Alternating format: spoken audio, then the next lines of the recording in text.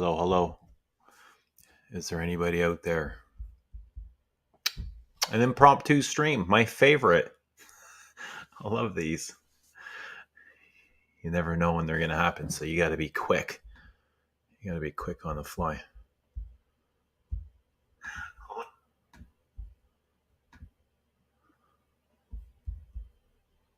I thought we'd hang out for a bit. It was good seeing everybody yesterday at Anuja's. Enchanté. I hope you guys enjoyed that. Actually stuck around there well after we recorded, and Anuj and I kind of hung out and we chatted, and I could have kept streaming, we just kept chatting the way we were on stream. And he went into a lot more detail. He was talking mostly about distributorship and fuck is going on here? Anything you want, Rudy. What the fuck do you want to happen? You can have a big orgy if you want. What's up, everyone? What's up, everyone? Just thought I'd do an impromptu stream, which is my style. I'm not a planner or prepared. What's up, Bosco? What's up? Good seeing everybody. Did you guys enjoy yesterday? How did that work out for you? I wish I could have seen like comments as I was recording, but since I was on my phone going around, and I didn't want to get caught up, I was really enjoying the moment. I thought it would have been nice to read the comments and see them, but they would have been a slight distraction. What's up, Heinz? Good seeing you. But truly, Pappy. Since the day was boy, needed something light. Ooh, that hurts, Poppy. That hurts. You think boy is light? I think boy is amazing perfume. I love it. And actually, I'm going to talk about boy. This is perfumes I wore last week or in the last couple of days, and I wore boy and I love it like to bits. To bits. Anuja's cool. He is super cool, and he's just like one of the dudes, right? He feels like one of the guys, and no matter what you talk about, he's in. He's not easily offended. He doesn't mind offending. I love it. It's perfect. Music for a while. Great one.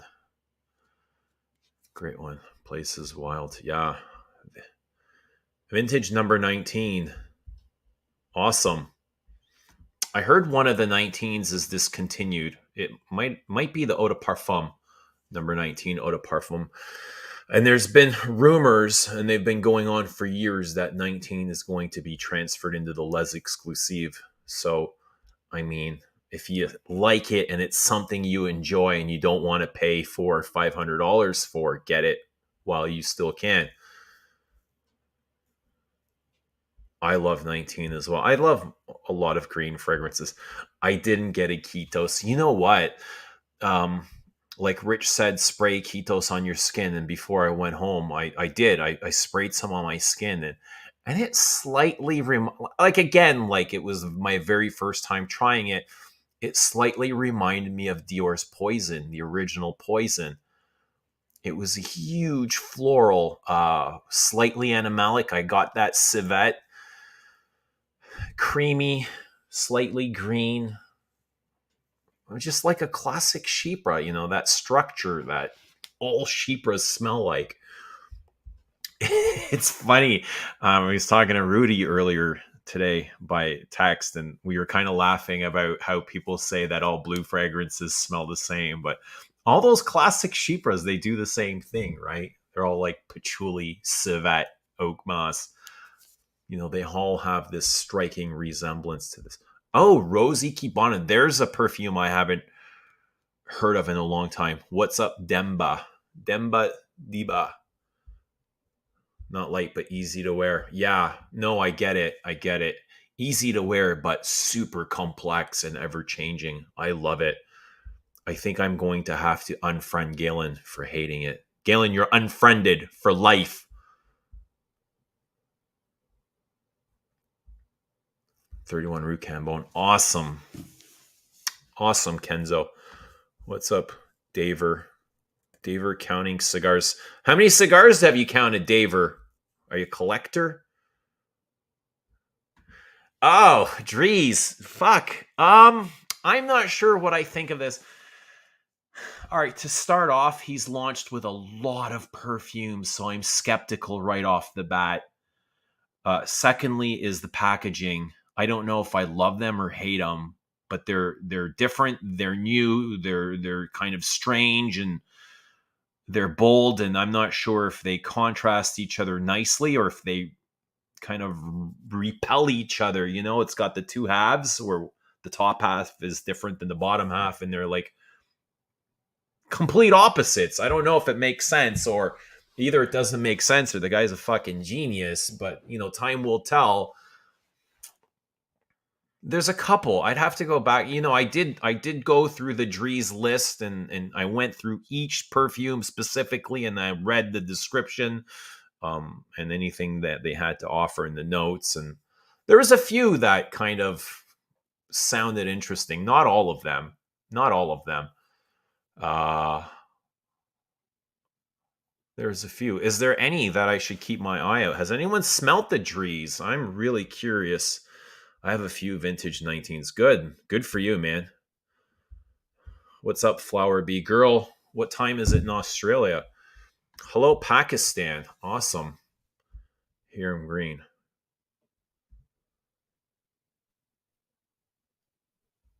What is my cutoff for fragrance being too feminine? Headache. I cut off at the headache. I don't really have. I love florals, man. Love florals. So I love light florals. I love jasmine. I love tuberose, rose. You know, big fan of all of those. I don't think I have like I wear Coco Mademoiselle, dude. EDT, EDP, the the intense, you know, and that's as feminine as they come. Really, I don't know what can be more feminine than Coco. So I cut off at headache. If it gives me a headache, I'm done. And fracas gives me a headache. And it's I don't dislike fracas for being feminine. I dislike it for the screechy synthetic accord that it is. I don't like having to go through a migraine to enjoy a perfume. I won't do that. That's what I won't do. What's up, Arnold? Good seeing you. Hugh and Yadigan. There's a bold one. Yeah, is it 9 perfumes? Dries is a bit overwhelming. 9. And then you got to really question the creative director. How do you come up with 9 briefs and still hold interest for all of these? You know, even for myself, coming up with 3 was, you know, I came up with a concept before I didn't say I want to start a brand and then have to figure out 3 perfumes. Like my concepts came up first, right? So it was much easier for me, but to come up with not like come up with 9 would be really difficult. I don't know.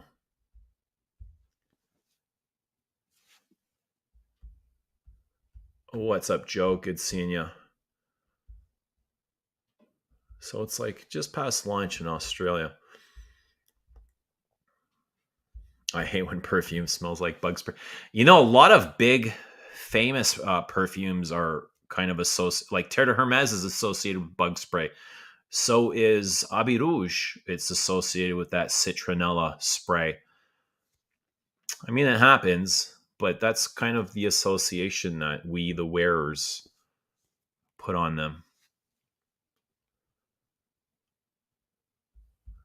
So Heinz says, really sweet, fruity florals kill it for me.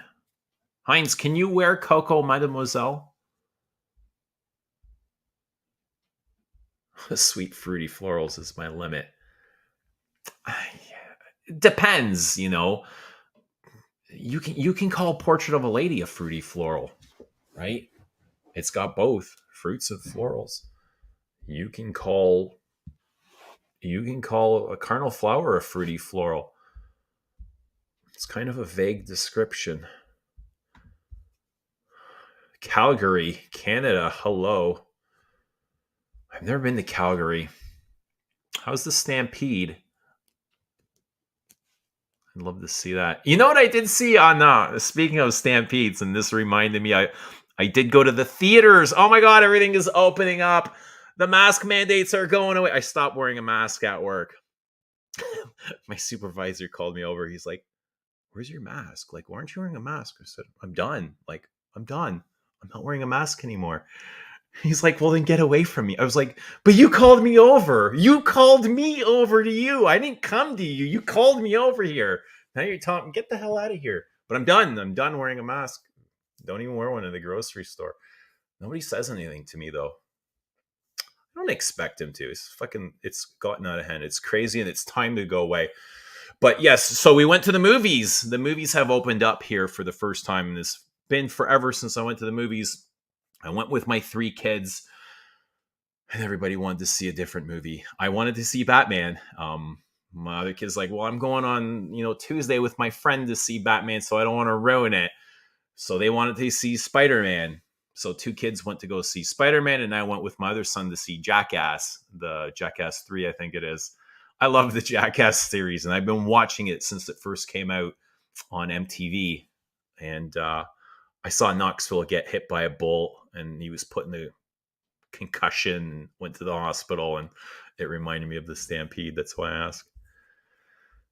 Shoutouts to Percocets, Perks. What's that? Perfumes.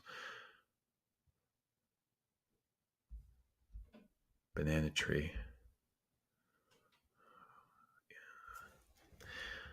Ylang Lang smells like bananas, Timmy. Number 5, mothballs. Don't make fun of 5. We'll ban you for life. But I like mothballs. Fragrances of Joy. Hello. Hello from Dallas. Oh, nice. Let us know where you're watching from. Let us know your scent of the day. I like this. As much as we like to take shots and low blows at Damashi, I like Rouge Trafalgar, and it is a fruity floral Shipra, and it has a wonderful contrast and blend of notes, and it's powdery. I really like Rouge Trafalgar in a way that I allow myself to like. I don't think it's a fucking masterpiece or 5-star fragrance, but I allow myself to enjoy it very much. Do I use... No, it's fucking freezing cold in here. I got to get myself like slippers. Do I use AC? It's winter time here, dude. It's cold. No. We're very often below 0. No. But in the summertime, it gets really humid and hot. So, yeah, I'll have an AC on. Rudy, I like Baccarat Rouge 540. And I like Cloud enough that I bought it for my niece for her birthday. But yeah, they're very similar.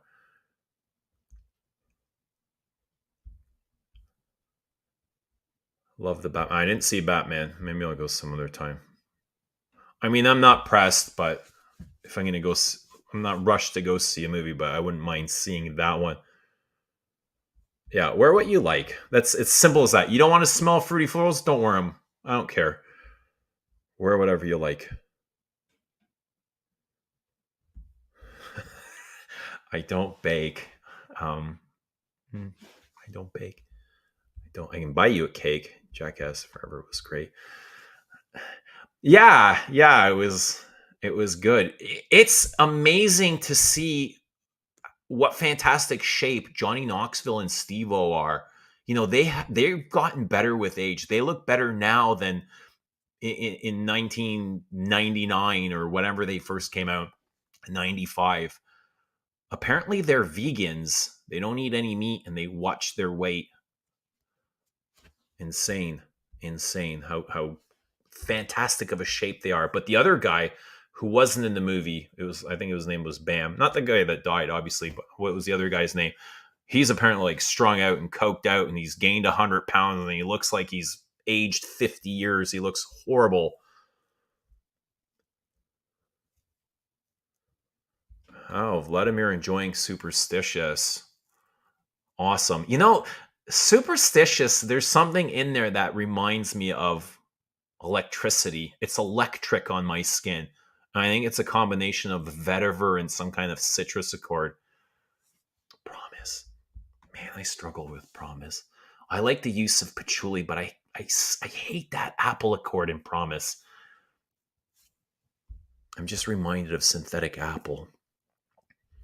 Bellamy, awesome, awesome. Frank's in Norway. Zoologist. Mealig's in Canada as well. He's up in Vancouver. He's pretty. He's gaining some steam. What's up, David? Gorgeous. Thank you. Ylang smells like banana and hyacinths when there are biting, and some jasmines remind me of banana too. Yeah, I love jasmine as well.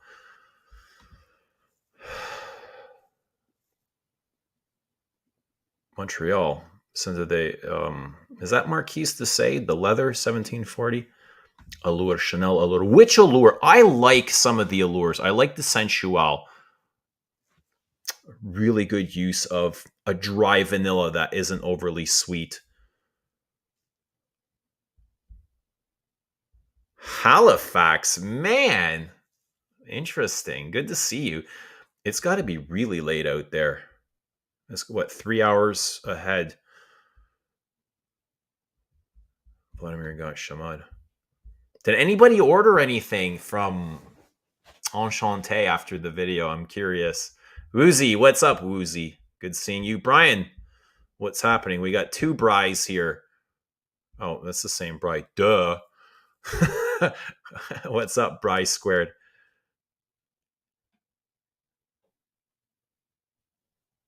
No, I've never heard of Dirty. I mean, I know what a Dirty Sanchez is, but I've not heard of this. I'm not familiar at all. No. Yeah, Steve-O's off the drugs, and he's apparently become really spiritual and meditating, which is great to hear. I love hearing that. Amazing. You know, he was a fucked up goofball, and now he's taking life seriously, and he's got goals and plans, and he's like touring. I think he tried rapping, but he admitted that he sucked, and I think he's doing some stand-up comedy now. What's up, Wesley? He's in Hanny. I'm not familiar with that. Diaghilev, big love for me. I love Diaghilev. Good one. What do you mean you're being forced? Don't ever do anything you don't want to unless it's worth it. What are you getting out of it? That's what I want to know. What's in it for you? What's in it for you?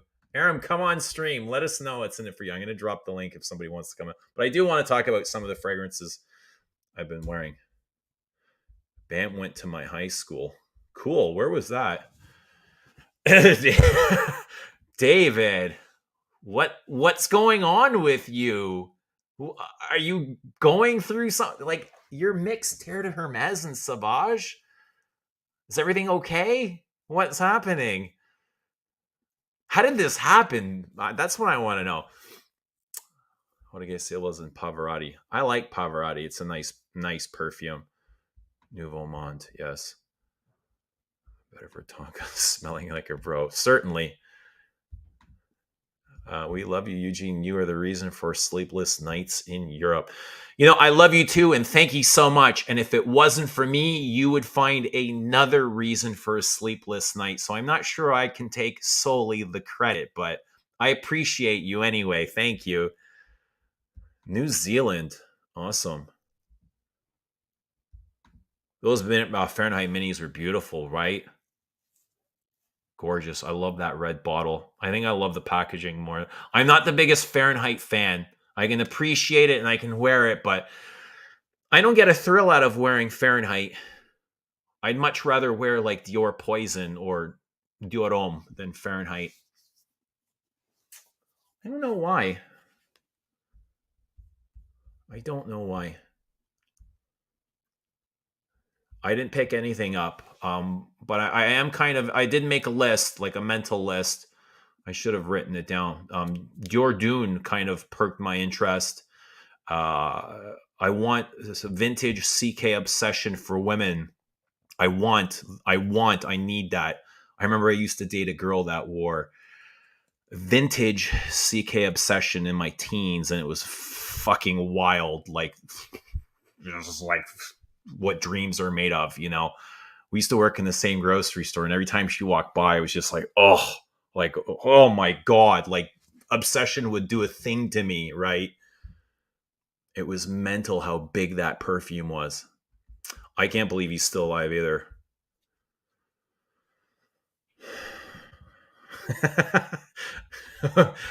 Somebody's calling Anuj a liar. Said he didn't have the bottle that he showed on the stream. What bottle was that? I haven't tried oligarch. I haven't tried a lot of Roja. There's nowhere for us to try them here. I gotta like blind buy the ones that I have. Unfortunately, promise is too strong. It is. Yeah, non-IFRA. Man, there's that one brand everybody talks about. What the hell are they called? I don't own anything from them, but the chat will remind you. Thanks for the live stream with Anuj. No problem. I'm glad you guys enjoyed it, and Anuj will be back.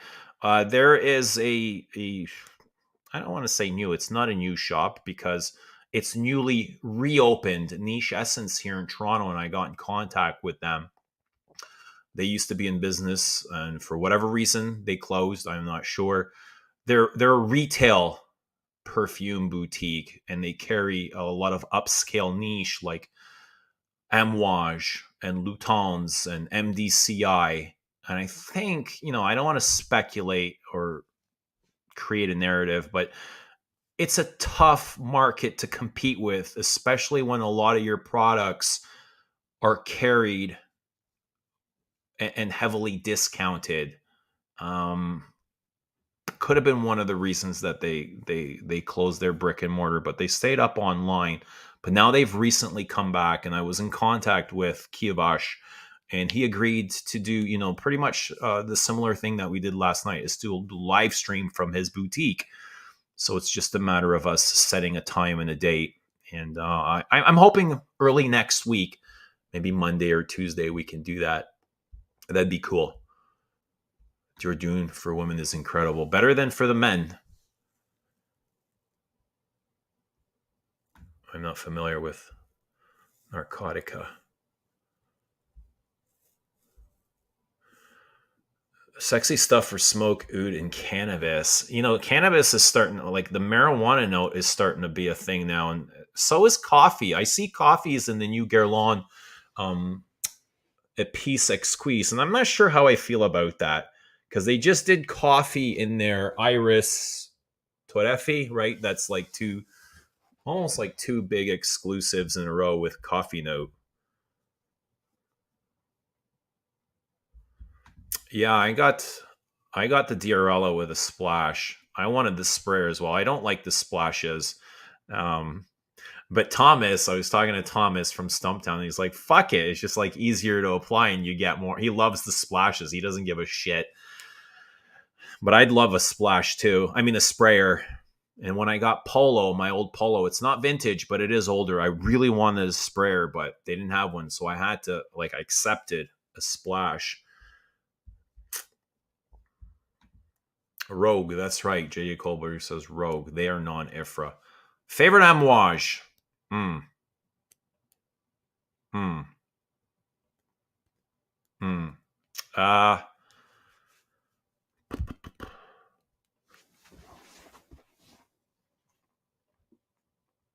going to say Jubilation. Jubilation. Although I do want to get Gold Man vintage form. Rudy knows my collection better than I. Rudy says, Roja sent me Oligarch in travel size. I got to find it. And Rudy also says he sent me Great Britain, which I really want to try.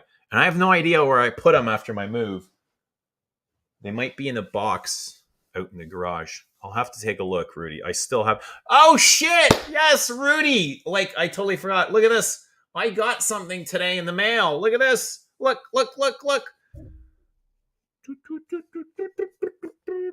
Ta-da! Thank you, Rudy. Rudy's the best ever.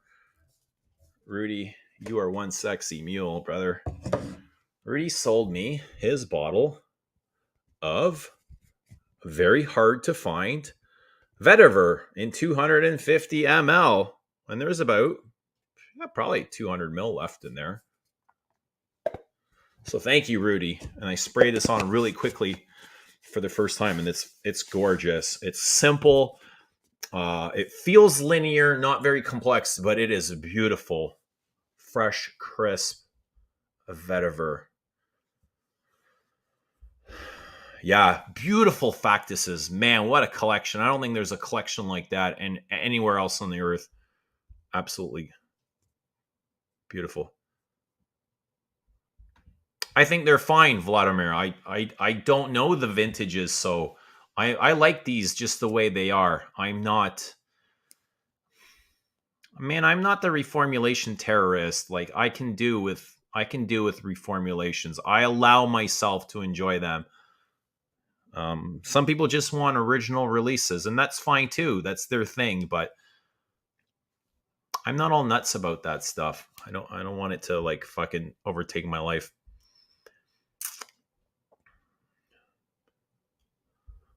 Woof woof. What are you afraid of? What is so hard to wear women's perfume? Nothing to fear, my friend. You can wear a dress if you want to wear a dress. What's stopping you from wearing a dress? What's stopping any man from wearing a dress? I personally don't want to, but if there's somebody that wants to wear a dress, wear a fucking dress, man. What's stopping you? Don't let society censor you, man. The moment they do, you're no longer yourself. You're not living authentically. Looking forward to it. Last night's stream was an absolute fragrance porn. Thank you. Glad you liked it.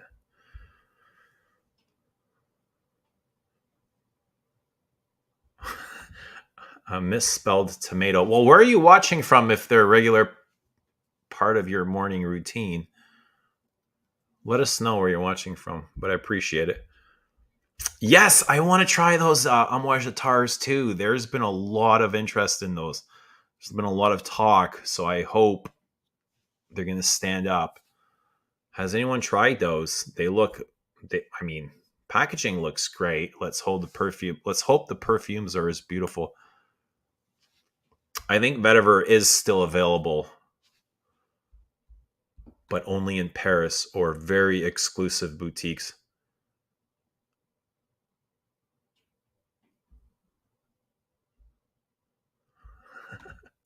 Uzi, have you tried Vetiver? I'm curious. I never even asked you, Rudy. Why did you get rid of Vetiver? Do you not enjoy it? Are you cutting down your collection? What's going on?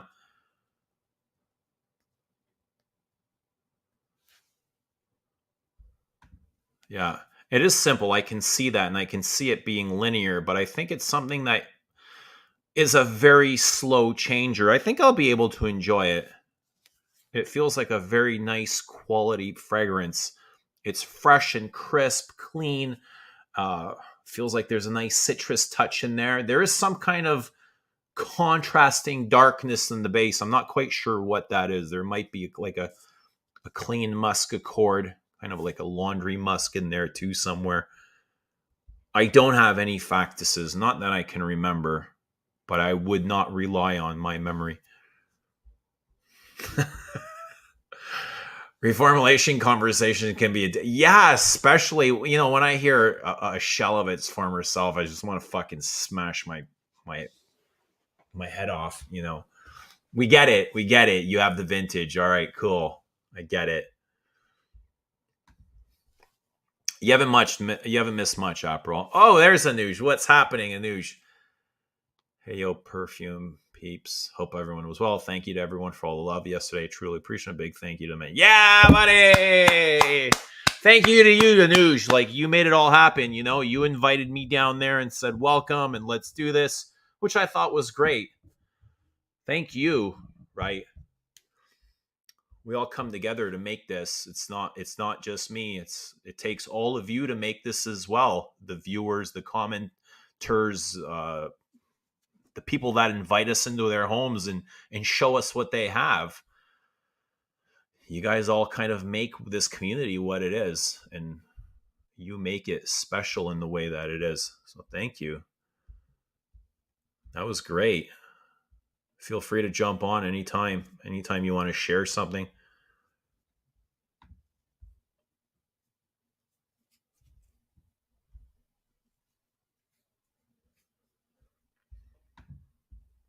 Yeah, I get, I think a lot of people are upset when they're buying a reformulation. They're getting an inferior product, but they're paying the same money or more. I get it. I get it. What do you wear fragrance for, though? You know, I wear fragrance, as long as I'm still connecting with it on that emotional level. I can still wear Modern Egoist, and I get that it's not as amazing as the vintage original release. I get it, but I can still wear it and enjoy it. And I get that some people call it watered down or thinner or whatever, man. I can enjoy it. I allow myself to enjoy it. Woozy's here. Everybody say hello to Woozy. Hello, Eugene. How you going? I'm very well, thanks. How are you doing? I'm alright. Just finished a work meeting, and now I'm on a very late lunch break. All right. How long are your lunches in Australia?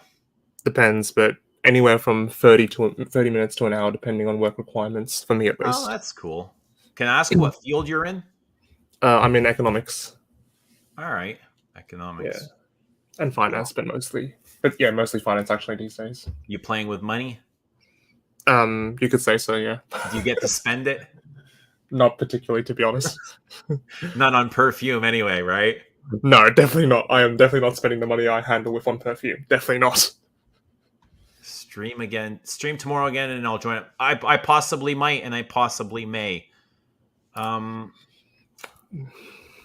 Rudy says, "Oh man, Cecile was on a live stream Instagram, and she was just wearing a suit jacket with no shirt underneath." I won't. All right, cool. I get it. I get it, Rudy. Nice. What Cecile's a live rep, yeah, stream yeah. was that? On her own?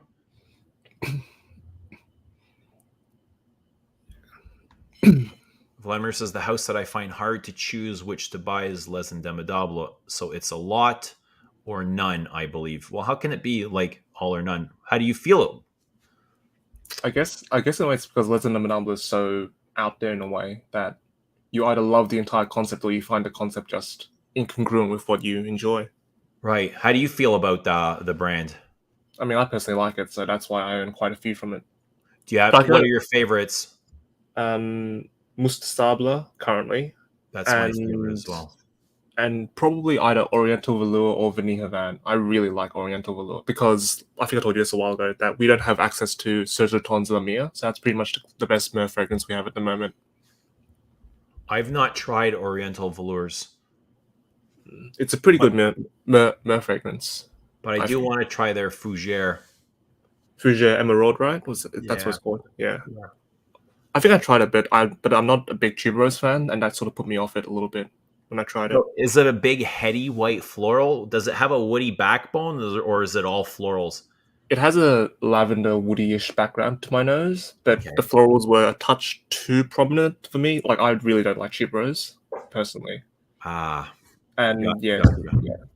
So even if it's, although to be fair, I do like the green sappiness of tuberose. So for example, something like Nuit de Bacalit by Naomi Gutsu, I do enjoy.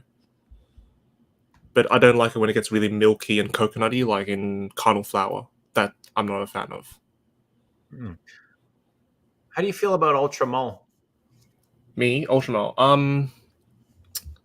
I liked the Ultramel's weird because to my nose on skin, I get a very strong lavender. So it's like almost like this caramelly lavender on the when I first tried it, and I don't know. I mean, I enjoyed it personally, but it's not something I'd wear very often, if at all, actually, to be honest. But Yeah. to me, it smells alright. The Wait, lavender Rudy, and the caramel was quite nice. I remember. Yeah. Rudy, you have another Dior vetiver? You have two of these? You've What been the duped. You've been duped, what Eugene. the hell? What doesn't this guy have? Hang on, I want to get my bottle of Ultra Mole. This has been discontinued, correct? Yes. Is yours the and I hate talking like this, but is yours the eau de BPI toilette or Puig? I know you're gonna no, ask. the eau de toilette intense or the eau de parfum? No, mine's Eau de Toilette Intense. I Yeah, want to see if it is a B. It is a BPI. It is not Puig, or yeah, yeah, it's Puig, right? That's yeah, who's making them now. yeah. I remember on Skin Day it was like this weird like lavender caramel, almost like a roasted, not roasted lavender, but like a caramelized lavender sort of smell to it. Dude, for something called Ultra Mull, It's not very ultra male, is it? this No. is not very masculine. This is There's also a really big pear note in it as well. I remember. God. It's got a huge fruity floral accord. The fruity floral accord that the guys up top in the chat were bitching about. That's what this is. Yeah, I Oh, remember that as well. this is atrocious. This is Yeah, so screechy. This is like nails on the chalkboard. yeah. Oh, God help The you. opening. If you could wear this, God help I you. mean, I could never wear it personally because like I wear my favorites on my neck, Oh, and anything that's too harsh or too strong, it's just gonna drill itself into my brain. I think if this was in a boxing match with Kuros, it would be all over Kuros, right? No, In I think terms Kuros of would. performance, this is No, Kuros. heavier than Kuros. On my skin, I remember Kuros was better than even current Kuros performed better than Ultramel. I remember when I tried it way back in the day. Wow. It's bubblegum and pear. You don't get the lavender because I remember to me I get a huge whack of lavender. I get a lot of goopiness. Yeah, that'll be the caramel. I remember pear, caramel, and lavender is what I got when I tried it ages ago. I'm going to try and fly through these comments just to catch up. So, for Les and Domodoblo, Musc de Sable is my favorite. I love that dirty contrast, the patchouli and the musk. And then I would say Vanilla Van. Mm. I like I it like for its yeah, animalic, kind of churchy aspects, yeah. incense, ambers, resins, more so than for, let's say, the tobacco. Yeah, I like vanilla van because it uses the more leathery side of vanilla, which you don't often Yeah, see. really nice leather, labdanum, Yeah. smoke. Mm. Have you tried anything from a brand called Maison Crivelli? Hmm. No. Mm. Has anyone in chat tried it? I think some people in chat probably have tried a bit.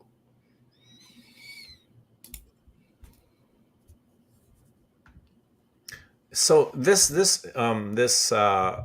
Teatro alla Scala has come up several times for me in the past week of people asking me if I've tried it. Galen being one, and another YouTuber being another, and I haven't. What is up with this?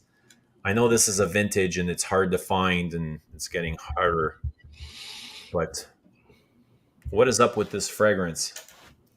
Is it the one by Kritzia? It might be. It's for women. It's a sheepita. I've heard of it, yeah, but I mean that's in like the annals of history basically for me. Pouge. Puig is pronounced Pouge. I wonder why. Pooge. That's quite fitting, actually. Mm. I've heard people saying that that Teatro alla Scala is quite similar to Coco, actually. Coco EDP in its structure. Oh, Yeah. did it come before Coco? Coco was 1984, I think. Teatro alla Scala might have been mid 80s or early 80s. It's somewhere between there. So they would have come right around the same time. April says the other day I smelled a fragrance made by Ropian under a new house. It caught me by surprise because it smelled like Promise minus the apple note. So that means he improved Promise. How often do I'd say so. people recycle their works? I think quite often they'll sell it whenever they can. Uh, I I think it's more that they recycled their structures and yeah, it's accords. not unheard of. We've seen Buxton do it with Comme des Garçons and Le Labo. We've seen, I want to say Annick Minardo did it with Dior. With Yeah, I think Roussel did it 3 times actually with Musc Ravageur, yeah, Labdanum 18, Labdanum 18. Yeah. and then the now tragically discontinued Helmet Lang Eau de Parfum. I'm sure he's Right. done it again another time as well.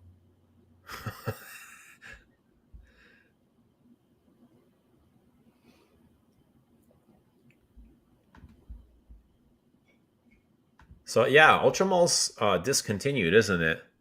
I remember George made a video, I think, asking if it was discontinued, or was that for 1 million Privé? I just get George on it. I'm sure he'll figure it out. Ah, there he is. There's the man. What's up, Curly? Curly Fragrance is in the house. hmm Yeah, Are his balls in a good position? I'm not sure. Yeah, everything you hype on here goes up automatically. Stop talking about fragrances on this channel, or the prices go up. Yeah. Are you familiar with this, Uzi? Yeah, I am familiar with it, but I got like a tiny like 1 mil sample when I bought something online from someone from in the US, and I remember it was quite. It's like vetiver and coffee, right? Like just the two vetiver plus coffee essentially.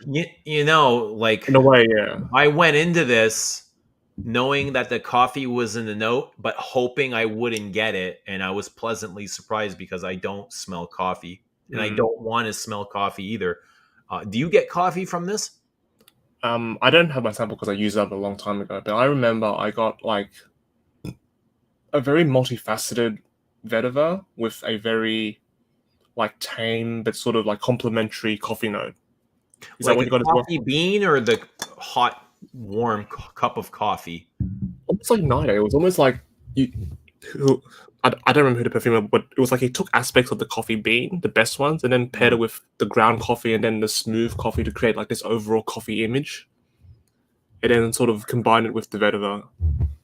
Speaking of I'm vetiver and finding a coffee, very cold perfume. Is there any yeah, warmth in this? I don't It remember there feels being much like warmth. citrusy, fresh, clean, crisp vetiver, smoky, but I'm not sure if there's any warmth in it.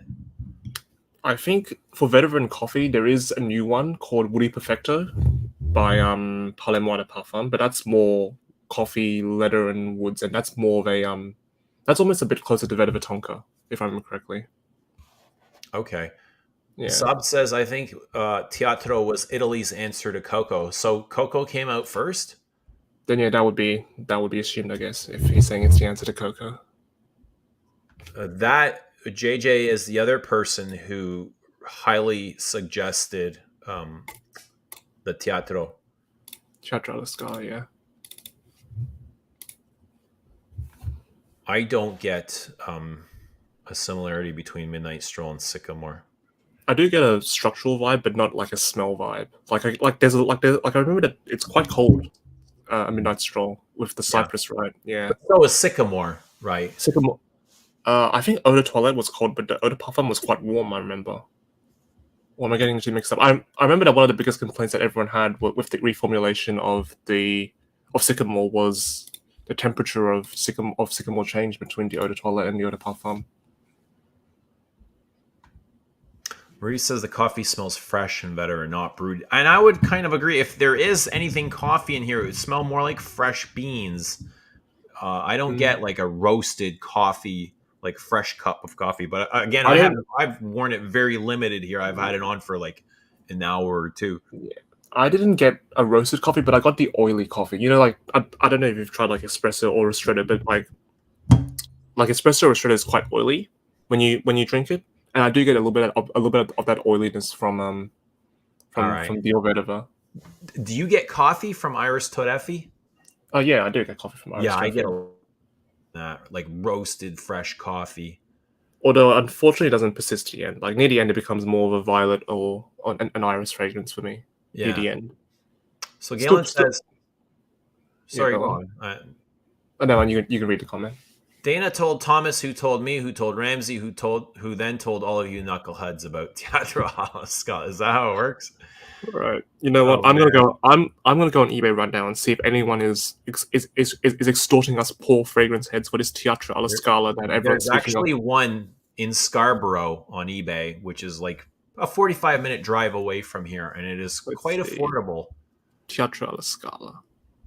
So I can see one for $129. Oh, this was much cheaper than that. Australian, bear that in mind, Oh, right. and it's splash bottle as well. So I don't know if we're looking at the same listing. get it by Wednesday, March 16th. Actually, I think this was being sold here locally, so maybe it's not the US She one. had actually found the link and saw that it was in Canada, and she messaged me and she's like, "Listen, dude, I know you love Sheepros. Just get this if you've smelled it or not." And I was like, "Damn, everybody's talking about this stuff." Yeah. The one I'm looking at is local. Yeah, you know what? I might buy it after this stream. I might actually get it Let me and see if just it's decant it still. for I'm and gonna just look it decant up, it. see if it's still there. It's still available. 75 ml splash, 50 US dollars. 3 available.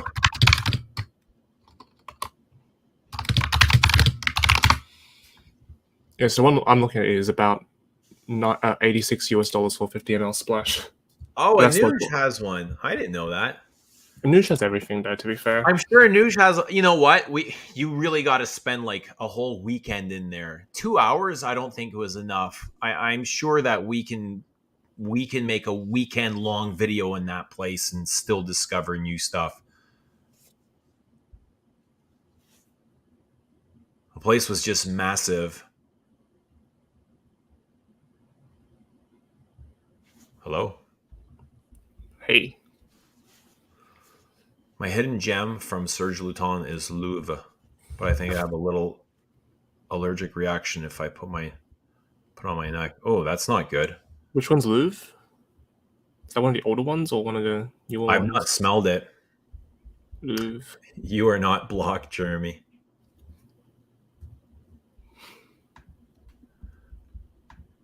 It's in it's in Canada. It says Scarborough, Ontario. Hmm. Maybe you should get in and then just come on and shred it or something. I don't know. So, what kind of things have you been wearing, Woozy? What's up with you? So recently I've been wearing. So recently we got the I don't know if you know that, but Filippo Sorcellini's brand called Unum here in Who? Australia. Unum, by some Italian guy called Filippo Sorcellini, I think, or Sorcellini. Not sure how to pronounce it.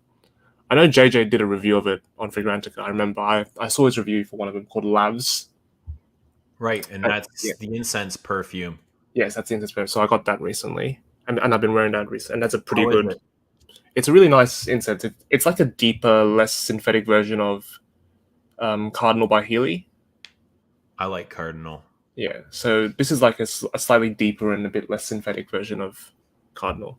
The other one I've been wearing was my latest Celine purchase, which was Cologne Francaise. So yeah, I've been wearing that right Okay. now. How do you Yeah, like it?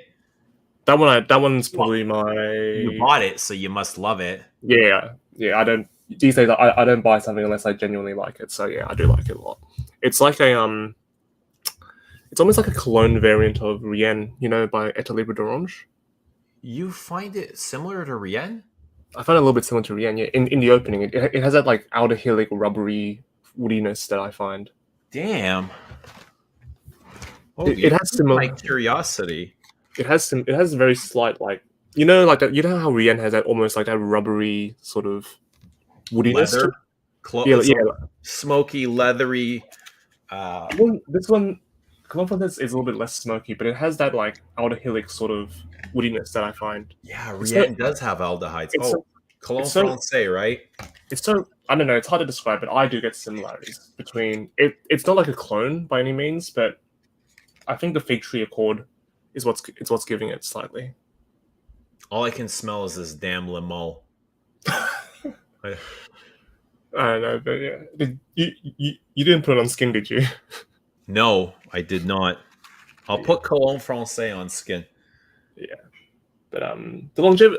My only gripe is that I find in the very far dry down there's a bit too much Isoe Super, a bit too much. Not as bad as Eau de California though, in terms I of the think use of that's the Isoe. thing with this brand. Eau de California has a big ISO. Yes, It's not good or bad. It's just it's there and it's noticeable.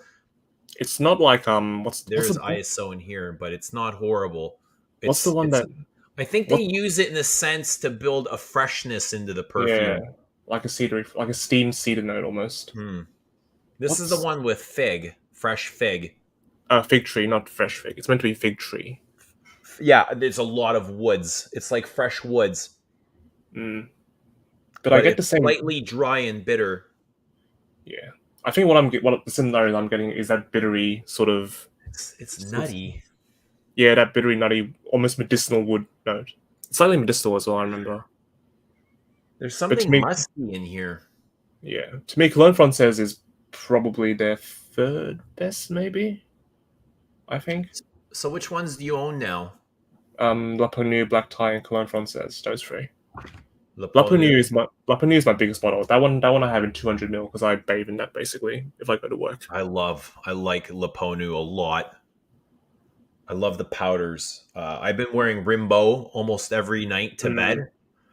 Rimbaud has a very. I think Rimbaud might be an enigma because I get a lot of Dior on in Rimbaud more so than Mm, like something like Bois de Jean, for example. Like the iris in Rimbaud really reminds me a lot of the iris in Dior Homme. right. I find it most similar to Jersey, but it might be a little bit more interesting than Jersey. That I didn't find Jersey very interesting. Like for lavender, I much prefer Boy from Chanel for like the oh lavender. fuck, boy is much more complex Yeah, than Jersey. I know some people didn't like Boy because they found it too what's one word too like almost too structured and too perfect in a way, like almost too robotic in how it was a fougere. Did I you ever do? I love boy, like I do love. as well. I love it. And I do like I do if I like had Boy to as well. pick like a signature, this could quite possibly be it. Yeah. It The only is reason so complex, the and only it reason is why like I you didn't say, yeah. it's perfect. It's like yeah, but some people say it's too perfect. You get what I'm saying? Like some people say it's too almost Is like a that a computer bad design. thing?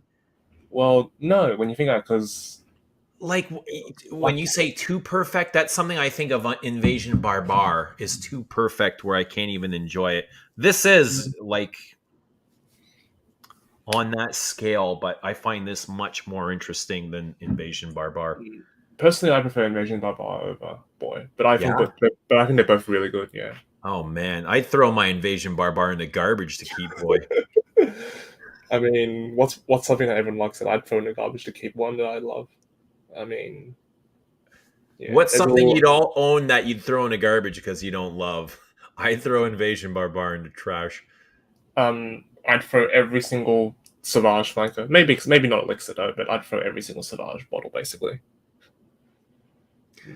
You know what I love about this is that almondy heliotrope. Yeah, I that It, heliotrope's such a weird, like almost like it abstract note in a way. it's so warm and buttery and powdery, and then it just it's so deep. When I'm wearing this, I'm thinking like 3 4 different depths at the same time. It's hard to kind of focus in on what is exactly happening. You Yeah, get your lavender and your lemon and your classic. This is so related to number 5 and Bois de Zil and number 22 with those waxy pastels, the sandalwood and the vanilla. yeah. If I remember, did Boy have a vanilla note or not really? Yeah, it does have that huge Yeah, coumarin in the base, right? yeah. Coumarin is God. If they take away coumarin from us, we're all fucked and going to hell, right? We have no fougères basically at that point. If We it have no. takes away the coumarin, we might as well cut off our skin. I mean to be fair, sure. I mean, surely there are like cumin substitutes these days. Well, coumarin's a synthetic, so I can't Mm. imagine it'll ever go. I But mean, cumin is like the foundation of some of the best fragrances we all love, like mm, Jiki absolutely, I and love coumarin. even I think even Caramel and Home probably uses cumin as well, maybe. I like coumarin more than vanilla because it's less sweet. It's drier and it's got that hay Mm. aspect to it. And I get a lot of coumarin. Well, coumarin vanilla in boy, but less sweet. Yeah, And then you get that creaminess from the sandalwood. It's probably a synthetic sandalwood. Doesn't bother me one bit, but it's yeah. beautiful. It's like a high quality sandalwood. A lot of I'm, powders. Oh, God bless mm. boy. Love it. What's your least favorite less exclusive?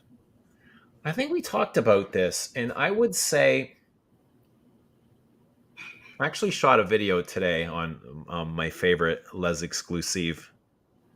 Um, if Chanel did a market test, right, to test popularity of all the Les exclusives, which one do you think would fail like the hardest? Um, Good question. Because I can quite easily answer which one would be the most successful. But in terms of failing the hardest, Hmm. I reckon it's either going to be. I think maybe either Jersey, number 18, Oh, or there's one that just slipped my mind. There is one that just slipped my mind that I was going to say. Number 18 Jersey, and there's one more. I don't think Bell Spirit because green is currently a trend. I think Bell Spirit would have been the bottom a few years ago, but I think green for whatever reason people are starting to like green again. I'm not talking to us fragrance enthusiasts. I'm talking in general, Yeah, that the yeah mass that's crowd. yeah that's what I'm thinking as well. So I'm gonna say probably. You know what? I'm gonna bring it up on Figmatic because there is one that's just slipped my mind. Let's see. Let's exclusive. Let's exclusive.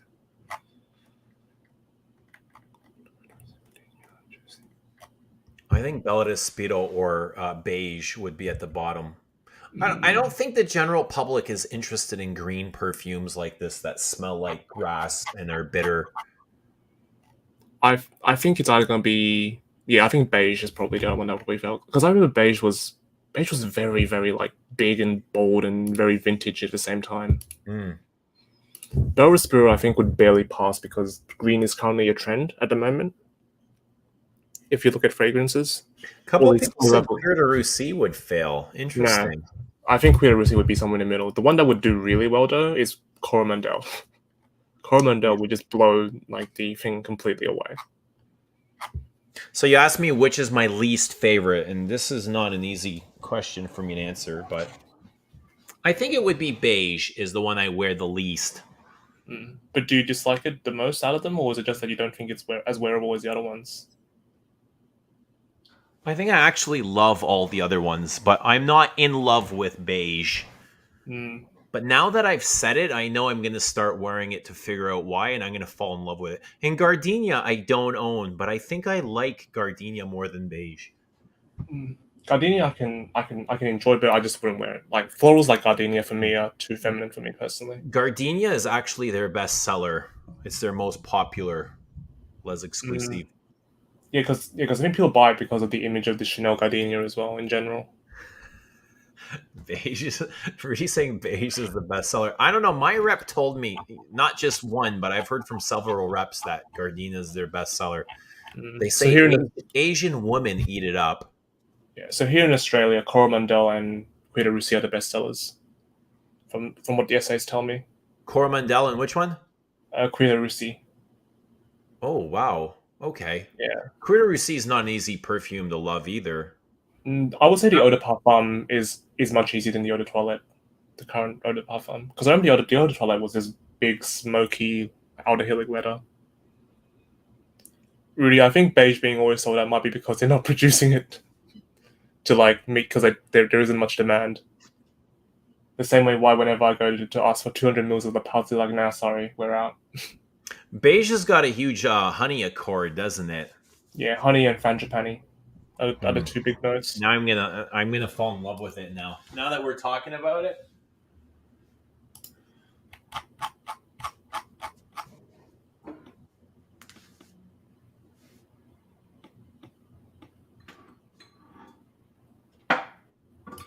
Beige eau de parfum.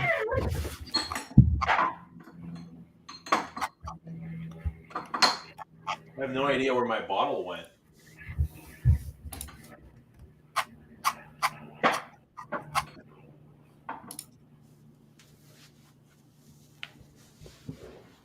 Interesting.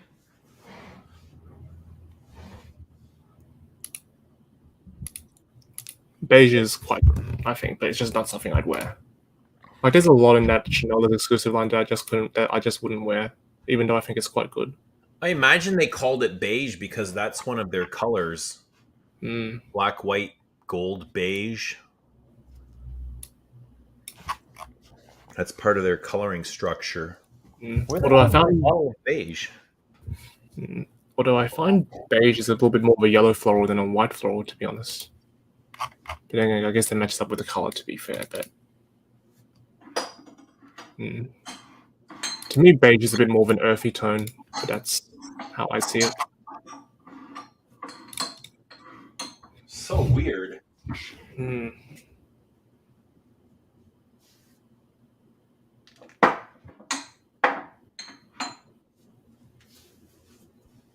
I have no idea what's going on. Maybe the gremlins has taken your beige bottle.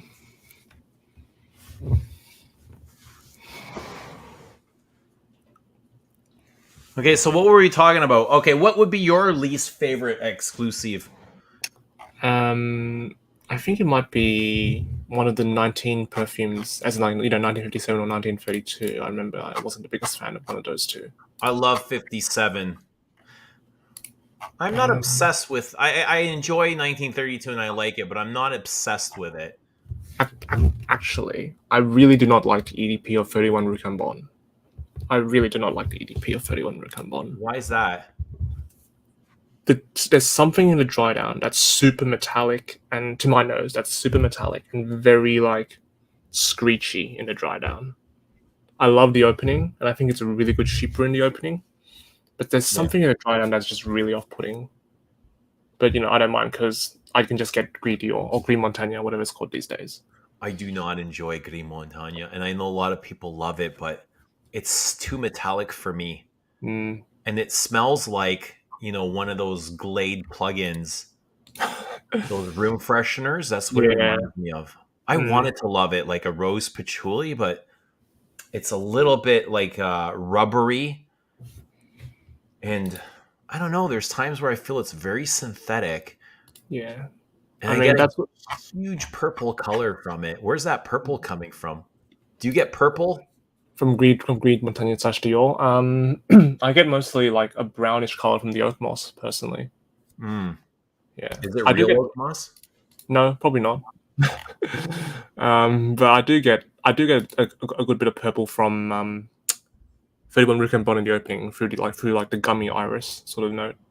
And yeah, that's the other thing I don't like about 31 Ricambon. The iris is more of that like gummy sort of Dior Homme Parfum iris, rather than the sort of cool violety iris that I enjoyed in the Eau de Toilette.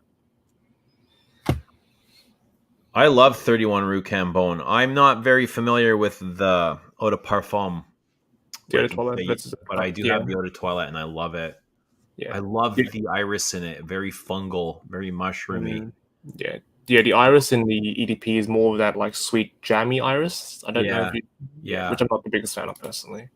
And I find the iris in Iris Pearl, Les Indemnidables Iris Pearl, reminds me of the iris in 31 Rue Cambon. Very fungal, Yeah, earthy.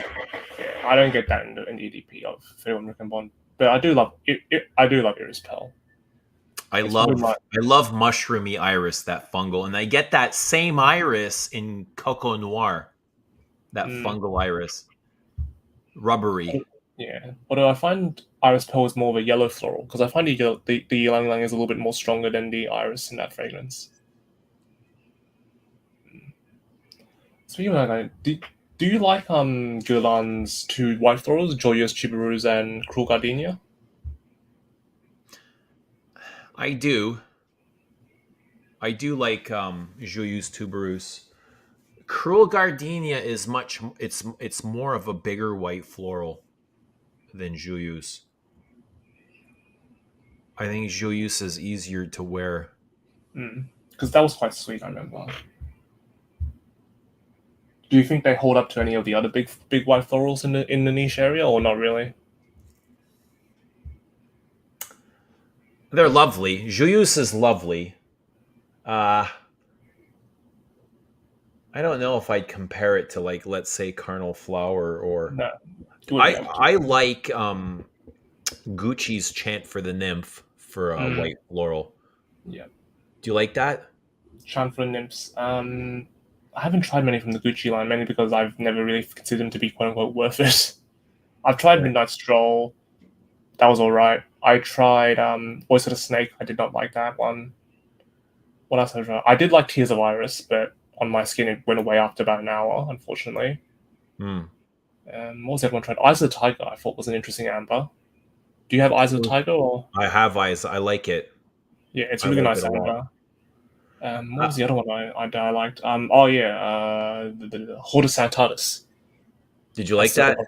Yeah, that's one I do like as well. But I don't have a bottle though. That's on my to buy list in the future. I like that a lot.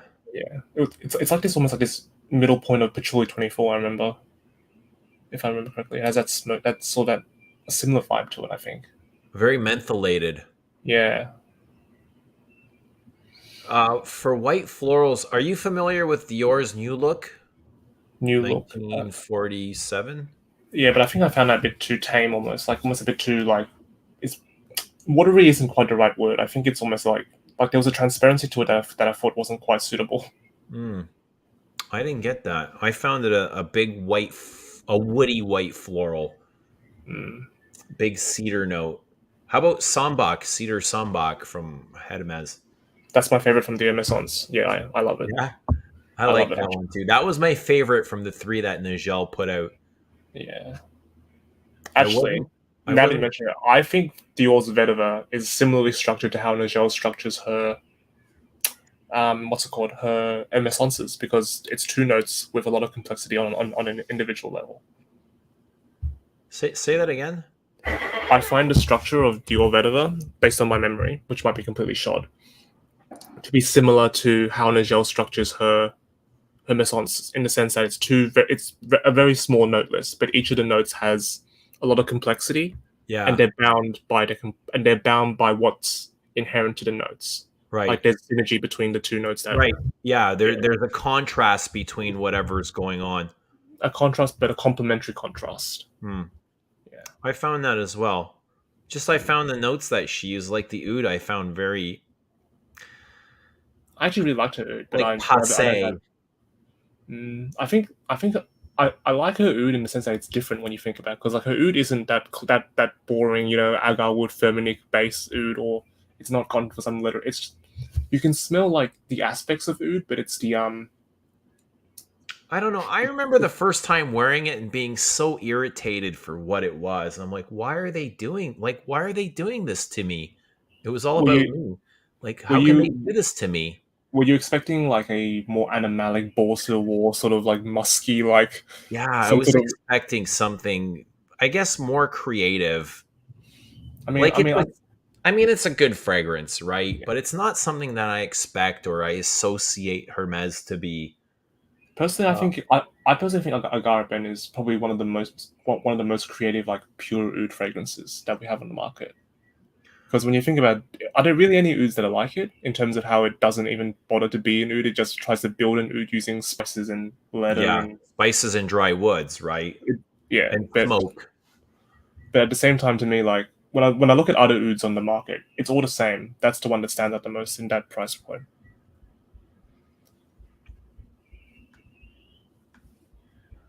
So this is Woozy. Somebody's asking who's on. I don't know how to put your name on here. I'm sorry, Woozy, but That's all right. Don't worry about it. that's Woozy. Woozy's he's I guess a common contributor. He's shown up quite commonly, and he's from Australia, and he has a palette that's I would consider very similar to mine. So it's refreshing um, to trade For diatribes with Lucy. Let me get my bottle of Agari Ben. I mean, it's not the worst thing, but again, like my complaint is pretty much the same thing that I complain about Demashi is like good fragrance, right? But you're Dior and you're Hermes, and you guys should be just so much above everything else. And this, I feel underwhelmed, man. But at the same time, when we think about it, is Mugway porcelain really all that different to what previous I Mugways were think back it's a in the? friggin' masterpiece, man. Yeah, I love it, but with the exception of the lychee note, is it With the that much exception of what? different? With the exception of the really creative use of the lychee to sort of bridge things and sort of smother the synthetic Mm. aspects of it, is it that much different structurally to say a vintage Diorissimo or even a vintage Penhaligon's Lily of the Valley? I don't think it's so much a lack of creativity, but it's just something that's done really well, which is why I love Mugue porcelain.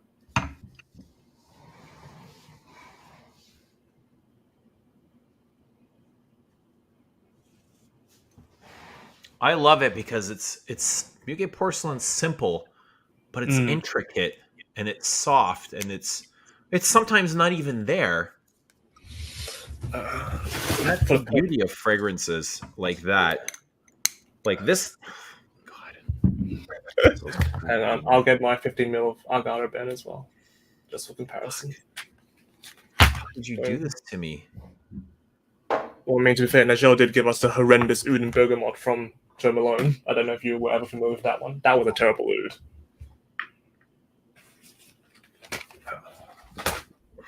What's up, buddy? Let's see. Muguet porcelain is Easter in a bottle. Spring new begins green grass. Yeah, yes, I can see that. That's Paul Samarkand. You know what? I'm not a fan of this style of like dry woods and Argara Ben. oud.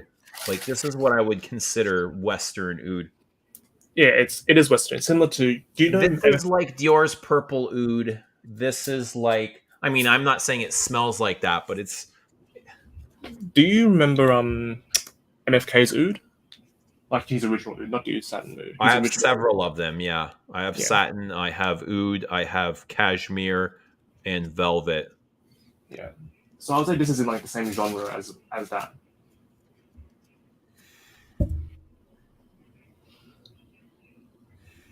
I don't know. I'm over this kind of stuff.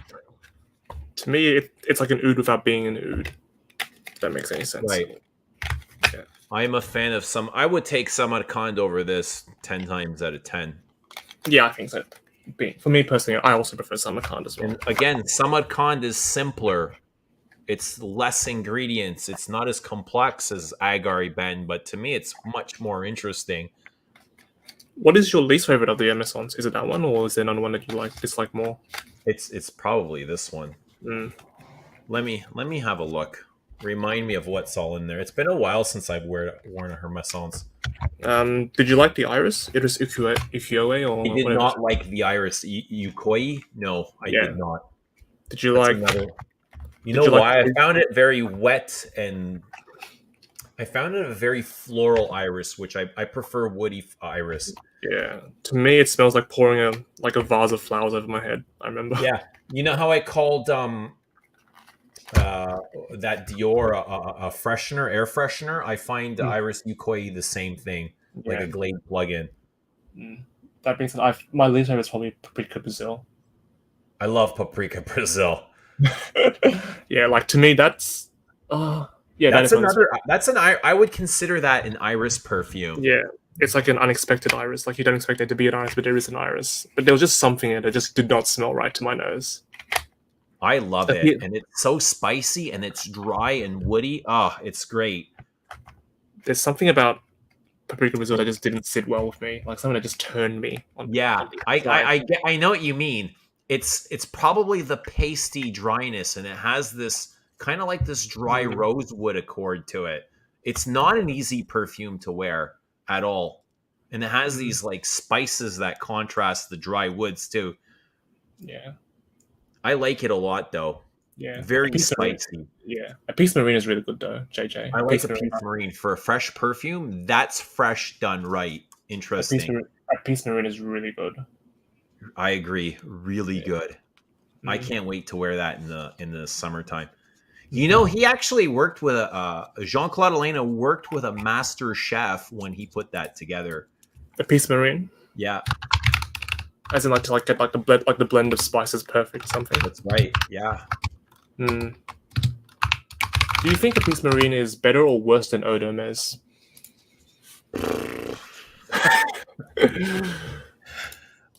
ooh. You know, there's only one answer here, right? I mean, I don't know. It's up for debate in my mind. You think a Peace Marine is that good? Well, okay. I think a piece marine is very good, but it's because, like, to me, both a piece marine and Eau d'Hermès are excellent fragrances. It's just I never thought about which one's better personally. That's why I asked you. You're putting me on the spot. No, they are both excellent perfumes, and Yeah. even the modern Eau de Hermès that is out today is it's wonderful. Mm. However, Eau de Hermès, even in the modern formulation, is not the easiest thing to wear. I think it's easier than a piece marine personally. I find it the other way around. Yeah. I find a Peace Marine easier to wear. I find Eau de Mm. Hermes much more interesting and dirty. Mm. So looking at the list of did you like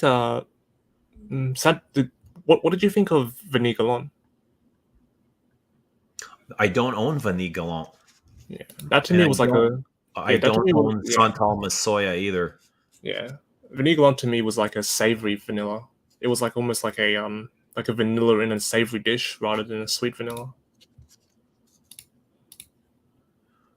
Yeah, I'm not sure if I'll probably get Santal Masoya one day. I don't own Mm. Vanille Galant. I don't know if I'm going to get it or if I even need it.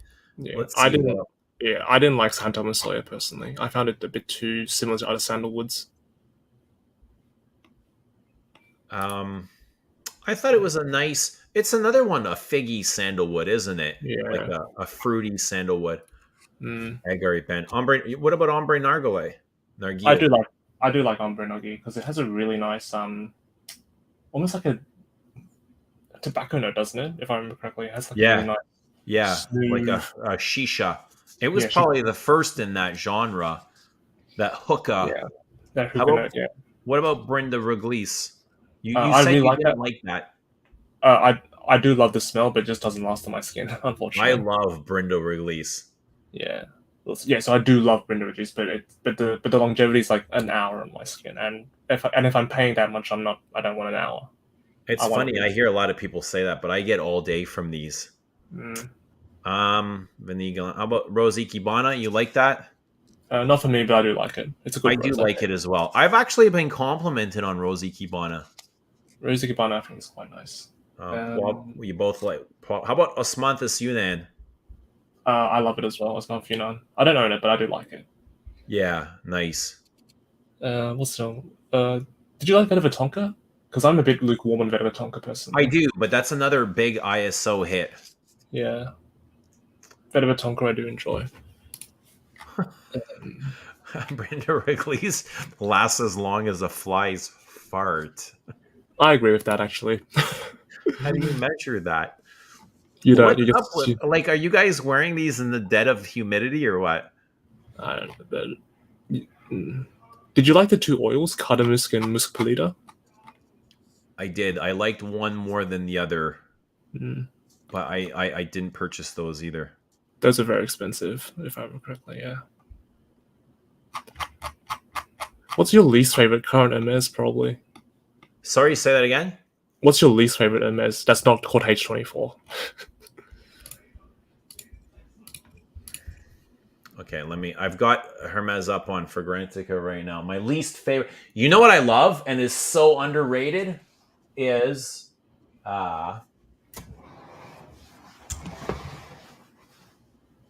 Queer Dange is really good. I do.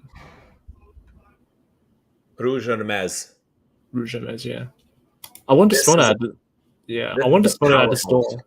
I wanted to spawn it at the store, but it didn't have a tester. Powerhouse. Don Whitman, thank you for the super chat. I met Don Whitman in Montreal. It was great, Rouge great meeting you. Hermes. So he's asking thoughts on Queer d'Ange I love it. masterpiece. I I think love it's it. brilliant, and I would place it as probably my second favorite leather after Queer de Russie. Yeah, I would say it's one of the best letters and one of the best from the Renaissance line. I remember reading an article with Jean-Claude Elena talking about it, and he had it in his mind as a concept, and he kept creating it like in his mind for 10 years. It took him to create that leather accord, Mm-hmm. and he'd keep Do you? going down into the vault in the Hermes vault to Mm, smell the leather handbags, and he just kept like kind of taking mental notes. mm. Do So you do you get do you get any similarities in the letteriness between Agara and Queer Dange? Like I've in never made the connection, but I hear other people saying it, and I always question. I was like, I don't get it at all. Do because you? like because I get like a similar like almost as though you took like half of the letter of Queer Dange and then bolted something on top of it to create the letteriness of Agara Ben. Because you have that slight medicinal, almost smooth medicinal letteriness to it. Agari Ben has a very specific um, woody and spicy thing going on, Mm. almost like. I'm getting more leather at the moment on my skin. Sawdusty. I don't Mm, get leather at all from Agari Ben. really, because to me it's almost like a suede second skin to me.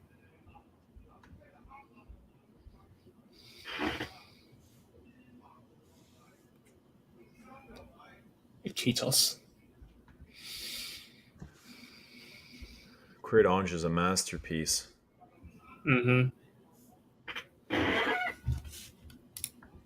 Jeremy Hines talking about hookers. I get great performance from Bryn, and I love wearing it. Mm, I get a nice chocolatey dry down. yeah. For people who don't get longevity from Bryn, there's what I wear as an alternative is Histoire de Parfum 1724 or 1725. That one's isn't a really good like lavender licorice combo. Okay. Oh yeah, there's licorice in the Bryn as well. Yeah, Bryn originally I think means twinkle licorice, doesn't it? In French. Bryn, Bryn. Yeah, yeah, I think so. Yeah, Voyage. Least favorite, Voyage de Hermes. I would say least favorite, not counting. Well, I mean, to be fair, H24 is actually one of my current favorites from them. I really did not like the O Intense Vetiver. There was just something Me about it. neither. There was Didn't just care something. for it. And There was I just own a something. bottle, and I do not care for it at all. There was just something that it just It's didn't just sit so right with me. plain and average. I don't even think it's a good tear flanker. No, I mean, have you heard about the new Ogiva or I mean, Ogiva? I'm curious. I wonder. Yeah, I'll go and smell it, but I again, I'm mean, not expecting anything. juniper, metallic, mineral notes, citron. I'm not expecting much. I'm expecting something kind of like a tear crossed with a H24.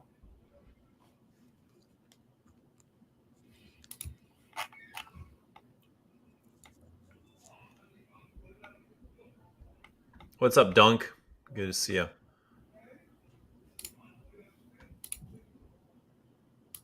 Do you like 24 Faubourg? 24 Falsberg. That's the Dominic, not Dominic. Sorry, Maurice Roussel one, right? Yeah. What's my memory of it? That was a very big floral. That was like I think huge. that was their answer to number 5, even though it was like 50 years late or No, I whatever. don't. To me, that doesn't have the aldehydes of number 5. To my nose, it's a big white floral, but I didn't get much in the way of aldehydes. Did you get a lot of aldehydes when you smelt it?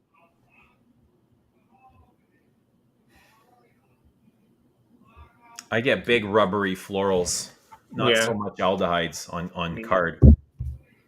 Huge jasmine, huge orange blossom, Mm, a huge synthetic sandalwood too.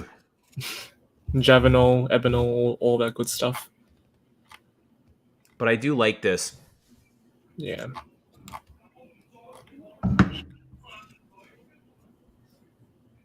I do like it. Do you like any of the eau de colognes or Memes? No, I'm not that I don't, but I don't reach for eau de colognes, eh? Mm. Even after a shower, I mean, they're nice for a minute or two. Like somebody said, a mosquito's fart, right? That's how long they last on me. Actually, I get more longevity from eau de neroli durée than I do from Brindriglis. So it's not Really? so. Yeah, eau de neroli durée is my favorite from their line, but yeah. But what?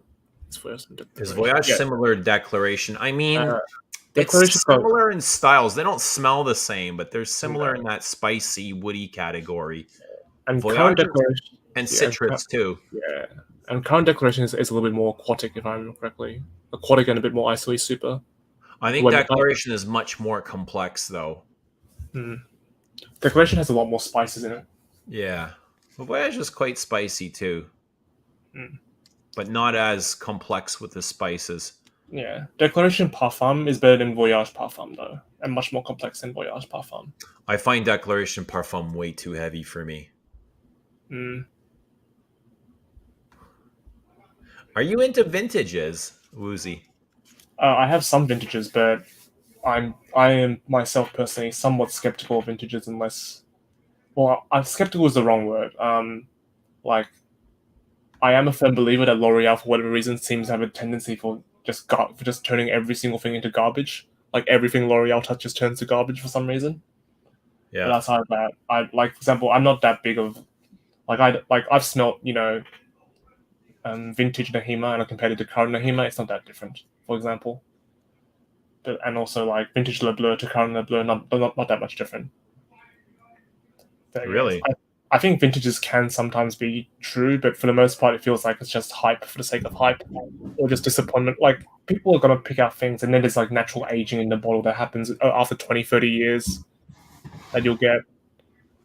Um, I mean, the most obvious reformulations are the ones where like they like changed the year of release, like Dior when they did it to Bois d'Argent, Leather Oud, and what was the other one that they did? There were a couple other ones that they did as well, or the You Gris know, Dior. I've got the current Bois d'Argent, and I can't complain one bit. Yeah, I can't. That being said, I do know Rich Mitch absolutely hates it, so there's that. You know, maybe he finds it different. It is. It's obviously different to him if he's Mm. saying it. But to me, it works for me. Yeah, and it actually Right? reminds me of one thing. When are you familiar with the original Gucci Pour Homme, number one? Yes. Yeah. So after that was discontinued, a fragrance called Bentley for Men Absolute was released by the same perfumer, and there was this huge debate online about, is this the same formula? Is it a different formula? Is it the same formula? Is it a different formula? And then in an interview, his son, who now runs the Palomar Parfum brand, basically said it's the same formula. Like it's meant to be the same formula. Maybe he's Right. lying, but I don't think so. So And that leads me it's to think not that, just the Bentley Intense. There was a third formula that came out under their own line. Papyrus Dude, which that one is different though. Like that one Papyrus. is It smells quite similar, it's though. similar, but it has like a touch of that synthetic oud, like that synthetic leathery oud to sort of add an additional layer on top. It's like an oud flanker to Gucci Pour Homme one.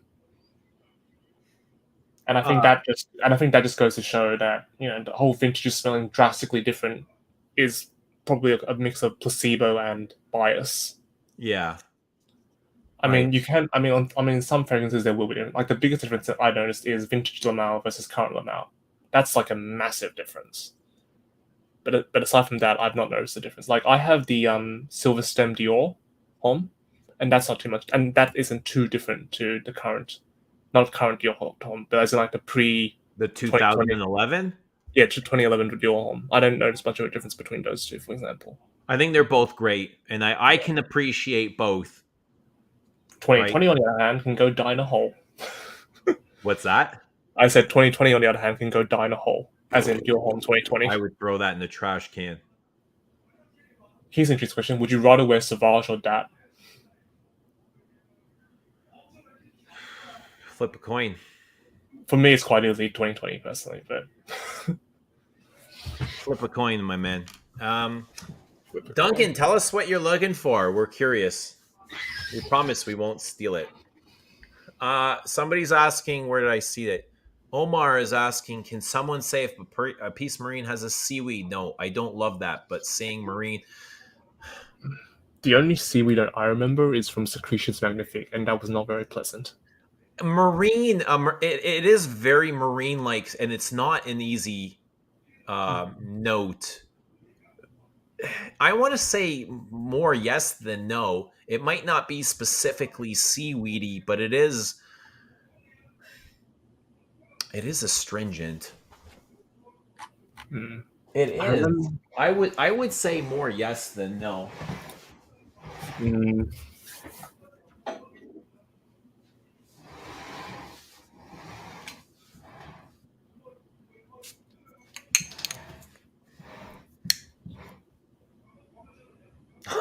Oh man. Oh man, it's so good. a piece Oh marine. fuck. We'll now spray Eau de Hermes and say which It's one's got better. like a bitter grapefruit and cumin up top. You know, it has that classic bitter citrus that Hermes is known for. Mm, It's so good. This fuck. Jean Claude Elena needs to come back and save Hermes because they're fucked. I mean, they're not fucked just yet. I think wait a few more years and see how things go.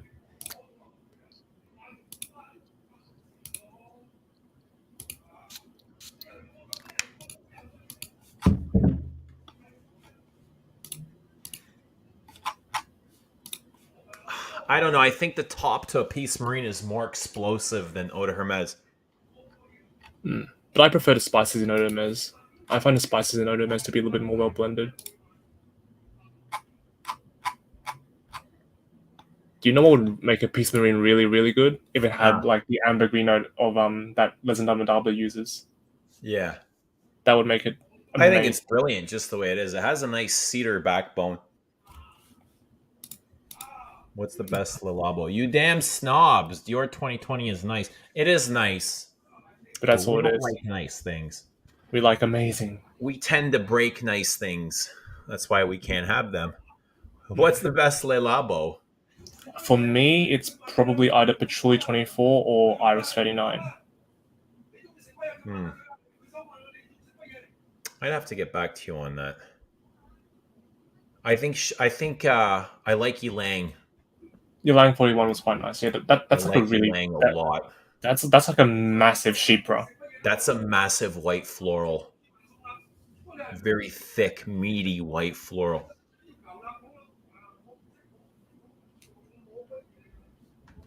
What's your least favorite Labo? I think everybody knows the answer to that. Is it You know, still Santa? Is I it still had Santa? yeah. I want to like Santal because I like what it's trying to do. I like the context, but the execution is fucking. It's Apparently, it's horrendous, and I apparently get people a migraine pretty much every yeah. time I put it on. Apparently people in the industry really like Santal 33. Like as in like perfumers and people behind the scenes really like it apparently. It's such a heavy fragrance, and if it was toned down and because I like softer, I like restraint, I like class. I'd love to see, let's say, not specifically Chanel, it's not their style, but maybe like a Dior do a version of Santal 33. I might be able to appreciate it, but it's just too much. It's like, right? Yeah. Yeah, I mean, I can wear it and enjoy it somewhat, but I don't think it's great perfumery. But yeah, I think my least favorite's probably I really did not like Tay Noir. There was Very just something synthetic. Yeah, there I was something agree. in Tay there's something in Tay Noir that was just so abrasive. Yeah, I agree. Very synthetic. It's like another bad blend. Not bad, horrible. I think we're gonna have to ban Galen. Why is that, Galen? Does it fall apart in the base? I think if I guess it's because there's so much that's similar to a piece of well not so much that's similar, but like you've got Declaration, you've got Voyage, you've got some would say Eau de Hermes. Like I Well, think that Galen was would be Jean Claude Elena's style. I don't find them all yeah. that similar. Mm.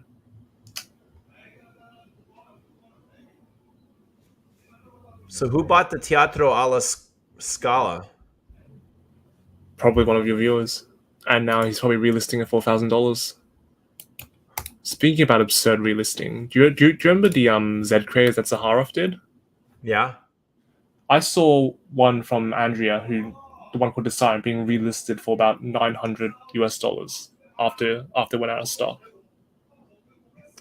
What? Yes, I know. That's Wow. absurd. It's only been a few months. Yes. Did you try any of them or No, I haven't smelled yeah? them. But yeah, those were. I mean, they were Wow. different from what he normally released. Where But on eBay? yeah, I saw it on eBay, and I mean, no one bought it, thankfully, because that's too much money for what it for that. I've Of not all things. smelled them. I don't know, but I'll tell you, I have smelled his tobacco, and I think it's Yeah. wonderful. I Did you think smell it's his really good. Did you smell his Royale X? His I have a latest one. sample somewhere. Yeah, I have Yeah. it like a 5 ml sample. But Yeah. I'll tell you what, George Zaharoff's tobacco is more interesting than what Dior put out last year in a tobacco fragrance. Tobacco. Yeah, I agree. Tobacco. I think his tobacco is really, really good. For what like as like a sweet honey tobacco, it's really, really good. And like if they're any friend, like if like friends of me like will be, oh Matt, do you know a good alternative to tobacco vinny? Because I kind of thought I'll be like, oh, signature tobacco, because that's an easy recommendation, and it's also much better than what's that atrocious one, red tobacco by Mancera. Have you tried that? Fucking travesty, man. Yep. That would go in the trash can. Sticks. I just picked up Chanel Coco EDP. Congratulations, my man. What do you think Stick of Coco, Woozy? Coco. I liked it. Yeah, it's not. It's not something I wear though, but I do enjoy it. Like if I smell on someone, I will enjoy it and compliment them because I think it's a good smell, Coco. But I still prefer number 19 as a smell. Like if I smell number 19, yeah, I'm just all over it basically.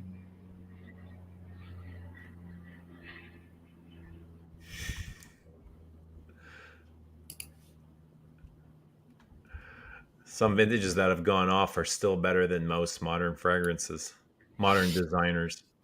I would Mm, agree and disagree at the same time. yeah. Like when you say gone off, do you mean the It top all notes? depends, like what you're looking for. Your better is going to be different than someone else's better, and ultimately, there's no such thing as better.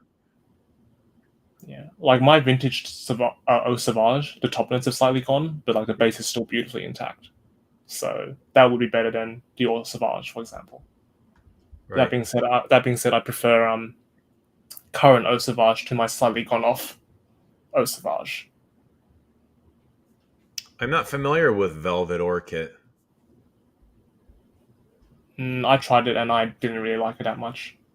I think the Patchouli 24 is probably the bravest and boldest, and one that's also very well done from Le Labo.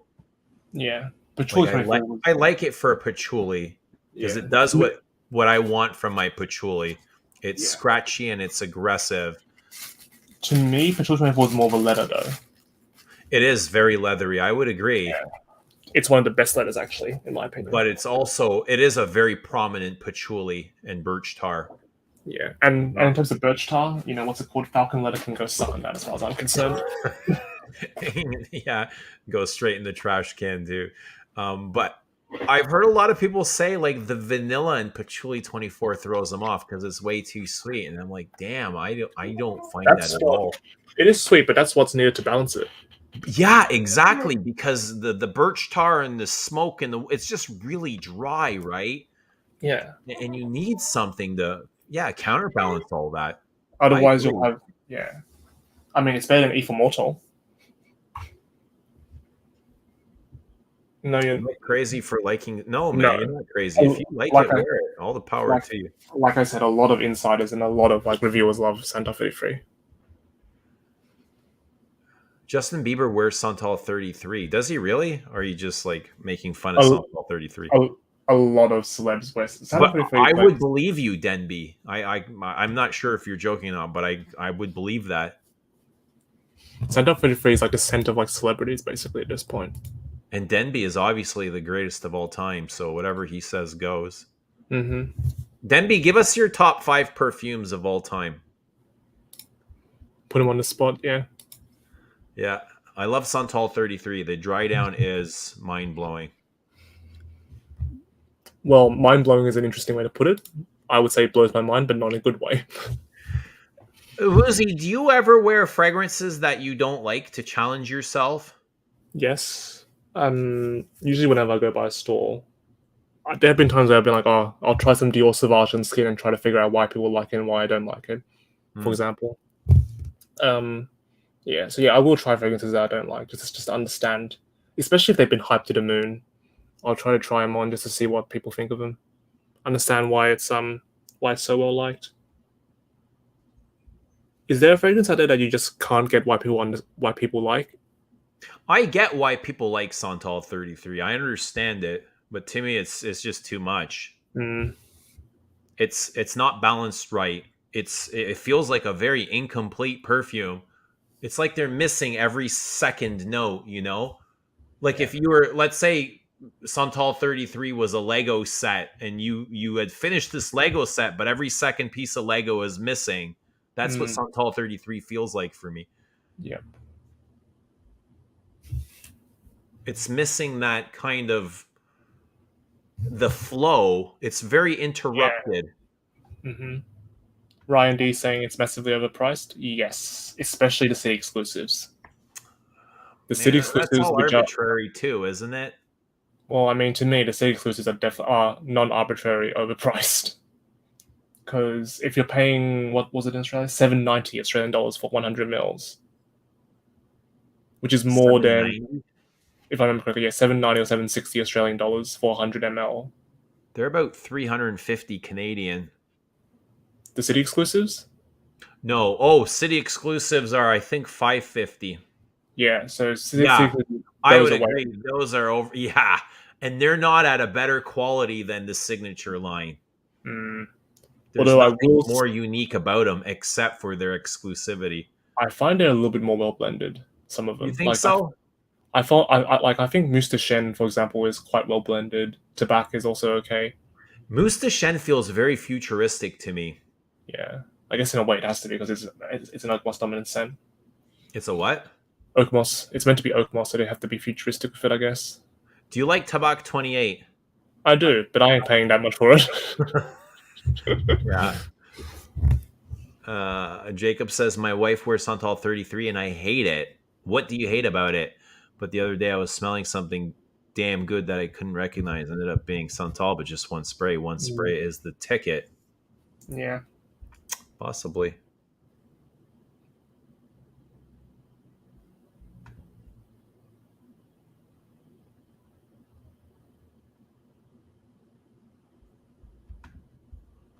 Santal has the same scratchiness as the base of all the Absolute Dorian. I'm over the Absolute Dorian. I'm not even sure. I'm not. I'm lacking so much interest in this new release. I'm interested in trying just because I like a good spice fragrance. Yeah, So I try it. But like, I'm well, but definitely like, going to try it, yeah. but But I'm not going to buy it anymore just because it's a Guerlain. yeah. I mean, Santal Royale is still one of my least favorite fragrances of all time. Really? Yep. Okay. I don't mind. I think I personally like Santal a lot now. When I hated it when I first got it. Yeah. I do love Encens Mythique and Bois Mystérieux. Those are my favorite though from the I line. love Bois Mysterio, and I heard that it's being discontinued. That would be a travesty if that stays and if that goes. And what's it called? I love that style, spicy and dry woods. It's very Jean Claude Elena, but heavier.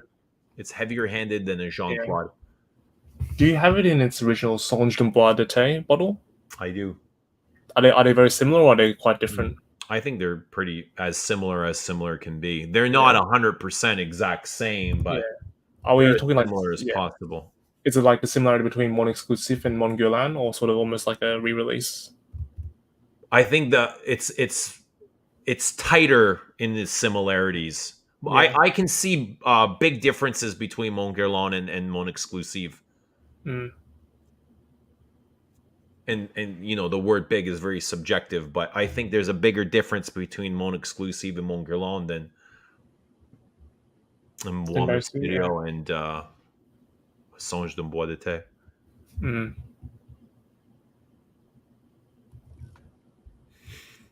Santal 33 smells like leather shoes with a wooden shoe tree. Yeah, it's very leathery, more leathery than sandalwood. Mm. I have not tried the Aesops. Are they good? I have, and I think they're kind of underwhelming. The current release, like the free Autotopias, those ones are a bit underwhelming. So I do get the bitter pure. Yeah, I do as well.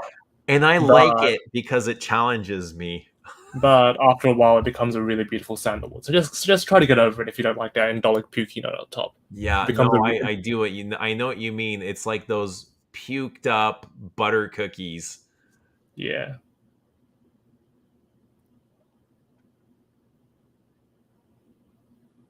Well, Jeremy, that's a solid investment, Jeremy. I wish you all the best.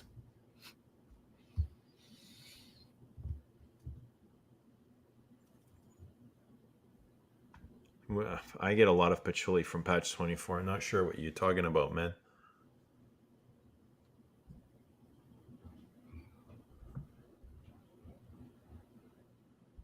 Doesn't smell like patchouli. Smells like Lafrogue Scotch. I do get similarity. Yeah, it's got a very peaty sort of smell. Is the Lobo plant paying celebrities? Possibly. No, I don't think so. I think it's just built off I the don't think natural. so either, but it's Yeah, possible. yeah. Usually, like fragrance brands like Le Labo, they don't usually pay celebs for endorsements. Usually,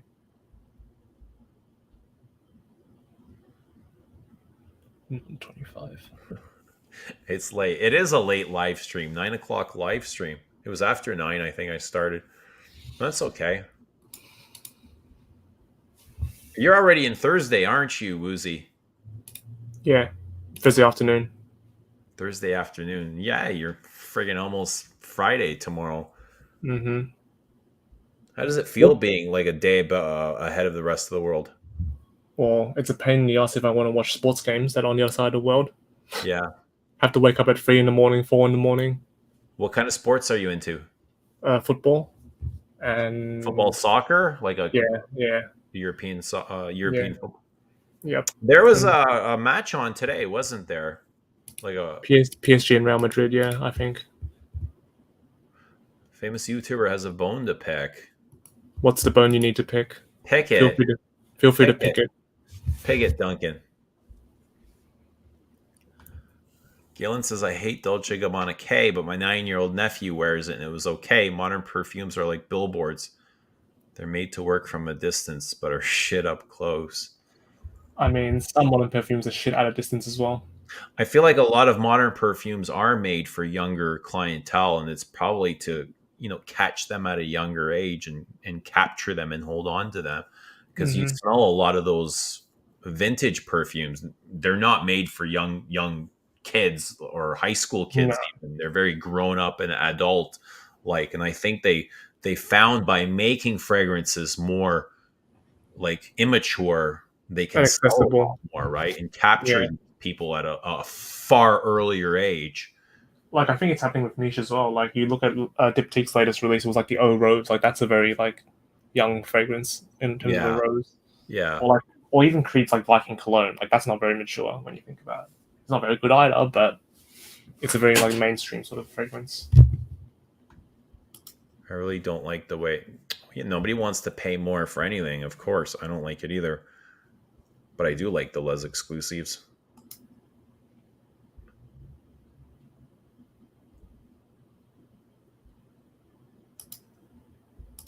What do you think is the most overpriced fragrance brand overall?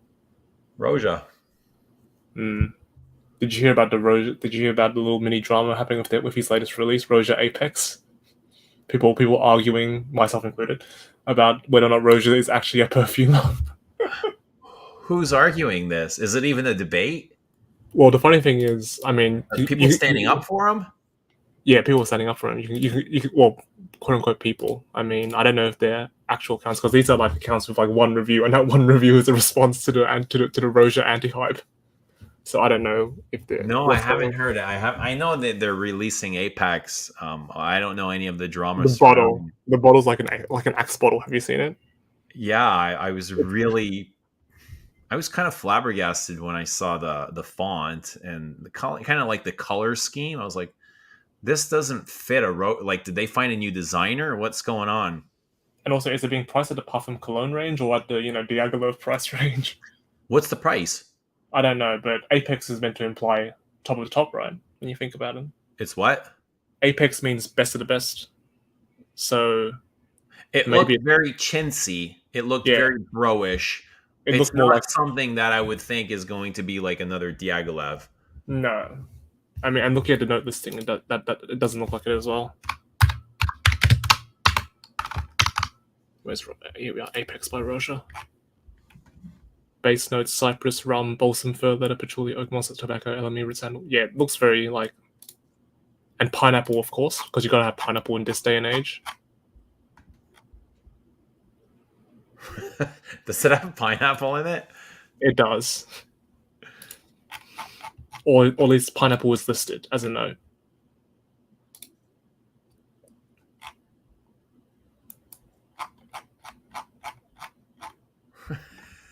You think Roja is actually online responding to all these accounts? I I don't don't think know. at this point Roja cares whether you like his fragrance or Yeah, not. he's wiping his tears with his billions and billions of pounds.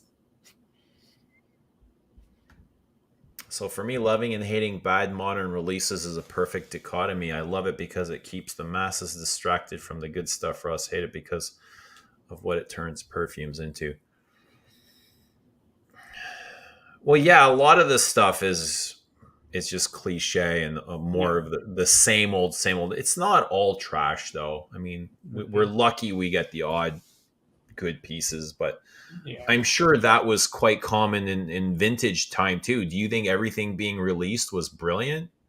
No, it's just like the same. I don't know how many of the vintage pieces are talked about all the time. It's the same ones over and over, Mm. right? I'm like, yeah, like I'm sure like 70s were more than just, number 19, a hammer, and you want you gentlemen. Hmm. Like there's gonna be stuff there that never made it past, our memory. What fragrances from the 2010s do you think we'll remember in 30 years' time? Musk Ravageur. That's 2000s, 2010s, I meant. Uh,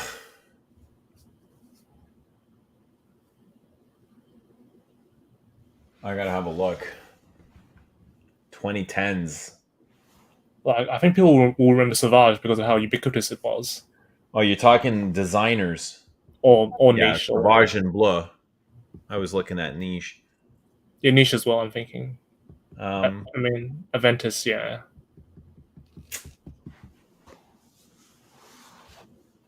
Do you think Portrait of a Lady will be remembered? Absolutely, Yeah. I do.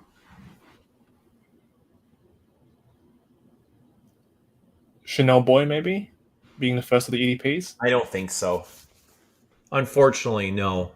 Mm, I mean, I'll remember it, but it's I don't. It's not something that I think the yeah. masses love. Mm, I don't even think Chanel is loved by.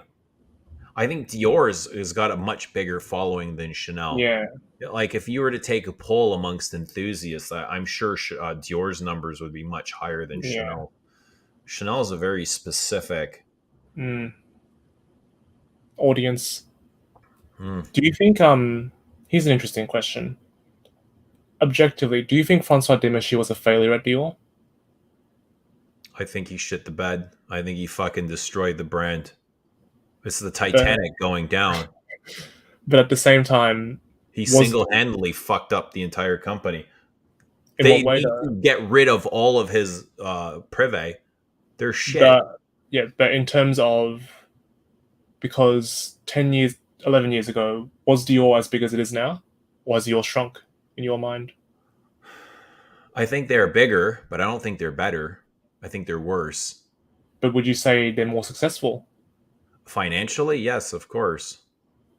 So then, But the from our perfumes are meaningless. yes, that's true. But from our perspective, the way we're looking at Well, things, you're asking me. So I'm yeah, giving I know, you my perspective. I know, but I'm If also I'm saying his like, boss, I would consider it to be quite. I don't know the numbers. I don't know how many bottles of yeah, perfume he sold. yeah, because I've been thinking about this ever since FK was announced as his replacement. I think they're That, going to get worse. well, yeah, probably to be fair. FK Francis John's one of those people who just does whatever the briefers want him to do, pretty much, and does it to the brief, Mhm. pretty much. But I was just thinking about, is that like, we like to crap on Francois Demachy because of how bad some of his fragrances were and how mediocre a lot of it is. But at the same Mediocre time, is a very good word. at the same time, you take a step back and you look at Dior, how big they are compared to 11 years ago, how much more well known they are. Is it really fair for us to say that he was a failure in that aspect? When most Well, it people, when depends who you're most, asking, and you're yeah, asking me, and I'm giving you from my perspective yeah, as somebody that loves fragrance as an art. I don't see it as very mm, good art. no, Very, I agree with mediocre you. is a great word. Yeah, I mean, to be fair, mediocre in my mind was being very generous because Hmm, I think he's done a lot more that's been way hmm. worse. I mean, his privé has been mediocre. His designers have been trash for the most part. I mean, Dior Homme Sport, garbage. 2020, garbage. Sauvage, garbage. So yeah, privés were mostly boring. Privés are shit. Um, But at the and the same time, one that should have been the biggest last year was the absolute worst. Was the Veni Diorama Veni? What is it? Dior vanilla diorama. I mean, horrible, horrible. I It's mean, probably the worst thing he's ever released. I mean, that was fine for me. I didn't mind it, but the worst for me is still gonna be. Actually, no. The worst is the Sauvage Very Cool spray. Remember that? I The didn't Very even Cool. consider that a fragrance. I mean, it's basically Sauvage, but worse somehow. Came in To me, plastic packaging, didn't it? yeah, it's one of those like pressurized sort of like Right. Can sprayers. you even That consider it a fragrance if it's packaged in plastic? well, yeah. I mean, what's the brand? I remember It's more like a there gimmick. That's the yeah. one I that mean, Jeremy dosed a whole yeah, bottle the of, whole bottle. right? Oh my god. But yeah, that is somehow worse than the original Sauvage Eau de Toilette.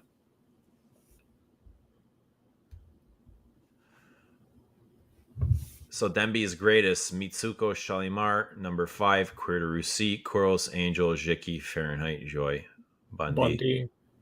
Wait, Joy as in okay, good. Okay, Joy by Jean Baptiste. I thought you meant Dior Joy for a second there. Right. I don't think he'd have a single Demashi on there, and if he does, I'll ban him from the channel. Yeah. All right. What I was going to ask you, what do you think Damashi's best works are? But Best work. That's a very good question. I think his best work is the reformulation of Dior Homme I mean, hang on. and Leather Oud. Yeah, those two. But I'm pretty sure he's done some stuff from Aqua de Parma for Aqua de Parma, right? Don't like that with a Parma. I'll just have a quick look at his profile, see what he's done.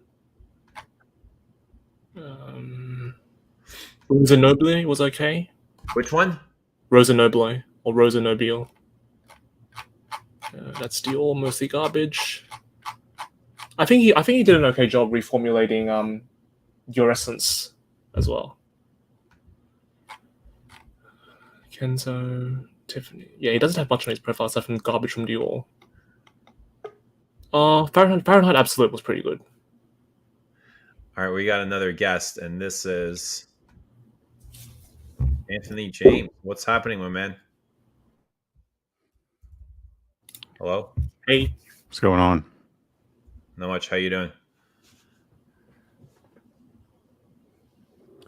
I've just come on to troll and talk shit. Oh, sounds welcome. good. You found the place. So you're in, remind us, you're in San Francisco? I feel like there's a big delay. I feel like you're kind of delayed. Are you trying to talk via the YouTube or via StreamYard? Because there is a delay between StreamYard and YouTube, I've noticed. Yeah, you got to turn your YouTube off, James. I can't hear myself. It's like really delayed. Hold on, let me figure this out. Turn your YouTube off and stream from StreamYard. Mm. Yeah, my YouTube's off. How about you Let me go come out back. and then Delete come me. back in? I'll drop the link. Let me figure this out.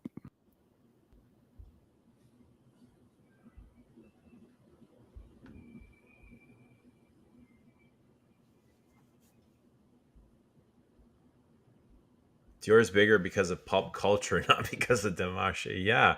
I think that's also part of it. Is your popular amongst like rappers and Yes, because Dior's now focused more into streetwear now. With the new recent, I don't know if you saw, but like the Dior sneakers, the Dior shirt that I know Sahara actually George likes to wear sometimes. they haven't hit rock bottom like Gucci though, have they? No, not yet. Not yet. Fragrance wise, they have, but fashion wise, not quite yet. I said the Reformula. 2011 Dior Homme Rudy, not the Yeah. original. That was done by Chanel. Mm-hmm. That's a Chanel perfume Yes. through and through. Olivier Polge, yeah. God, I would love to have seen that in this Chanel bottle. Dior Homme. Yeah, Chanel Homme. Oh, Chanel how Homme. sweet would that have been? Instead of, what did we get? Bleu. Bleu. Well, 2007. Yeah, it was kind of in between Allure and Bleu, Mm, right? yeah. Wait, don't tell me Demby likes Francois. Are you kidding? Is he joking or what? I'd assume joking.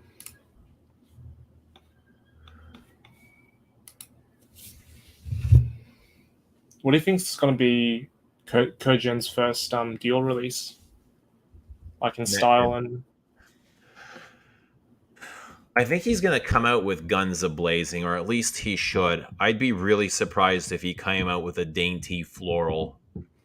You mean something like Upon from his MFK line? That would be... Yeah, like a dainty white floral. I think he should come out with a very big perfume, a statement maker.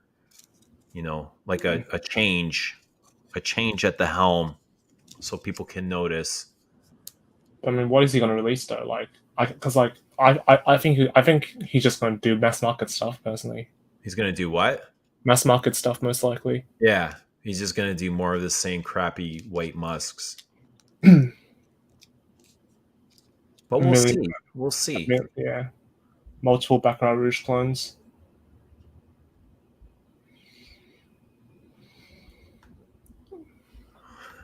Some people like him, and that's okay. Yeah, he's capable. Yeah, Francis Kojin's definitely capable of doing good stuff. There's no question about it.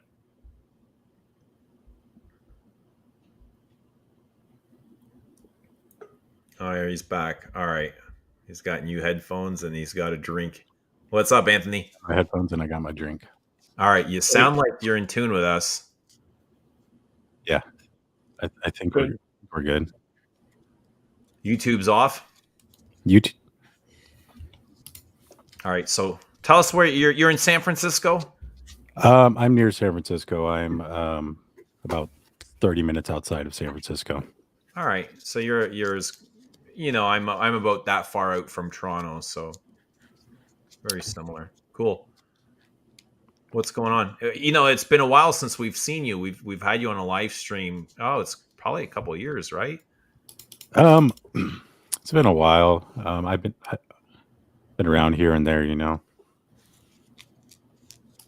Everything's good. Give me 1 second. Give me 1 second. I'm here. I'm not going to leave. Just give me 1 second. Sure. Take your time. Get settled.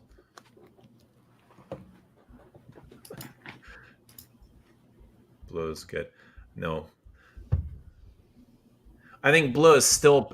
Okay, my supervisor wears blue, and he wears a bunch of other things, and I swear, blue smells fantastic on him. Nothing at all what it wears like on me. And every time he wears it, I'm like, I can appreciate it. It smells good. Mm. I'm like, I told him the other day, I said, this is your best fragrance. Like, this is my favorite fragrance to smell on you. What is the worst fragrance he wears that you can smell on him? It's a Mancera.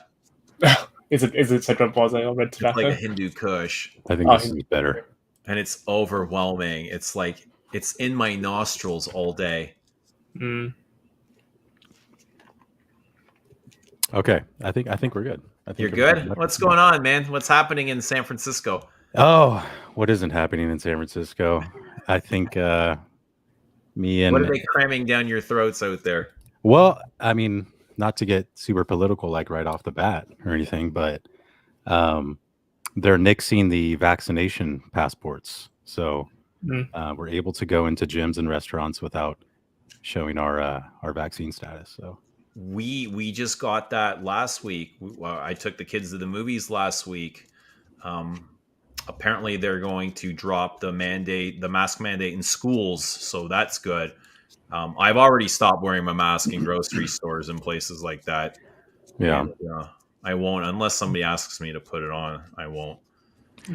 Yeah, I don't know. I haven't really got asked ever to put it on. I did one time with this little tyrant in Jamba Juice, and I kind of refused, and yeah, it was the whole thing. After that, I was like, you know what? I'm just gonna wear the fucking thing because it's not worth my time. You know what I mean? Like getting into this with everyone. I heard the craziest thing. I heard there was a pro-mask rally. People rallying because they wanted to continue wearing the mask. I think like only like 10 people showed up. Well, if you want to wear the mask, just wear the damn mask. Right. But why do you want to make everyone else wear the mask? Well, the thing about it too, it's like the people who don't wear the masks, they're not saying, hey, you can't wear a fucking mask. I'm not going to let you wear a mask. No, it's like, I just want people to be able to do what they want to do, whatever they're comfortable with. What do you want to do, man? That's my thing. But other than that, I'm happy I can probably go fragrance shopping now in San Francisco and not have to worry about possibly not getting in because I'm not vaccinated, you know. When's the last time you've been out shopping? Um, Probably been a good year and a half, you know. There's times where I want to pick something up like a Dior or Chanel and I'll just drive straight to San Francisco and pick it up and come home, you know. Do you purchase retail? I try not to, but I do just because I'm very impatient. Like when I order stuff, it's always as long as it's not outrageous, I'm getting like 2 day, next day Express, shipping, yeah. you know. Yeah. I don't like my bottles in transit either because there's more of a chance of them breaking, you know. Yeah. Mm. I think your tastes are very much aligned with Woozy's and mine too, where the things that you do like are only available at retail and not discounted. Right. Mm. Sometimes when I'm just, I mean, when I want to buy something really bad, I'll just scour the discount sites and I'm like, that's really not a good time to purchase things because I'm just looking for something to buy, you know? Yeah. Yeah. Right. I Buying get for, buying for the sake of buying is a common trap I've noticed. Yeah, like I'm looking at Serge Lutens last night, and I like Serge Lutens. Like they're a good house. But as I'm looking through it, like the list on fragrance, and I'm like, I don't want any of these at all. You know. What Serge Lutens came up for you? So I wanted the Queer Mass Moret. What is it? Queer Moras. Humorous. Is that in the new like tall bottle? It was in the tall bottle, and I was that one. Yeah. I was like, I have to have it. You know. Didn't end up buying it though, luckily. And then there was there's another one. The tobacco. There was Borneo 1834. That was another one that I really wanted that I held off on buying. You know, both in the Grat Seal. Yep. Mm. So right now I just have Chergui and Baptime Defoe. Yeah. Which three Graciels do you have in the back? Because I think are those the Graciels in the back, Eugene? Yeah. I have 3 of them.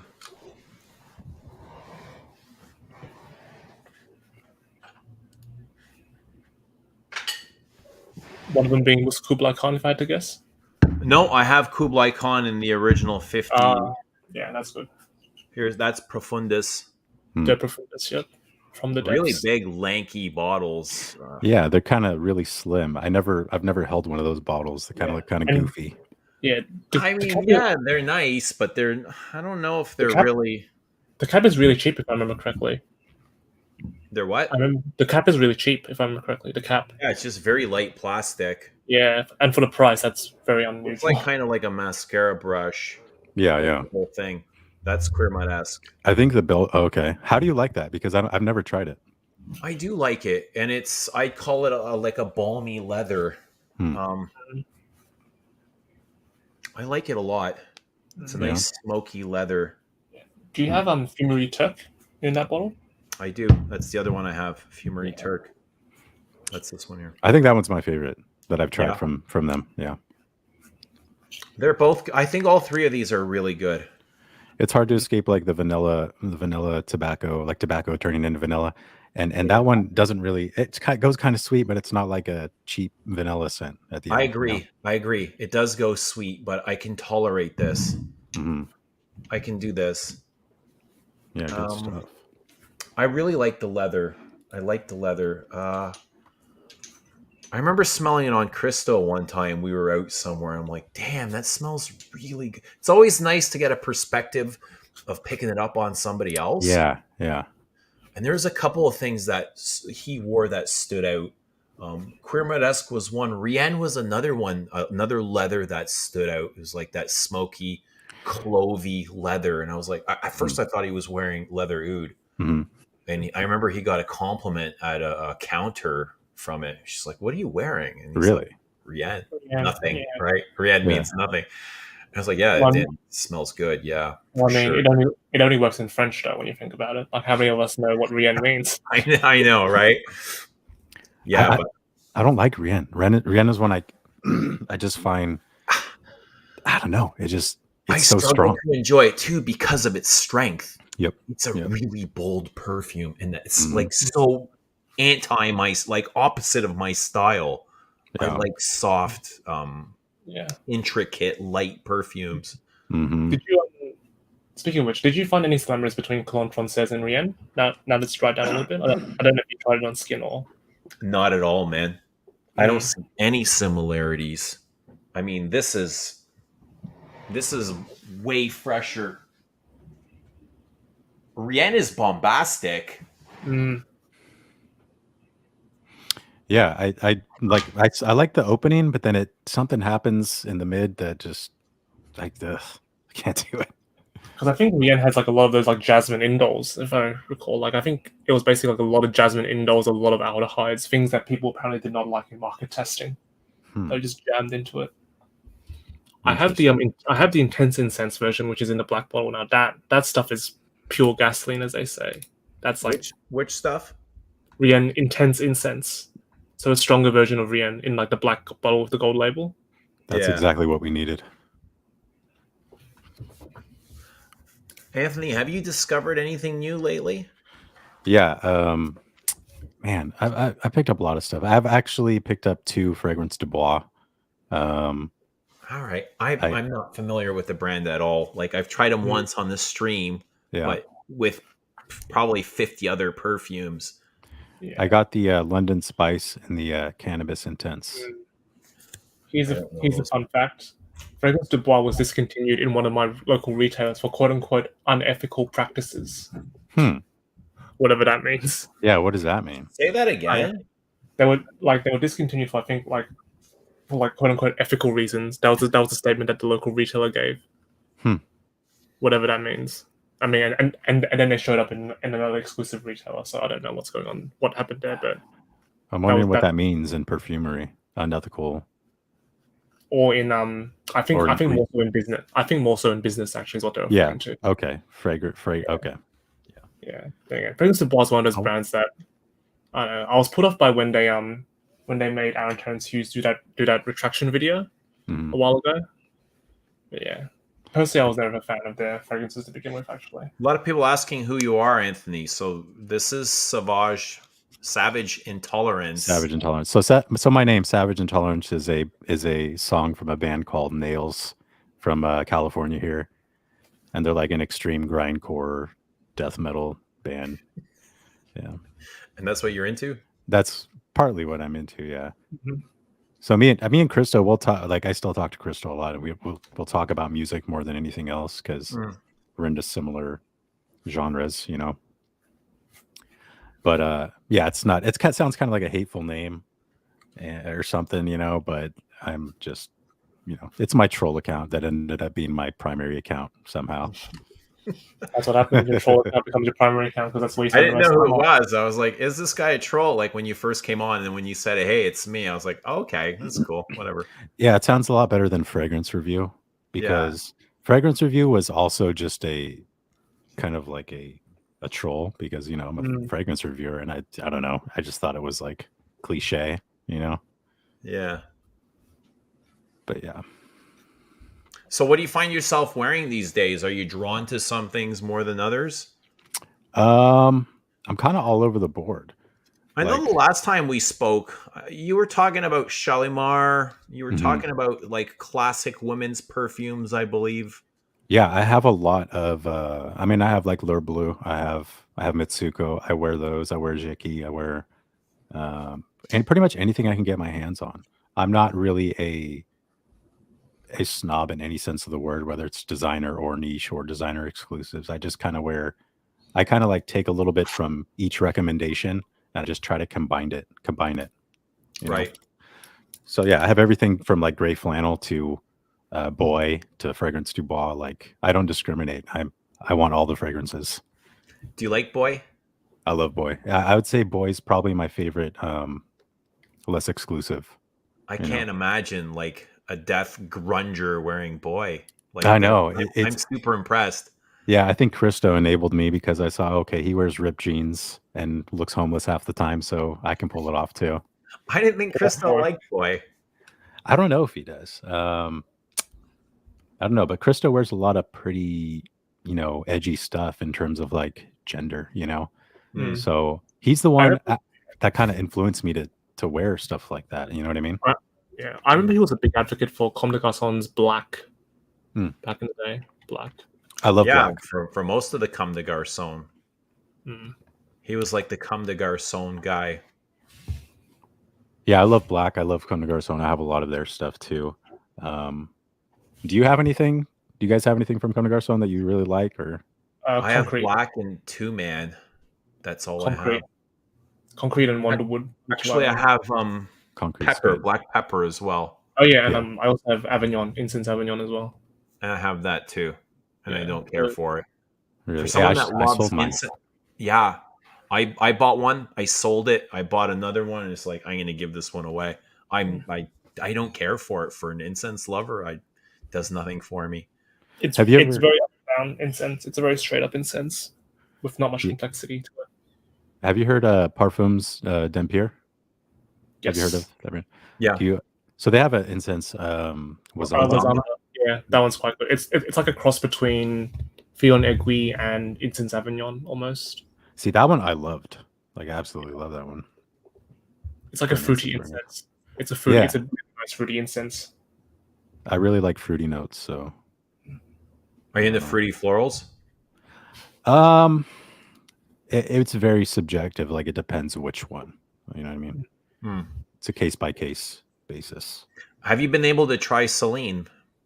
I haven't yet. Every time I go to buy it, I end up buying something else.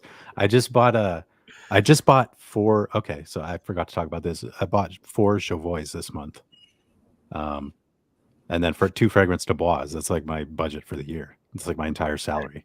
So, um, so yeah. But You're every time I going went to hard, buy right? Celine, I would buy Chavois. So Okay, I'll get there eventually. what'd you get from Jovoy? I got so I already had Incident Diplomatique and Psychedelic, and then I bought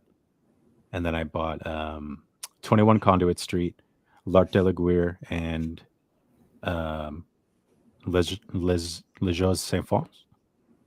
Mm. Yeah, those three. Have you heard of any of those? Have you tried any of those? I tried them I in like I tried them really quickly, like again amongst hundreds of things, so they just went right over my head, right? But I remember the brand as a whole; they had this aesthetic where they were very bold perfumes. Mm-hmm.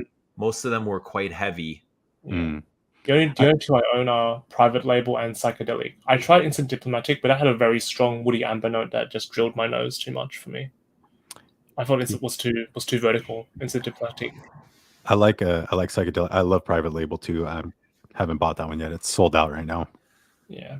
at Lucky Scent, but they're a really good niche house. You know, they're one of the ones that I've kind of felt like, okay, maybe I can collect the entire house. And the price point is really good as well for a niche brand. Yeah. I mean, they just went up to $200 US, but they were at 180. But to me, like, that's still worth spending. I think they're over 300 Canadian here. Are they? Yeah. Wow. I mean, it's still cheaper than Roja. Yeah. Everything's Roja? cheaper than Roja. Man, I had one Roja. I had an Enigma, like when it first came out, when in the 100 ml bottles. Yeah. Enigma Pour Homme. And then I got like sick. I had like food poisoning or something when I was wearing it. And now you can't ever wear it again. I never wore it again. I sold it like right away. Bad association. Yeah. Yeah. Pretty I hate when that happens. I'm very cautious now. Yeah. Damn. What do you prefer, Super Palatine or Diaghilev from Roja, Eugene? Well, it's a great question. I wanted to do a video on this. So which do I prefer in the sense that I can only have one, or because they're both beautiful? I love them both. Like if you had both on your table and like every single time you went out to go somewhere, you'd only wear one. Which one do you think you'd wear the most of? Not accounting for price or like desire to like save something for it to be beautiful. I would choose Diaghilev. I haven't tried Diaghilev. It's They're pricey. Was it like 700? It's like $700 US. Yeah, something like that. Maybe I think more. I think you can find them discounted.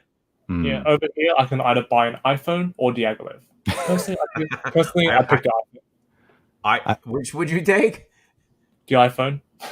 Yeah, I would take Diaghilev, to be honest. Yeah, But I would both are probably take the beautiful. night, the night Both or are the moon. beautiful. The night. I don't know about that honestly, because to me, the only thing that makes the night expensive is the fact that it has like a huge whack of animalic oud. Really, Yeah. I find cheaper Palatine is more complex though, but Diaghilev is deeper. Mm. cheaper Palatine. I can't do that one either. Don't like it? Something about it. Just something about it. The Does it turn your sweetness, stomach? a little bit. What For is the me, sweetness? Is it vanilla? It's like I a think powdery sweetness that I. it's the balsam. I think there's a balsam in it that I think gives it sweetness. Okay, yeah, Yeah. I don't know, just something about it I didn't like. I really wanted to too. I was like, I have to like this. Did you ever have it? Have either of you tried Le Barbier de Changer from MDCI? I have it. Mm. Do you think it's better or worse than Invasion Barbier, Eugene? Because to me, it's I don't like much. either of them. I I do. don't I care really, for either of them. yeah. I'd What say about cheaper Palatine, and I'd throw both of those in the trash can. what about the OG? Amber Topkapi, I I pronounce how don't you know pronounce. that one.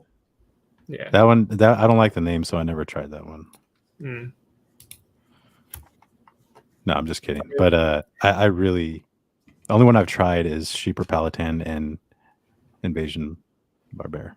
How do you feel about Invasion?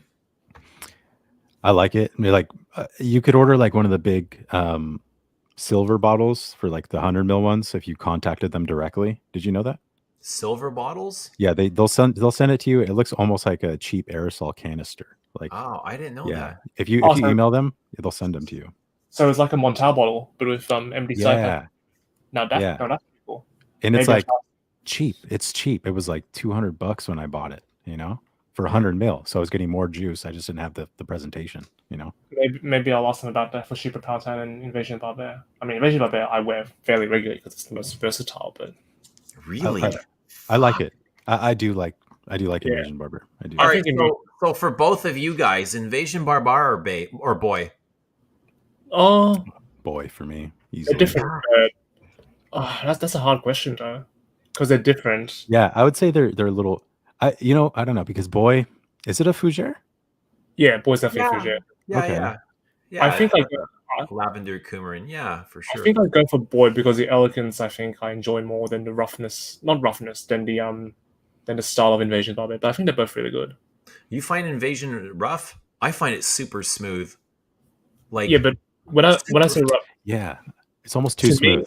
it's to too me- smooth where I can't pick up a separation of notes. It's very, I don't know. I don't know if it's linear or what is the word exactly, but I struggle to pick up Yeah. anything except for like a random smell. It's almost like a really expensive aftershave. Like to me, Invasion Barbier is if you took Fahrenheit, Cool Water, Kuros, Antaeus, and a bunch of the other random mishmash of well-known 80s and 90s fragrances, took certain elements from it and just smashed them together and then binded it all with some modern elements like lavender and cardamom, and you have Invasion Barbier. And I find it, and that to me, and it's just like a very smooth version. You get Antaeus from Invasion Barbar? I get like the slight. Here's the thing. Like after I wear Invasion Barbier, if I shower, which I do obviously, but after I shower wearing Invasion Barbier, I will get there's like what's left of my skin is like this really like faint but present animalic musk, like a proper animalic musk on it. You get animalics from Invasion Barbar?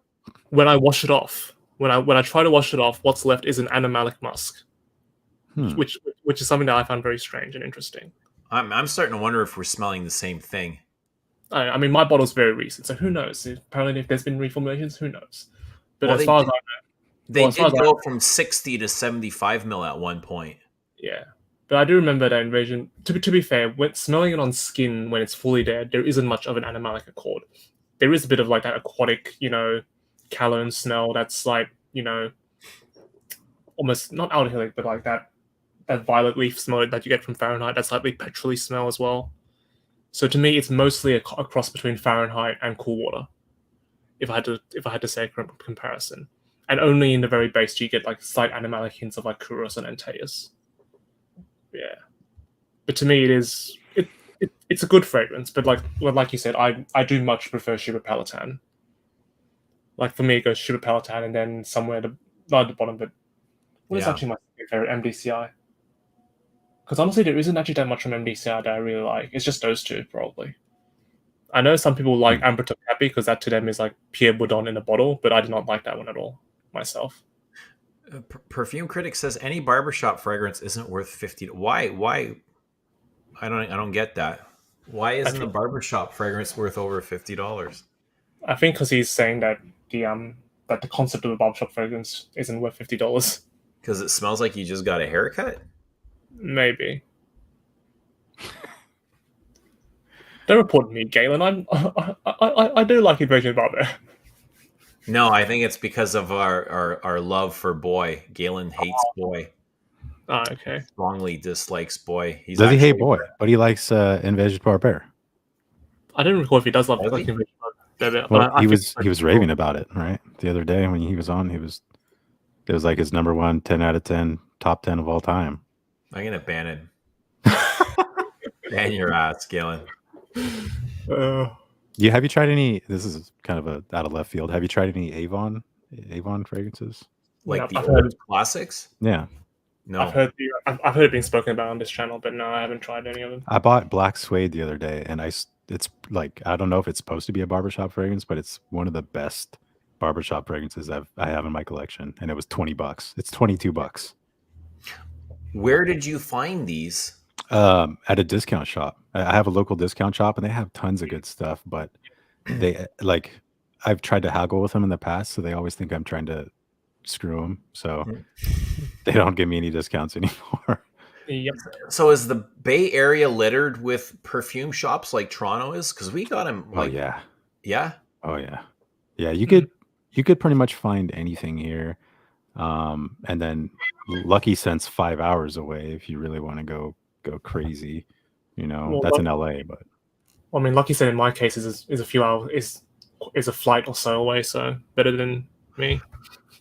Where are you located? Australia. Oh, there you go. Okay.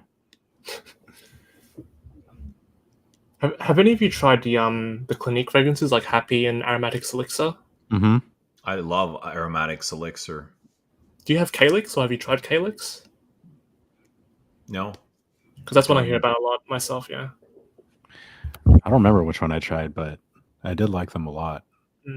What about DSA Lauder? So White Linen. I liked White Linen too. Yeah. Nice white floral. Private Collection. Is that I one? don't know it. Beautiful, or whatever it's called. No, I can't say I'm familiar with it. Yeah. Have you guys tried the Carolina Herrera, the like higher end line? No. I've seen it, but I haven't. But nothing's stoked my interest in it. I had Virgin Mint, and it was kind of garbage, to be honest. I sold it right away. Yeah. Blind buy? It was a blind buy. Like, green is like my favorite genre. Vetiver's my favorite note in all perfumery, So anything with a green bottle, you mentioned mint or vetiver, and I'm probably going to buy it. What would be kind of like your go-to vetivers? Vetiver Extraordinaire for sure is probably my favorite. Guerlain vetiver, any iteration of that. Sycamore, of course. Just anything vetiver. I would say those are probably my top three. Vetiver Tonka, which is, I don't know. I don't really. Are you familiar with this? Oh yeah. Yeah. Dior's vetiver. Yeah, it's a great one. Have you tried Roger Dove's vetiver? Because I've heard from people that that's meant to be pretty good as well. I have in passing, but I didn't find it captivating enough for me to. That's just another Guerlain vetiver, isn't it? Yeah, it would be. Yeah, essentially. I think Guerlain's vetiver is probably the best vetiver of all time. But have you tried vetiver? Yeah. Have you tried the Carvan vetiver? Yes, very good. That stuff's very good too. Yeah. Kind of got watered down over the years, though, from what I've noticed.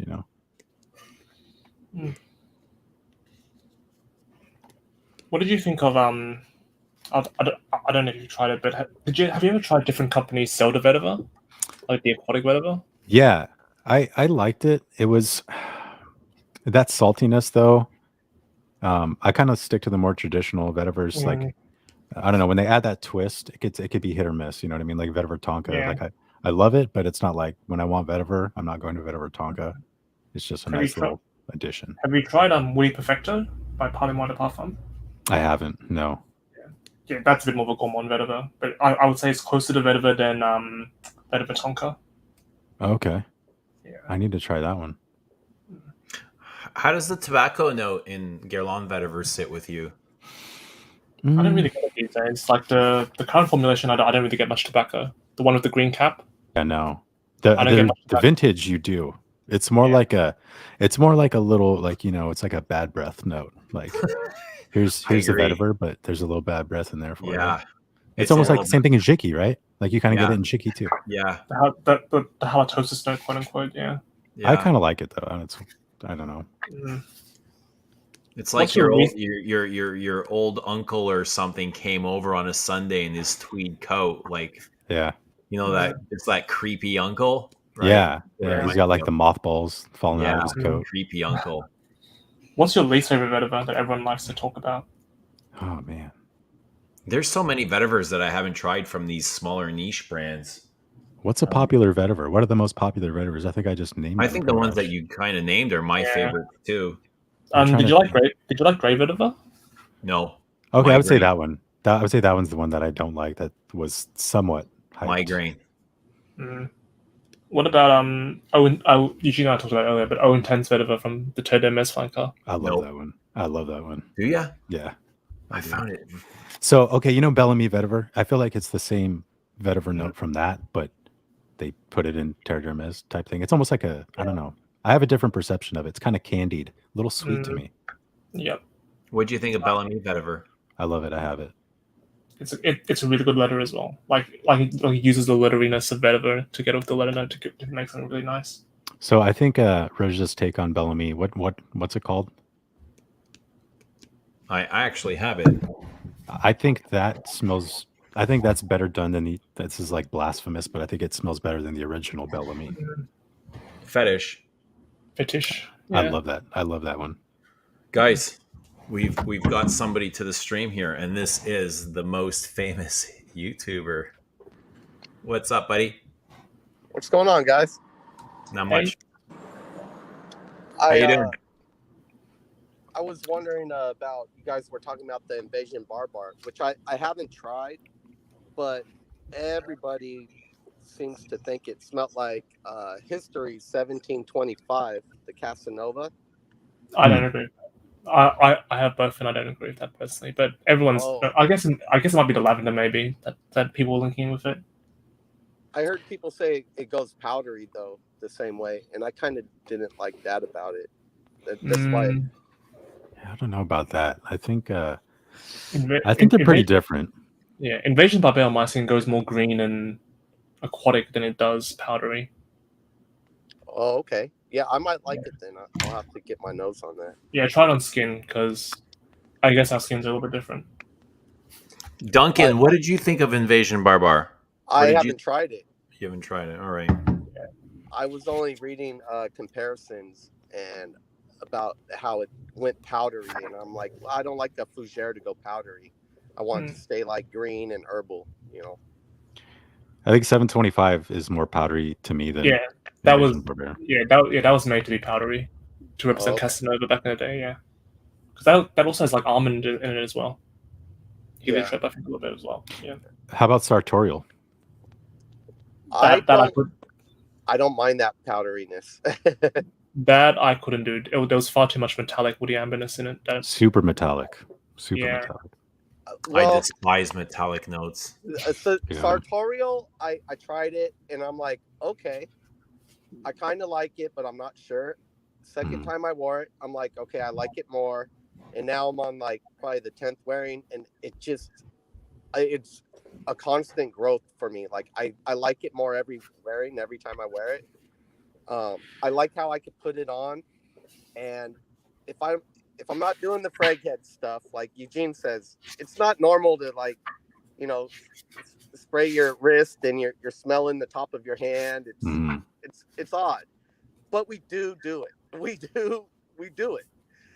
if you're doing that wearing sartorial, you're probably not gonna like it. But I found that if I just put it on and go about my day, it's more enjoyable. In the air, yeah. So I do like sartorial. Actually, going back to vetiver, did you ever like molecule 03? Because that's meant to be the first I molecule have that's not. I haven't tried that one. because that's meant to be just basically the vetiver, like the vetiver aspect of vetiver extracted naturally, and just has that throughout the entire fragrance. If I ever saw it, if I ever see it for a good price, it's one that I would pick up. You know. Yeah, because that's meant to be like the vetiver molecule that gives vetiver its smell, vetiver acetate, or whatever it's called. Yeah. I think they were selling a molecule at ZGO, and I wanted to ask Anthony because I live over by the lake in the city. Oh, are you in Merritt Lake in Oakland? Or are you? No, in the city. Oh, you're actually in. Merced.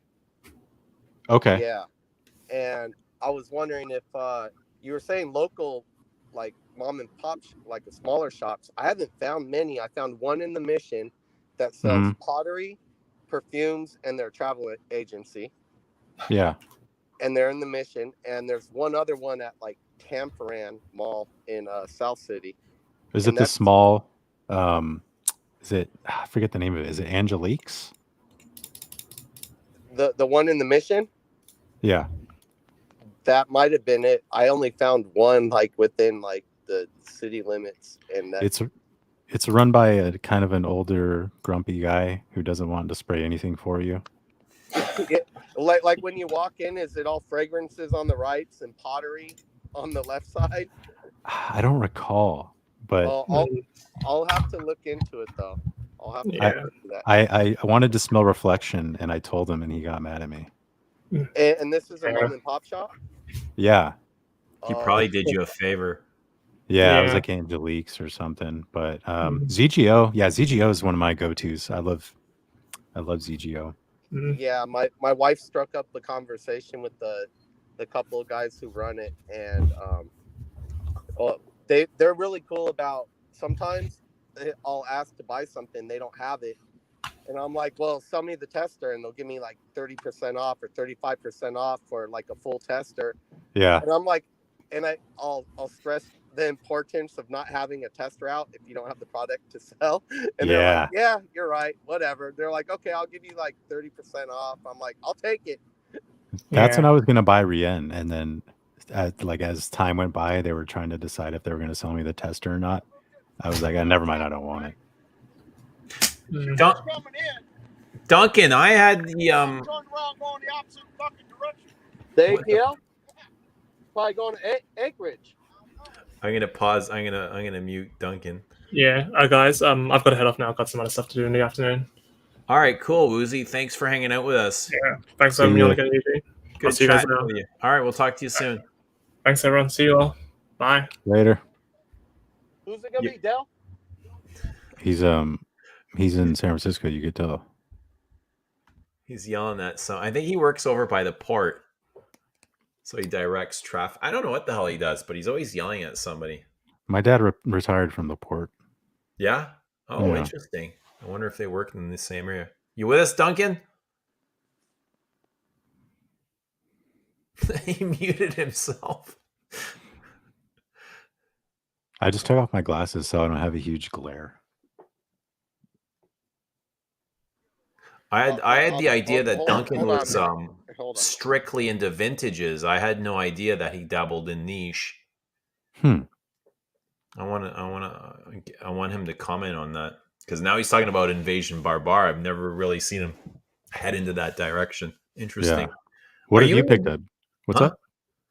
I was going to ask, are you into vintage at all? Yeah, a little bit here and there.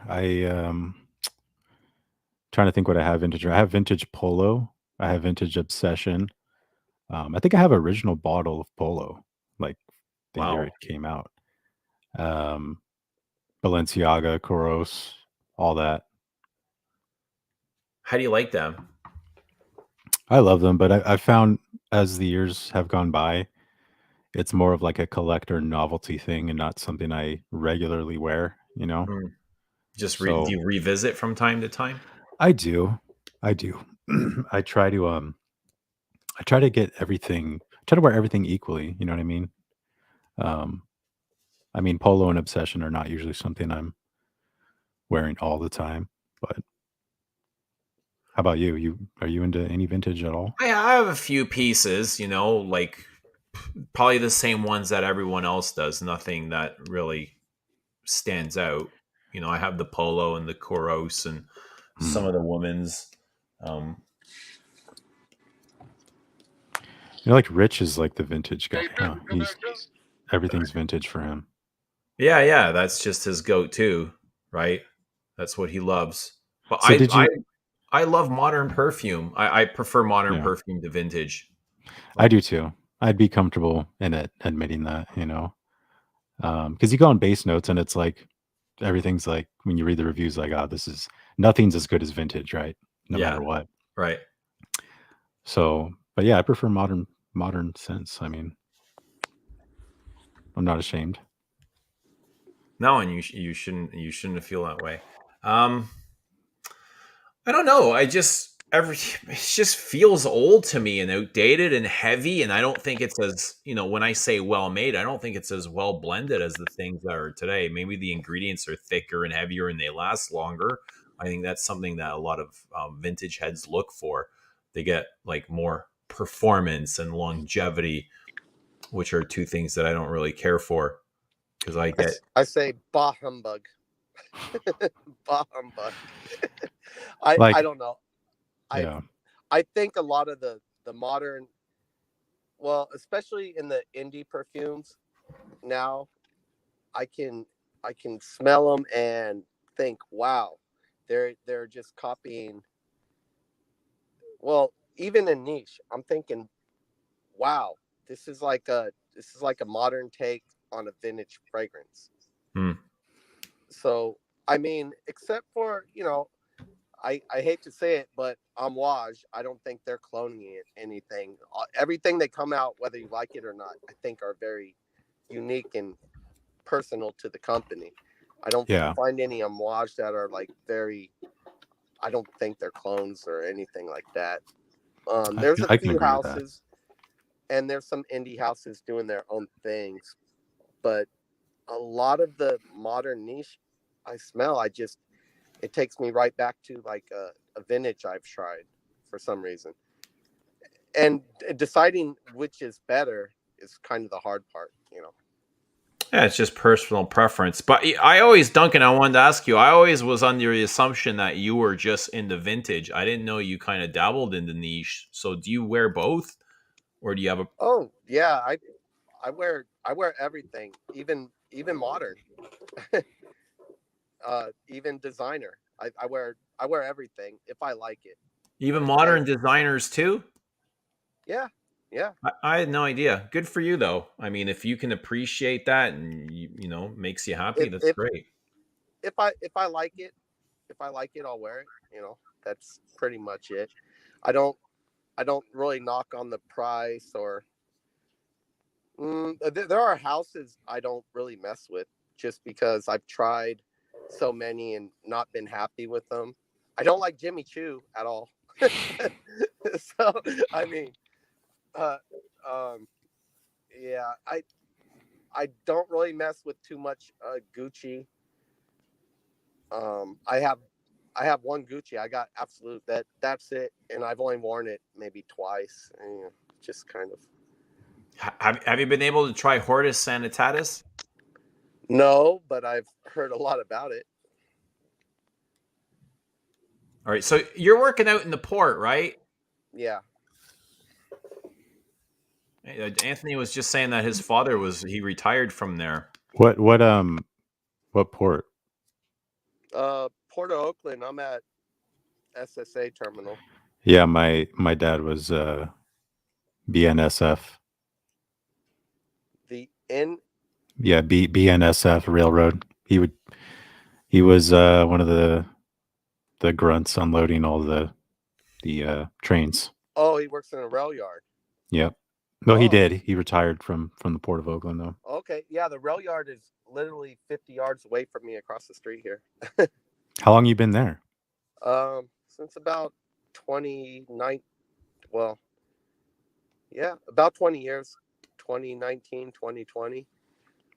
That's crazy. Yeah. That's awesome. It's crazy. I'm 38. I started at 18, and now I feel now I've got like the seniority and most of the old guys, but they think I'm young because I'm at 38. But they hire people who are in their 40s and 50s, and they're like, Right. "Who are you?" I'm like, I'm your boss. Just do your job." Duncan, what do they think about your perfume fascination out on the port? Um, the people I work with daily, they don't really say anything anymore. But have they noticed? But oh yeah, some of the people I don't work with daily, I had a lady come up and hug me, and she like wouldn't let me go. I was wearing Udsat and Mood X-Ray, right? They're like, damn, you smells good. And she's like, yo, exactly. She, ooh, you smell good. And she's like, come here, Duncan. And she gave me a hug, and she was just holding on, and she was nuzzling up. And I was like, oh, it's all right, Greta. She's like, what is that? And I told her, I was like, it's kind of pricey, but she's like, I don't care, I'm buying it. And It's I only said, all right. $500 per 30 Wow. mil. Yeah. I said, go get it. Do your thing. She said, I'm gonna have my man wear it, and I'm gonna wear it too. That's one thing I don't like is having to say fragrance names when people ask me what I'm wearing because it's going to be ridiculous, you know. So what do you do when you're put in that position? I tell them, but it's Then like you having got to say like fat electrician. They're like, what the fuck did you just say? what's You know? niche perfume, right? Yeah, If it's yeah. a vintage, and I know they can't find it, and those rarely get complimented, rarely, but it has happened. I'll just tell them straight up, you can't find it. Yeah. The last time I got a compliment, I was in Texas about 2 weeks ago, and I was just buying a dress shirt, but I forgot my shoulder width and neck size, and the lady said, "Come here," and she was measuring me, and I was wearing Fendi Uomo, which is early '90s fragrance, Yeah. leather, kind of musky leather, kind of fresh too, and she said, "Oh my, you smell really nice," and she just kind of followed me around the store after that, and she kept talking to me, and she was telling me how she's married but separated for 3 years, and telling me her whole life, and I'm thinking, oh, this is going somewhere else. And she was waiting outside the dressing room. I'm surprised she didn't follow me in. But All yeah, when she asked what it is, I said, well, it's discontinued and hard to find, but I told her, and she said, oh, I'll look into it. And it's just I don't I don't want anybody else wearing it, really, and I don't think she'll find it, she's or gonna if she scour does, eBay for Fendi Womo. You never know yeah, though. she works at Jose Bank. I don't think she's gonna pay $300 for a Fendi Uomo for her ex-husband or me or current boyfriend. I don't know. Yeah. Yeah, just saying the names of fragrances, I don't know. I'm not really. Unless they're like mainstream designers, right? Like Fahrenheit or Hugo Boss. It Yeah. gets weird. Yeah. It can get weird. But Aventus has become pretty much like the mainstream, at least even here, you know. I mean, obviously in the Bay Area, everyone knows what Aventus is, but everyone knows what it is. I I don't think know if it's caught on over here as much as over there. Like I really. can't imagine too many people knowing what Aventus is outside of like young people, Yeah. young dudes. But if I were to say Aventus to, let's say, my brother or sister, they'd have no clue what I'm talking about. Mhm.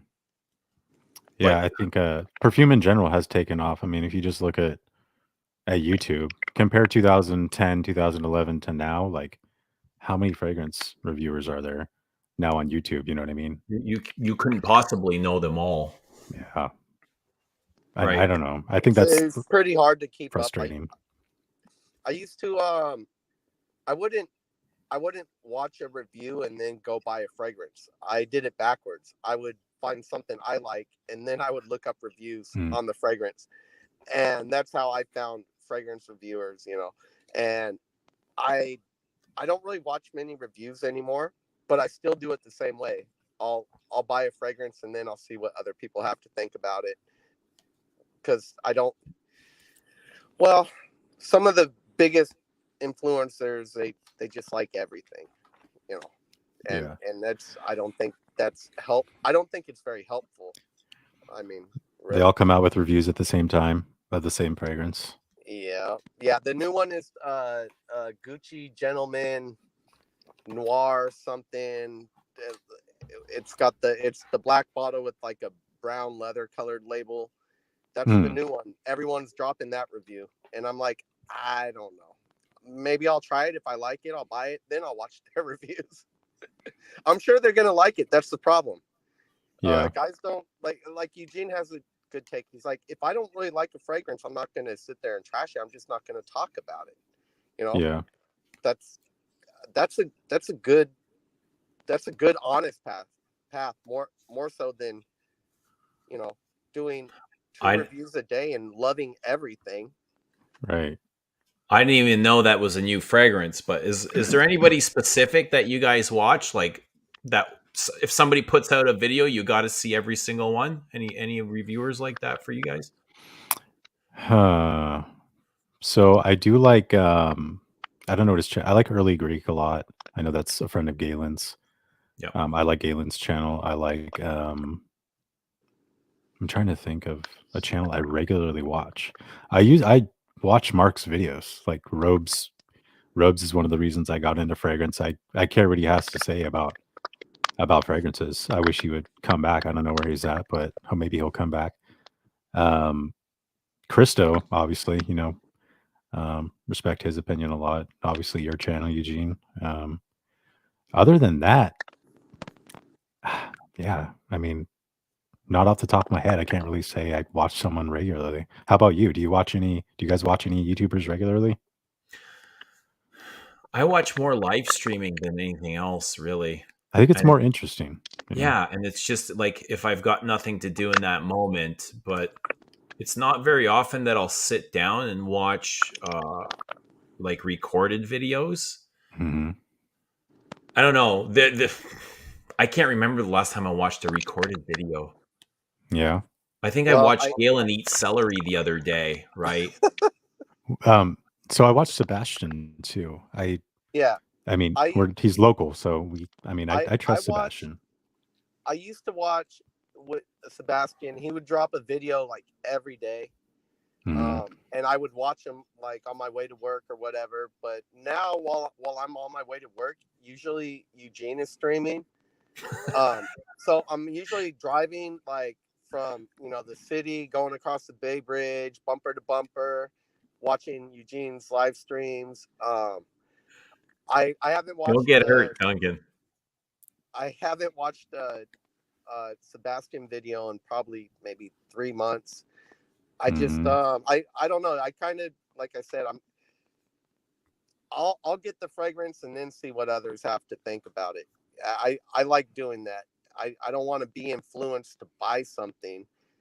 Although I believe I could be influenced to buy something. Hmm. Who would I you guys think say influences you the most? Like, if you had to name a few people that you really trust their opinion, you're like, they say something's good, you're like, I'm gonna try that. It doesn't have to be a YouTuber. It could be anybody. well in the a few years ago I would say it would probably be between Sebastian Hmm. and Max 40. Yeah. Yeah.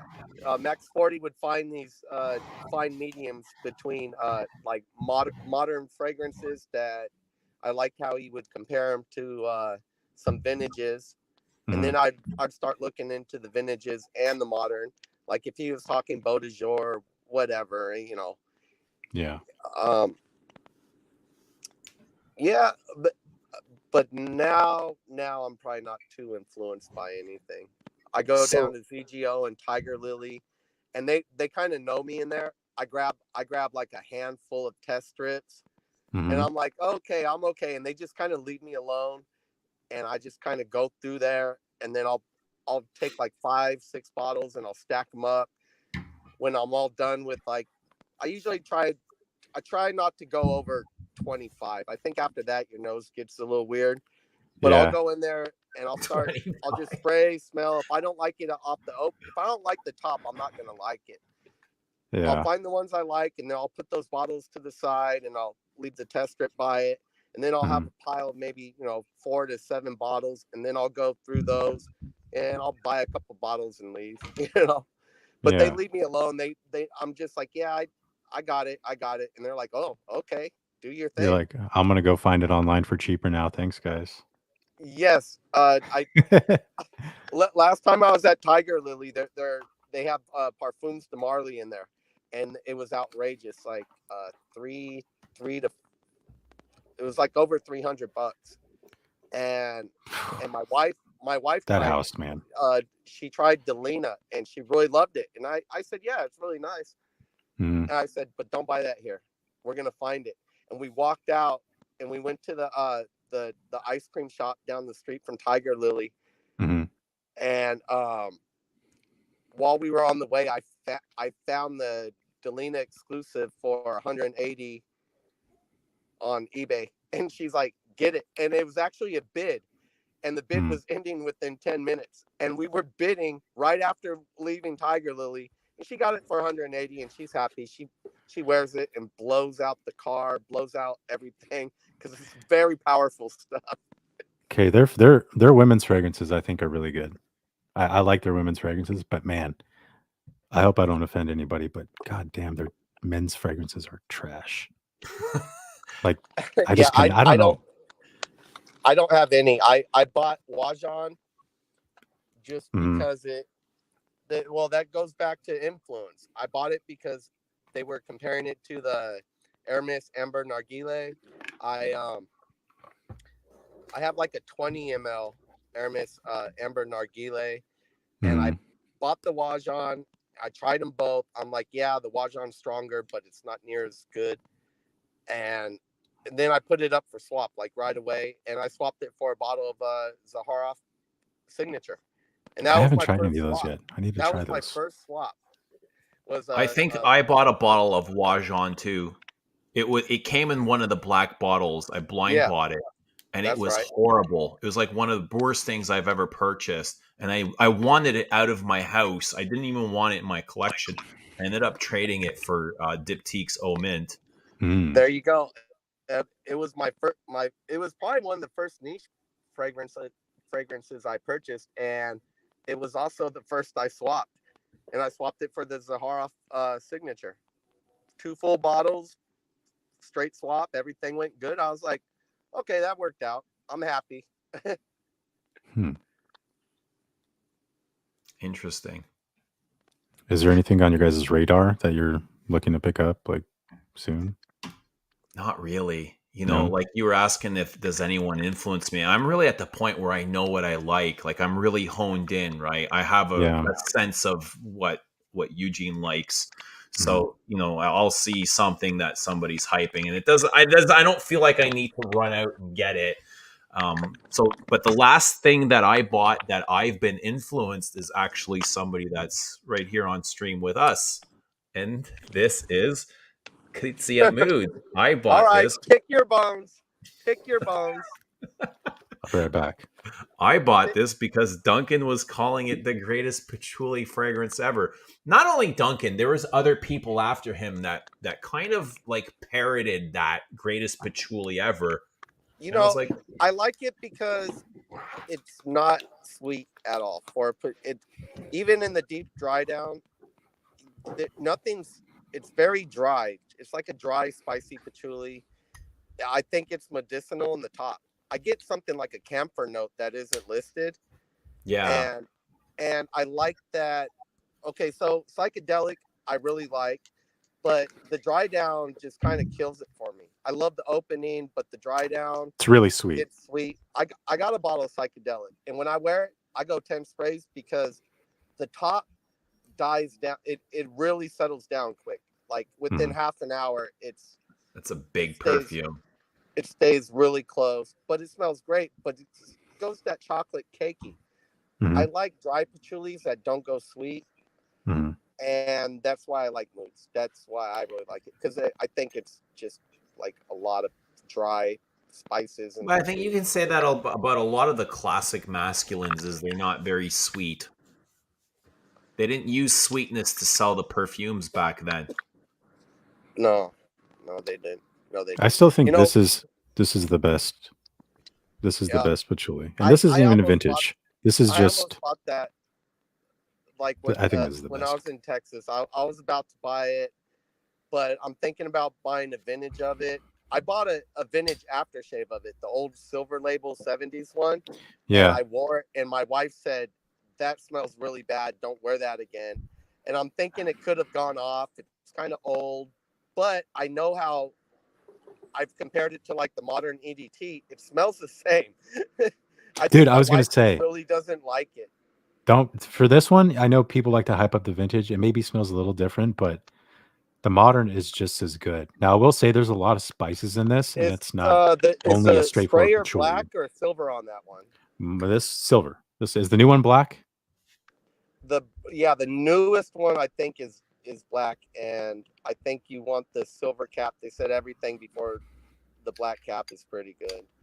But when Okay. you asked about what I'm looking into now, at ZGO they have a perfume brand. I forget what it's called, but they have one called Tobacco Taboo, Hmm. and they're in these little cylinder bottles. They're all like 50 mLs. That's the Parfum d'Empire, right? Say it again. Isn't that the Parfum d'Empire? Yeah, that's Yeah. right. I'm looking at Tobacco Taboo. That one is it's like an animalic. I don't even think it has tobacco in it, but it's like an indolic fragrance, and I really love that one. I might be picking that up. Other than that, I gotta get a bottle of the Equidos. I like the Equidos. I Yeah. looked at What's up with that stuff? Iquitos. I found Iquitos reminded me of Dior's Poison. Does anyone else get that? Did you find it soapy? I didn't wear it long enough to kind of figure out its intricacies, but Yeah, like I I find it made this soapy. association with Poison. I It haven't had tried a it. huge jasmine and animalic civet, smoky. I think there was a Yeah, plum in there, yeah. balsams. Hmm. I wore it only one day, and I really enjoyed it. I had I had enough for like one wearing, and I wore it one day, and I just enjoyed it. It reminded me of uh, Oscar Por Louis in that it was like musky, spicy, a little, and it was also animalic. So it kind of, but it wasn't up there with like Kuros. It was, I think it was more subdued. You know. Does anyone find Iquitos mentholated? I need to try Iquitos. Yeah, it's so pricey. It's like that's like the only bottle I'm like hesitating on like buying a full one just because. What?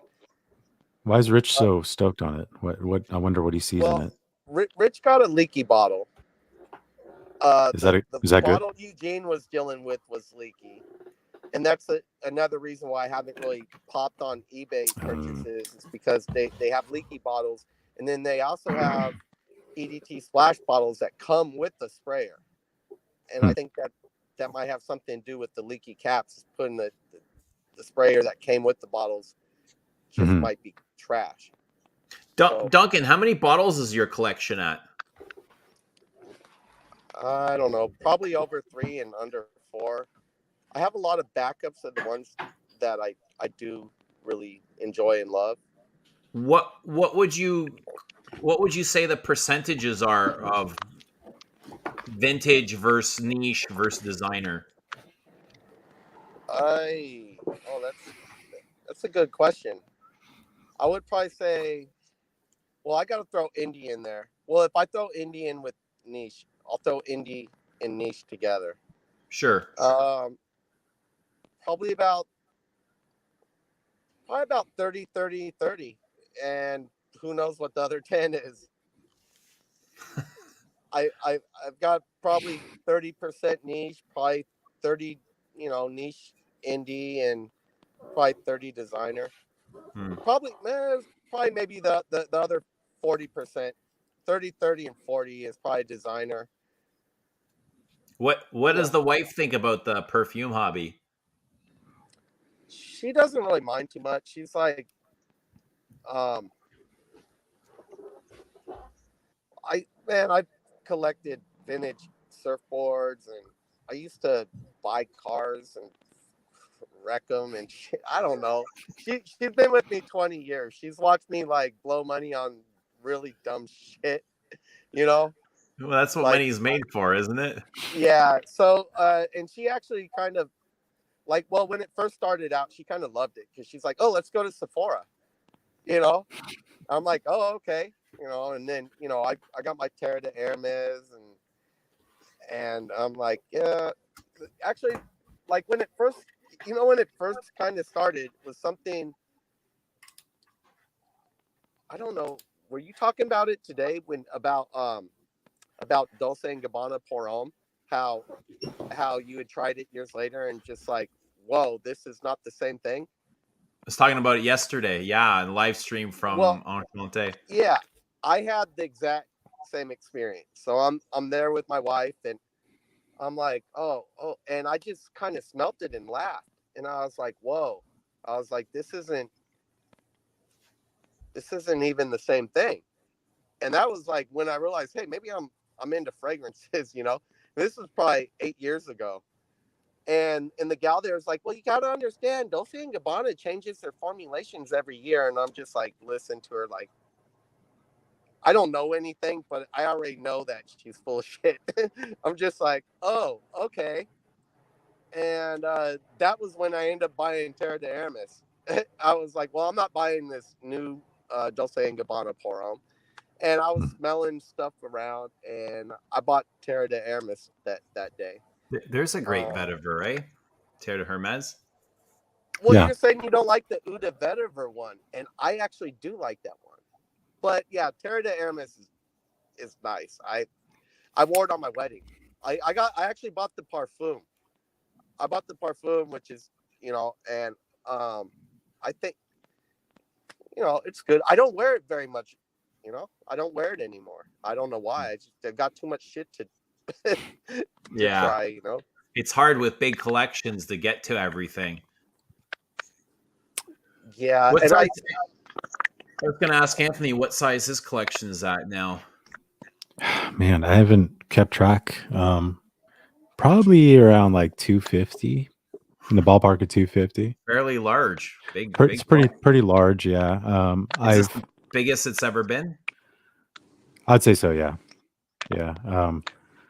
A lot more coming in than going out, that's for sure. I don't have the patience to sell anything anymore or get rid of it or swap it. I'm just like, whatever. I've given bottles away. I'm in the same boat. I'm in the same boat. Don't sell them anymore. There's a lot that I know I'm never gonna reach for, and I'm just like, yeah. And with shipping prices have gone up with the fuel prices, and I'm like, dude, man, I'd love to just like get this stuff off or swap it, but it's kind of a hassle and local pickup only. Yeah. Maybe you could come look at all my shit I want to get rid of. Speaking of that, I bought a L'Artisan fragrance from someone for $20, kind of in the hood where I live. Oh. Yeah, you know, it was guy who... Musk. You're extreme. You're at Musk Extreme. There you go. Oh shit. My wife has that. I have Muret Musk Extreme, the one with the berries in it. It's like a bright. Yep. Bright berries. My wife loved it, and she bought it. She bought it on the spot at Bloomingdale's there from, I don't know if you've been to the Bloomingdale's in San Francisco there. I have, yeah. Who runs it. He's a tall, skinny guy, pretty flamboyant, super fucking cool. And I got the he's got the glasses and he's super outgoing. I know what you're talking about. Yeah.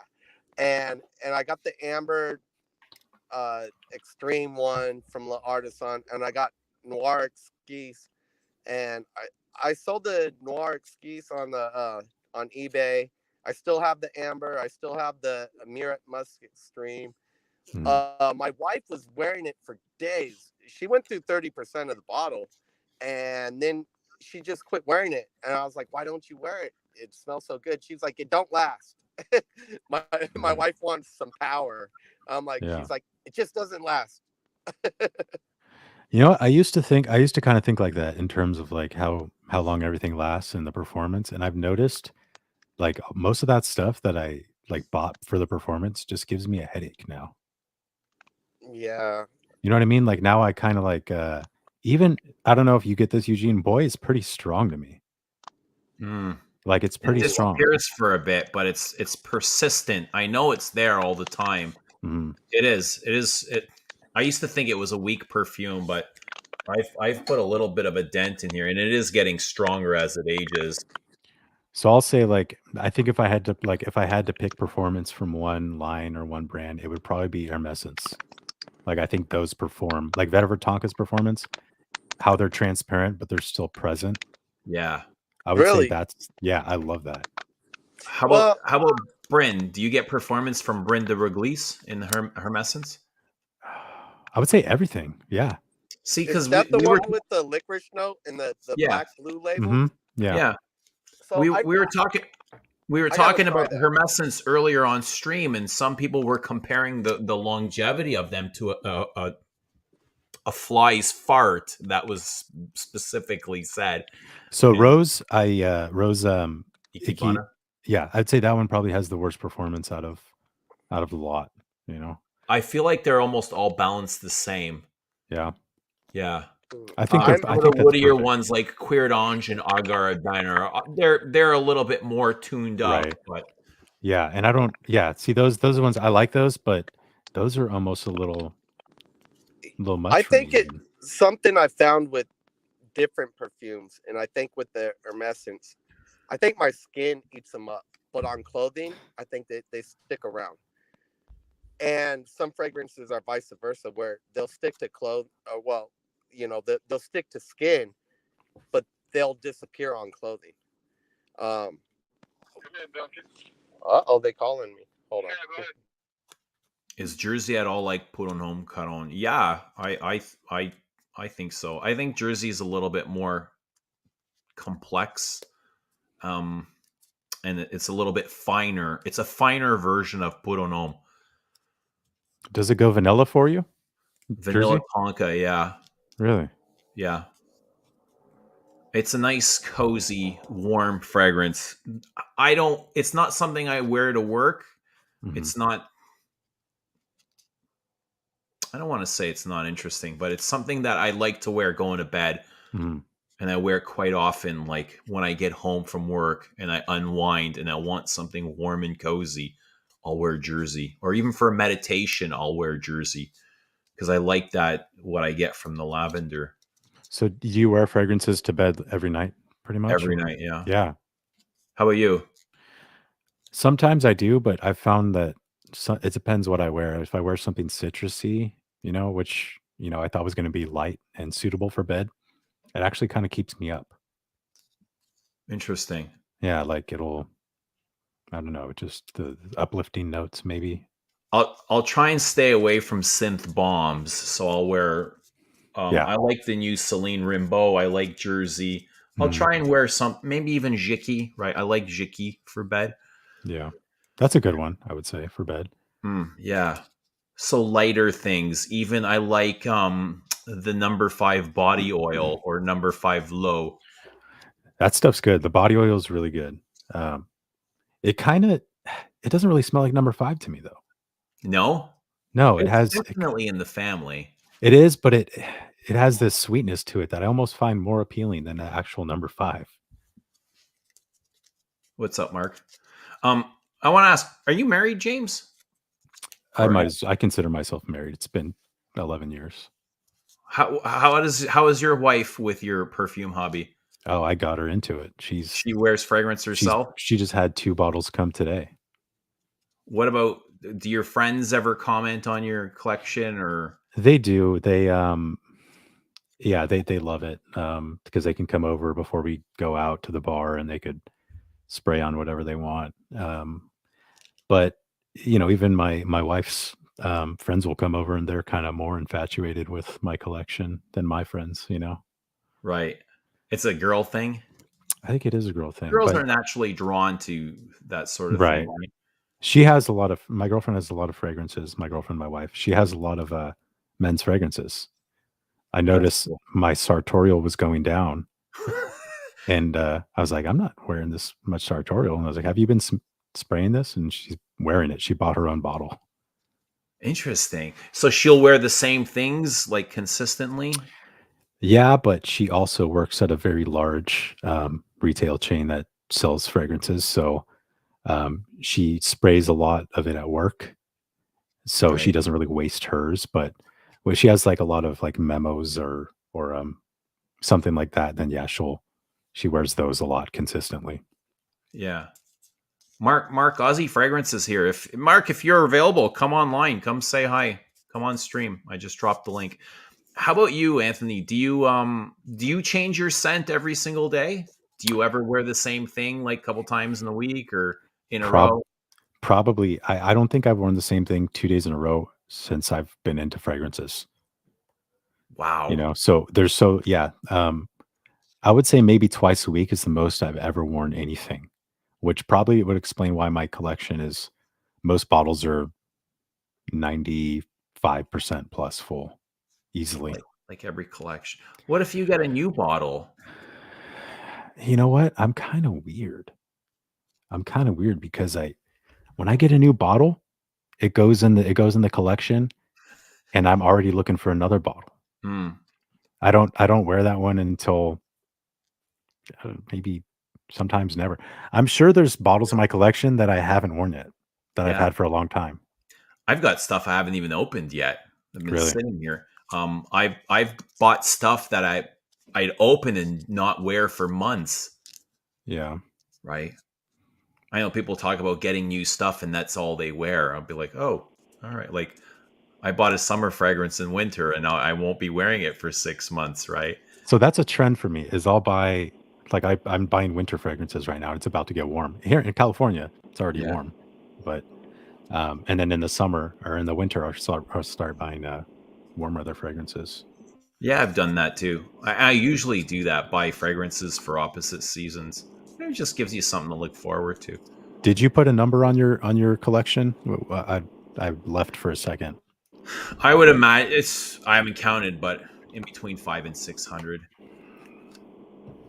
Looks like I got some buying to do. I should really be selling. I mean, I don't know what I could possibly. My I think you went into the bay. connected with my Bluetooth Dude, on my car. I'm hoping it didn't. You sound like you're about to land on the moon, man. All right. Well, Duncan's you guys doing have a nice night. I'm gonna go back to. I'm going back to watching the stream then. Okay. You guys have a nice night. All right, Duncan. All right, thanks, Dunk. We'll see you soon. I'm gonna have to get that. We're gonna have to go smelling stuff in San Francisco.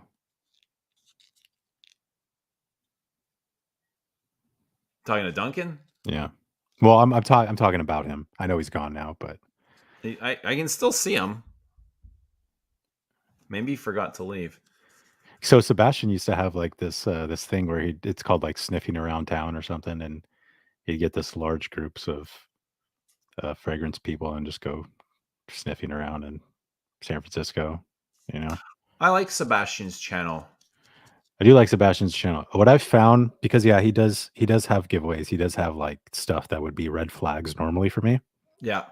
But he dislikes enough stuff for me to be like, okay, I really trust his opinion. Plus, I've talked to him in private. I talk to him quite often too. Not, I mean, I don't want to say often, but enough. A couple times a year, right? A couple times a year, we change texts.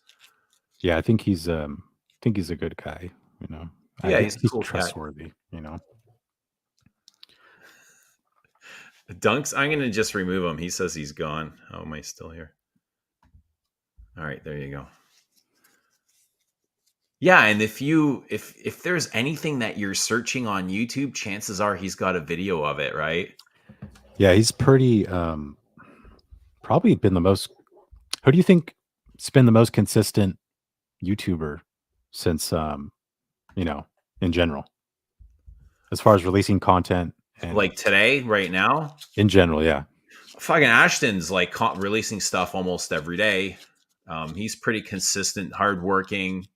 Jara is very consistent. He doesn't seem to take a break ever. Mm-hmm. Obviously, Jeremy's done like 5, 6, 10 videos a day. I don't know. Mm-hmm. Jeremy, yeah.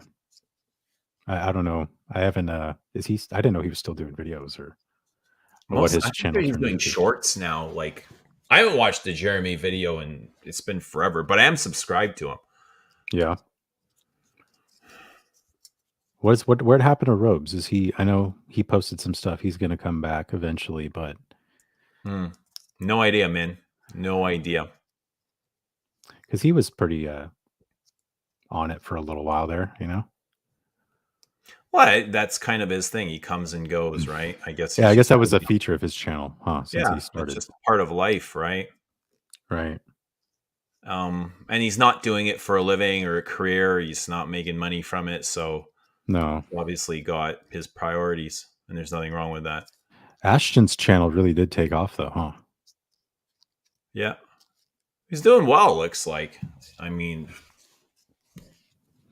Yeah, you went down and stayed with him for a little bit, didn't you? A couple few days. He invited me down for the weekend. Yeah, we had a good time. Pretty much, you know, I stayed in a hotel, but I spent a lot of time at his place. We went out, we went restaurants, eating. It was right before COVID, literally like the weekend before they scared the shit out of the whole world.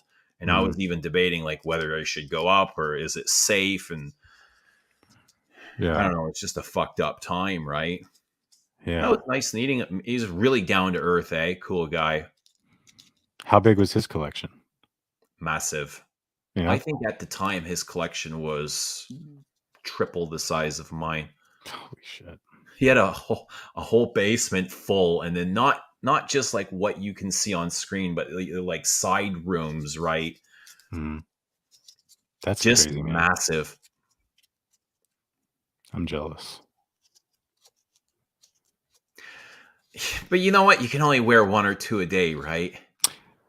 Yeah, I wonder, like, I know that I'm never going to be able to go through my entire, we know that, you know what I mean?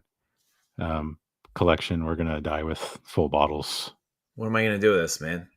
Nobody's going to want this after me. My kids aren't interested in this stuff. Just, if you have a will, just put my name in there. And then. Dude, you guys come and pick it up. Take it away, man. Yeah. I don't think anyone wants to deal with my stuff. Like, think about it. When somebody passes away and you've got all their, what are you going to do with this? Yeah. We, as humans, we collect so much junk and none of it can go with us. Yeah. I mean, my guitars, all my musical equipment, you know, got to have a will. Just going to give it all to my son and my brother. Do they want it? Is it something that interests them? I mean, well, my fragrances, you know, I'd probably give to my brother and split it between my brother and my son. But my musical instruments for sure would go to my kid, you know. And it's stuff that they would like and appreciate? I would hope so. I would hope just if they aren't naturally into it, that they would appreciate that it was mine. And if I was gone, that'd be, you know, a reason to at least take some interest in it, you know.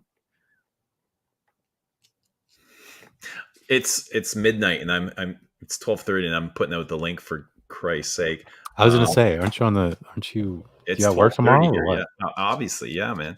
Yeah. Nobody's gonna want it. Literally, there would be a war started just from the people in this chat if you told us we're eating king. Yeah, I don't know. I think about it from time to time. Like, what am I gonna do with this when my time expires? Like, I can put it, obviously I'm gonna leave it to my kids, but I don't think they have any interest in this stuff. They're gonna take your Sauvage. I mean, they can take it and sell it. They can make money, but again, that takes effort. There's work there. Yeah. How you just recently moved, didn't you? Yeah. How was that? Might be me soon. How was moving those bottles? A lot easier than I thought. Really? Everyone was telling me put them in the boxes, store them properly. I was like, fuck no, man. I got those huge rubber bins and I literally dumped all the fragrances in there like that. No packaging, no protection, No nothing. boxes. No boxes, no. Wow. And I put them in my truck and I drove them off. Drove very, very carefully, Yeah. and I didn't break a single bottle. Jeez. Because I might have to be doing that soon. So Yeah. I stored all the ones that were symmetrical, went together like the Dior Privés, so they lined up very nice, right? I laid them down flat, put them in these huge Tupperware bins. I had no problem. Yeah. Man, it just seems like a pain. That's a lot of It bottles. is. It is a pain, right? But it's a relief when you get it all Oh yeah, it good to is. go, And then I right? look at this stuff after I set it up, and you wonder, where are you gonna put it? Like, what's it gonna look like? How's it gonna feel? How's it gonna look? And then like, why do I have all this stuff, right? Yeah. What's the purpose of all this? I don't know, man. Do you ever, I mean, And I'm like, is this all trauma? Like, what Yeah. the fuck's going on here? that's a good question because what are we trying to hide? What are we trying to get out, you know? Yeah. Is this all unresolved trauma? Like, Because it's like I found myself buying a lot of stuff not because I liked it, but just to kind of feel better about myself. Mhm. Right. But when you get it, I mean, when you get that new bottle or whatever, you know, is it satisfying or is it like Yeah, I'm for already 20 minutes. Yeah. And Yeah. then it's forgotten. Yeah. Unless it's something I truly enjoy. But Like a even Chanel would the stimulation would last a little bit longer than, let's say, Papyrus Oud, you know? right. Right. But even knowing that, it's like how I don't know. How do you prevent it, you know? How do you prevent it from becoming a cycle? I haven't figured out the answer. That's why. Well, that's just like learned behavior, that cycle. You've learned that when you feel like shit and you want to feel better about yourself, go and buy a perfume, right? It's just like escapism, finding happiness from outside of yourself. What did you use for that before you were into fragrances? I was into MMA, Really? watched a lot of UFC. Yeah, I was obsessed with UFC. And some other things that probably wouldn't be a good idea to talk about on YouTube, but do you think that's was it it's a healthier? distraction. It's a distraction, right? Yeah. Yeah. I mean, it was probably a cheaper distraction, that's for sure, but Which the MMA. probably, but I don't think it was I know it wasn't as fulfilling as the perfume. No. Oh, especially now because you're going to have your own perfume that you had a part in creating, you know. Yeah. So I guess, it is a positive thing for you now, really, you know. Yeah. It's not Yeah, really an addiction, but like a positive outcome. Well, it depends on how you define addiction. Mark's asking, did I train? I trained Thai boxing for years, and I really enjoyed it, and I was in great shape too. I didn't compete. I just trained. I just went to the gym and trained, and I enjoyed it a lot. But once I discovered fragrance, it's like I forgot about everything.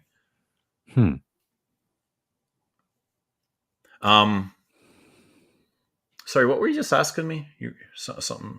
Well, we were talking about Yeah, I was like, how do you define like addiction, right? And to me, it's like, I even went to like therapy for this shit. And now it's like, if my happiness, addiction can mean many things, but I'm like, if my happiness depends on it, then I'm like, I've got to be addicted to it. If I can't find happiness any other way, that's what I would consider addiction. But there's way more to it than just that. That's just like a very general. Right. I mean, if you were to get rid of your fragrances, obviously you wouldn't feel very good about it, but every single one, like, could I keep 50? How about no fragrances for like a year? I What do you think it would do to to you mentally? Right now, I think I'd get over it quickly. Yeah. Yeah, I'm in a different place now than I was 3 years ago, 2 years ago. I would say there's not a chance in hell. Do you think you'd find something else? I've really found peace within myself, Hmm. and I've spent a lot of time by myself in solitude, meditating, being alone, and detaching from a lot of the ideas who like I think that I am, the person that I'm supposed to be, the person that is expected of me to be. And that even includes like perfume. I don't want it, like I love it, but I don't want it to define me, even though a lot of times it does. Yeah. Right. Yeah. I don't know.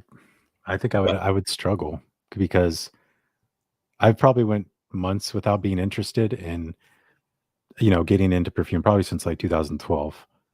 I always come back no matter what. It's one thing that's been constant in my life for since 2012, you know. yeah. I don't know. So we probably started around the same time then. Probably. Yeah. Yeah, I mean that's a long time. You think about it. You've seen the evolution of basically the beginning of YouTube, for fragrances. Yeah. 2009 probably was when the first videos came out, I believe. So shortly after, all the way up until now. But at the end of the day, if somebody took away all your fragrances, it would suck, but you would survive. Nothing would happen to you. No. I'd still have music. I'd probably be more productive in the things that Right. If you took away all your watching YouTube fragrance videos, yeah. the fragrance forums, or whatever it is, like going to the boutiques and smelling things, if you took all that time away, and replaced it with something, you'd have a shit ton of time to do other things. Yeah. But chances are you would develop another behavior to fill that void. I mean for me before fragrances it was guitars. Yeah. I would sell trade. There was a forum online called sevenstring.org, and it would be the same thing as fragrances, just buy, sell, trade guitars, Yeah. you know? Yeah. I was on the Sherdog forums all the time too. That was like the MMA forums. Oh, really? Yeah. That's crazy. I mean, I didn't know you did MMA. I know you've mentioned some things like that before, but I didn't know. I don't talk about it. Nobody's ever asked me before. All right. I took, like, as I moved, I took all my equipment and tossed it in the trash bin. Right. I took everything that I haven't used in years and I've tossed it out. I don't hang Oh. on to stuff. So there's no sentimental value in any of those things. I mean, what am I going to do with it? It's all like stinky gloves, right? Tie Yeah. pads. Put on Craigslist. I could, but I couldn't. Like we were talking about, you couldn't be bothered selling fragrance, right? You're giving it away now. With the shipping prices now and all that, like I've sold so much fragrance that I'm just over it. I'd honestly rather give it away. My dad has tons of my bottles. Yeah. He has his own collection. He probably has 20, 25 bottles just because I didn't like it. Mm.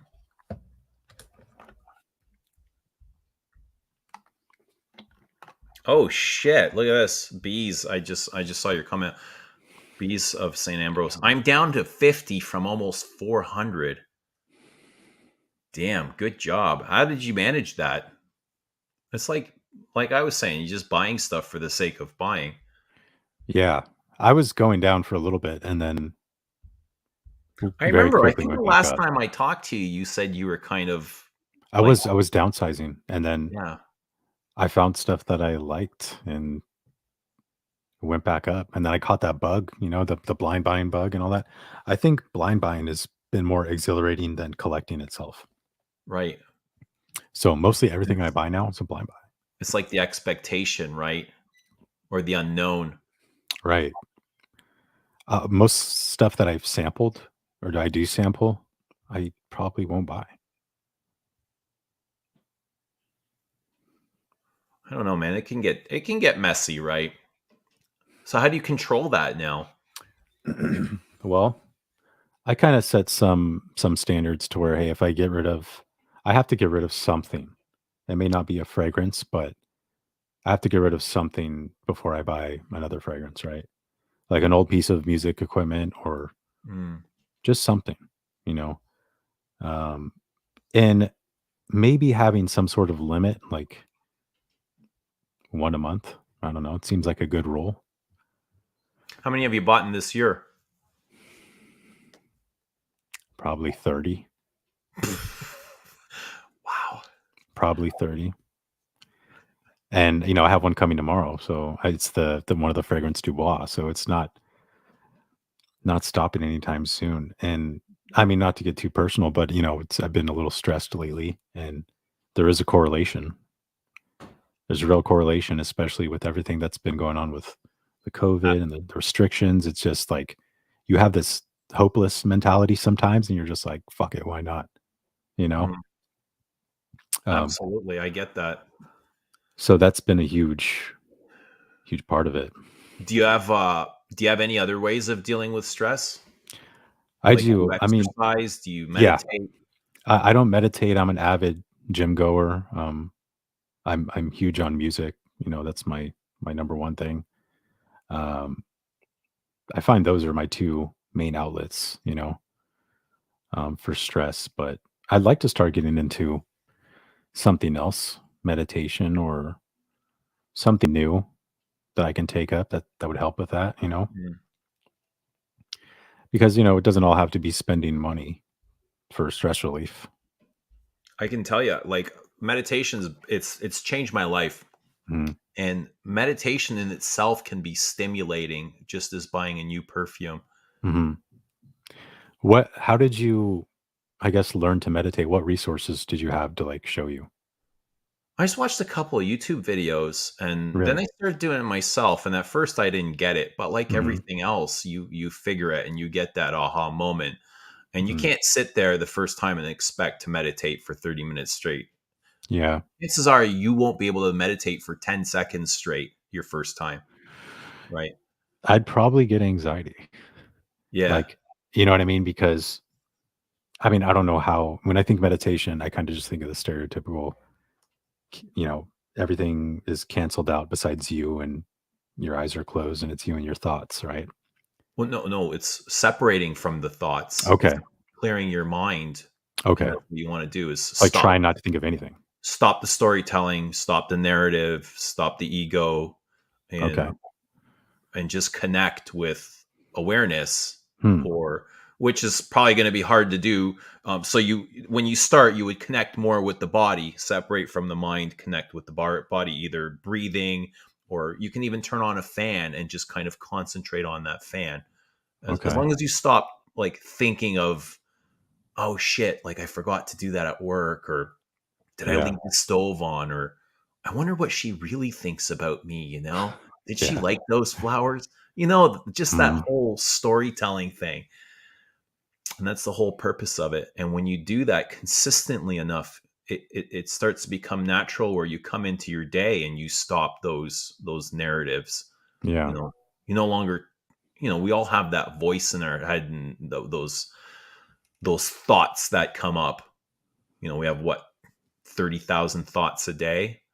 So meditation carries over into your day, and those thoughts get canceled out, and you're just able to enjoy whatever is happening in front of you at that certain moment. Hmm. So it's been relieving like that. So I haven't really felt a lot of stress during these times, and I think meditation has been a big part of that. Hmm. Um, Whereas before, I'd be really judgmental and I'd get angry and upset. I feel very neutral now towards everything. My highs Interesting. aren't very high. My lows, I don't crash. I feel like this a lot of the time. Hmm. Man, I need to look into that because I've been interested for a while. I didn't know where to start. I don't know where to start, you know. Just start slow, start easy, start for 1 minute. It feels like one of those things, or it seems like one of those things like if I do it, I'll be like, am I doing this right? Yeah. Well, if You you're know? asking yourself during a meditation, you're not Hmm. right, because you're not supposed to be asking the questions or thinking things. Right. It's just like a complete. Your mind goes blank, and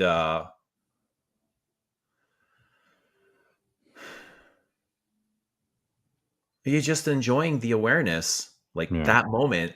That's all there is outside of the thought. So you need the right environment then, right? I mean, You need quiet. you Yeah, need if you have quiet. people talking, that's going to be a big distraction, and it doesn't help. Have you heard of those? It's like one of those tanks where you float in water and it kind of like blocks everything out. What is it? I'm Sensory deprivation or something like that? Yeah, I'm not familiar with those. No. I hear some pretty intense things about those. Obviously, I don't have access to one, but you'd probably be pretty good at it. I don't like the other day I meditated for 2 hours straight. That's been the longest. That's a long time. It is a long time, and I try to do 1 hour a day. Mhm. Sometimes I don't do it all at once, but I try to get 1 hour. The other day I did 2 hours, and I felt great for like the next day. Like Mhm. I'll do it before bed, Yeah. and the next day I went to work and I felt like just so calm and neutral. And Hmm. And you have a pretty hectic work environment, right? it can be, yeah. I think I mean, that's it's noisy at least. Well, yeah, it's really noisy. It's aggressive. You Mhm. have all kinds of attitudes and personalities, and people you got to deal with. Yeah. Um, it can But get quite intense. There's deadlines. Uh, Emergencies happen all the time. Rush jobs, and now it's like, yeah. oh, but it's 3:30. I got to go now. Y Instead of me sticking around until midnight trying to repair an emergency, it's like not my Right. problem anymore. Yeah. Do you like your job? Do you find that it's not I mean, there's probably a little bit of stress, right? But do you think it's a contributor to any of your stress at all? It used to be, Yeah. not anymore. I don't allow it to stress me out. Now Mm. it's like if I feel they're putting pressure on me, I'll put up this wall and I'll say no. Like Mhm.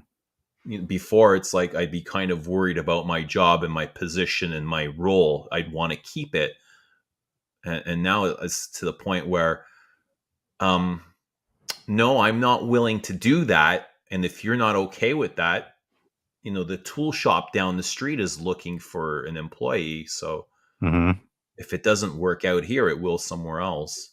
Right. That's kind of where I'm at now. That's a good mentality. I wish I had that mentality. I mean, yeah, it takes a little bit of a while to cultivate, but it's well worth it. Yeah. And it carries over in other aspects of your life too. Mhm. Do you Right. exercise? I run often. Yeah. No, weightlifting or anything? Is I it just used to lift weights, but I don't enjoy going to the gym. I love running though. I Okay. love the outdoors. I love the connection to fresh air. Yeah. Like Yeah. I can even run in the rain. I love running in the rain. Are you Right. familiar with David Goggins? No, never heard of them. No?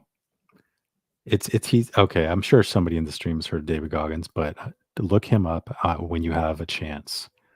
Um, his mental fortitude is just he's an ex-Navy SEAL. Just look him up when you have a chance and let me know what you think because it's intense. All right. What you drinking? Oh, just some, something I shouldn't be drinking, some sweet tea. Pure leaf sweet tea. I should Do be you drinking drink? water Do you more. drink? Here and there. Um, very rarely. When I drink, it'll probably be a beer or two, you know? I've always been pretty straight. I don't I don't fuck around with a lot of things, you know? Um, like marijuana, extreme anxiety. It probably invented my anxiety, you know? Marijuana? Yeah. Yeah. Man, I do not like that stuff. Neither do I. It's just and I don't know. Is it legal in Canada in like your province? Dude, I'm not into it. I'm sure it is, and I Yeah. don't know. I couldn't tell you. I don't know where to buy it. I don't know who sells it. I don't So know anything about it. here, and I'm sure Duncan can tell you, it's like it's falling out of people's pockets Yeah, in I smell it California. everywhere I go, though. Yeah. Just can't get away from it here, and I feel like that's a huge part of our culture that I just am completely disconnected from. Same here. I You know what I smell mean? it. It's everywhere. Yeah, You smell it coming out of cars, like you're driving behind a car and you can smell it coming from the car in front of you. yeah, and I think it's a vice, right? In a way, everyone has a vice. Duncan has a comment for you. Not sure you're gonna feel about that. Anthony want a wife swap. You don't have to answer that. I'll get with you later, Duncan, on that one. You guys swap numbers. Yeah, for sure. Oh, Margie's in California as well. I forgot. We had Margie on the other day. I'm not sure if you caught that. What part of Cali are you from? Have you ever been to California, Eugene? I have not. No. No, I have not. I think you would get a kick out of it. Yeah. Yeah. What do you think I'd like there? I'd like, dude. I think we should go to San Francisco. If you ever get a chance, you should come out to the Bay Area, and we could show you what the Bay Area is all about. I'd love to. I'd love to travel. I can't wait to start traveling. Yeah. So no talk. You haven't talked to Christo in a while, or? No, it's been since he's left Ontario, basically. Hmm. And I think he left before COVID, didn't he? Man, it's been so long. Yeah, probably before COVID. I think he left like the September before COVID was in the February, right? Yeah. Oh, Man, can you believe Margie, it's been 2 years? she's in Orange County. Yeah, so she's in near LA. Orange County's nice. I would say if you come to California, it's like a Bay Area's a mandatory trip. What does this mean? You can steal up to $950 in merchandise and nothing happens to you. Yeah, so if you steal under $950 in California, it's a misdemeanor. You're probably not even going to get. You might get a citation. So I can steal 2 Frederick Malls and get away with it? So let me put it this way: people will come into my girlfriend's work with tote bags, and they'll wipe the tester shelves clean, and no one can do shit about it. Because testers are worth less? Because no one's going to sit there and count. Well, first of all, the cops aren't even going to be there in time. They might be there in an hour if you call them. And then, yeah, if it's under $950 total, then you're going to be fine. You might get a citation. But California politics is a whole nother. But Rudy's from New York, right? Yeah. So our states are similar in certain ways. I'm trying to think, like, when was the last time I stole something? And I can't even form a thought. Dude, I'm pretty sure I've only stole one thing in my life, and I think it was a candle when I was a kid. And I think it was just like because I wanted to steal something. And I felt so bad that I walked back to the store and I discreetly put it back. Pretty pathetic, I right? can't remember, man. I'd love to come up with a great story for you guys, but it's not there. On tour, we would take stuff from Walmart. Did you tour with a band? Yeah. I toured with a metal band called Fallujah. They're actually worldwide now. They're a huge metal band. Really? Yeah. And what happened? I quit. I was actually going to move to LA to be a session musician because my cousin was a guitar player who did work on for Whitney Houston and other huge names, Hmm. that didn't end up happening. Were you into fragrance at the time while you were touring? I'm trying to. So I always liked fragrance ever since I was a kid. 2011 is when I got out of the band. So it was actually shortly before I really got into fragrances, but I've always stole my dad's Platinum Ego East and his Polo, his Dracar, his Benetton Man, colors. your dad had good taste. My Yeah, dad he didn't really wear did. any fragrance. Oh, I really? had to steal my mom's Dior Poison. Okay. So those Polo, that original Polo and Obsession, those were both my dad's. They're splash bottles. You know the weird thing about it too is they both smell fresh to this day. Well You know, kept. yeah. I mean, they're strong. They're worlds apart from what's on the shelves now. Both those fragrances, you know. My mom's signature was Poison, and I asked her about it a while back. Like I asked her about the perfume, and she says the one thing she remembers is while she wore Poison, it changed the color of her skin on her neck.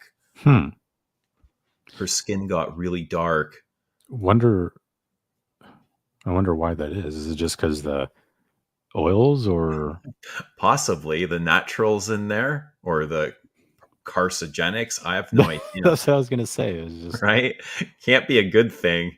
yeah. You got like a tan from your fragrance. I don't know if you continue to use it. You know, I don't think my mom wore much fragrance. She just now bought um it's a Dior. I think it's one of the um what's the Dior ones? The popular female ones? Not Miss Dior. Diorella, Shit, I don't know. Ms. I Dior, think it's Miss Dior, one of the flankers. Hypnotic Poison. No, I think it's one of the Miss Dior flankers. But she's obsessed with that stuff. And I tried to show her number 22 because I have the little samples, you know. And she thinks even those are powdery old lady scents. Which I don't see. I had 2 bottles of 22 and I gave my mom one because she loves rose. And I said, spray this. Tell me if you like it. If you like it, take the bottle because I'm never going to use it. If you don't like it, I'm going to keep it. She sprayed it. She's like, oh, I don't know. It's like, it's too much. It's too much. And then she waited like 15 or 20 minutes and it opened up and she's like, oh my God, this is so beautiful. Yeah. Right. I think it's once the aldehydes kind of faded away. Yeah. I don't know. I love aldehydes. I used to mistake them. Well, so my first experience with aldehydes was thinking I was buying Comme des Garçons 2-man. And I was on eBay. You got 2. I got 2. I knew it. And I was like, what the fuck is this? I was like, this does not smell like anything like how I want to smell, you know? And I read that it had aldehydes in it. And I was like, I'm never buying anything that has anything with aldehydes in it again. Yeah. This is trash. And then now I love aldehydes, you know? I don't know. It's weird how our tastes change so drastically. Something we used to hate. I love Chanel aldehydes, but I like that. You know, I like soapy perfumes, and that's what I find aldehydes do. They add like a soapy quality. They do. Like a sparkle. Right. Like a sheen. Mm-hmm. Do you see light in colors in fragrance? I do. Not every fragrance, but a lot of fragrances I do. Like a lot of the Chanel stuff, pretty much all of it, excluding like the mainstream masculine stuff. I see like a light gold. I don't know. Yeah, I mean that's the juice color kind of. Maybe it's my perception, but that's what I smell. Like the aldehydes in Chanel's, they kind of just come off as like a nice. To me, aldehydes are very sparkly, almost like glitter. That's what I'm saying. Yeah, like almost like a glitter, like a gold glitter to me. You know, like Boy has it, right? Has the same thing. Man, I love Boy. I love Boy too. I have a small bottle. I really wish I would have got a larger bottle, but I think they're up to $400 now. US. Insane. I remember I got this on. Do you guys have Kijiji? I don't know. What is that? Kijiji is just like a marketplace, aftermarket. No, I don't We think have so. Kijiji up here. I found this on Kijiji for like half price when it No first shit. came out. Really? Yeah, like the year it came out. Can you guys get discounted Chanel's up there? So last year I got Queer de Russie and Mhm. Bella Speedo at 25% off. That's pretty good. It's amazing. Mhm. Holtz is kind of our Neiman Marcus, Yeah. and this is the Eau de Parfum. Okay, so you want to hear something funny? I bought that last year. Queer de Russie, the EDP. I bought it online, had it shipped to me. Man, I couldn't I couldn't pick it up. I returned my bottle. I just couldn't detect it on me. Really? Yeah, it was. I don't know. I was asking everybody, like, am I just nose blind to this, or Wow. what's going on? But How many that times did you wear it? probably 3. Maybe I would have picked it up eventually. Even if nobody else could smell it, but I could, it would have been okay. Yeah, I'd be fine with that too. Yeah, I'm 100% fine with that, but I couldn't even detect it I don't myself. care if anyone smells me or not. That's not my No, priority. I don't care anymore, you know? But then, Ballad Sauvage, same thing. Yeah. Same thing. That was, yeah. I picked that up. I had to return that too, and I was like, They let you return open fragrances? well, you gotta say that you had, like, a little reaction to it or something. I got a rash on my Yeah, I balls. just got a really bad ball rash, you know? Gonna send this shit back. This is not doesn't do what it's supposed to do at all. Flared up my hemorrhoids. Yeah. So I returned that, and and the discounters let you return stuff too, actually. Not that I'm a serial returner or Returner. anything, but I mean, it's $400, like, you know what I Yeah. mean? Yeah, you want to smell it. Mhm. It's funny because I had that problem with the Sycamore EDT. I loved the scent, but I could never pick it up. Really? That to So me is the strongest one. the Sycamore EDT. I mean, And then I per got rid of my bottle. And then when the EDP came out, I loved it. I was like, yeah. I love this. And It usually, like when they get compared, the EDP gets trashed in comparison. I was like, all right, that's fine. I love it. I don't care what everybody else thinks. I wonder how much of that is warranted, though, like the trashing the EDPs and, you know No, I'm sure there's slight differences, but Mhm. I almost think they're to the extent where a lot of us can't even verbalize what those differences are. Right. I mean, Queer de Russie, it didn't work for me, so I don't know if the EDT would have worked, but it sucks too because I love the The scent. scent. Yeah. Again, like Chanel's, a lot of them wear lighter, but I don't have a problem detecting them. Same as Hermescence. I think I'm lucky in that sense. See, Hermescence is like I never really have a problem detecting them on myself, at least, you know. But they're always trashed for being way too light, you Yeah, know. and that's fine. Uh, I don't know. I think the Dior's are too heavy for me. They're much heavier than both Hermes and Chanel's. Yeah, I would say they're not really transparent, right? Like maybe with the exception of Bois d'Argent, but even that is pretty. But it's got presence. It does, yeah. It's lighter, but it's still present. You can feel it. It's almost more like you can feel it than smell it. Right. That's one that I regret getting rid of. Bois d'Argent. Yeah, I think I wanted something else because I had like a huge. What are they? 200 mils or They're 250. They come 250? 125, 250, and 450. I had a 250, but it was like 100 mil in the bottle or something. But um, yeah, I got rid of it probably for something that I wanted at the time, and I regret it. I haven't picked it up since. We got people coming in from the other side of the world just waking up now. What's up, guys? What time do you have to be awake?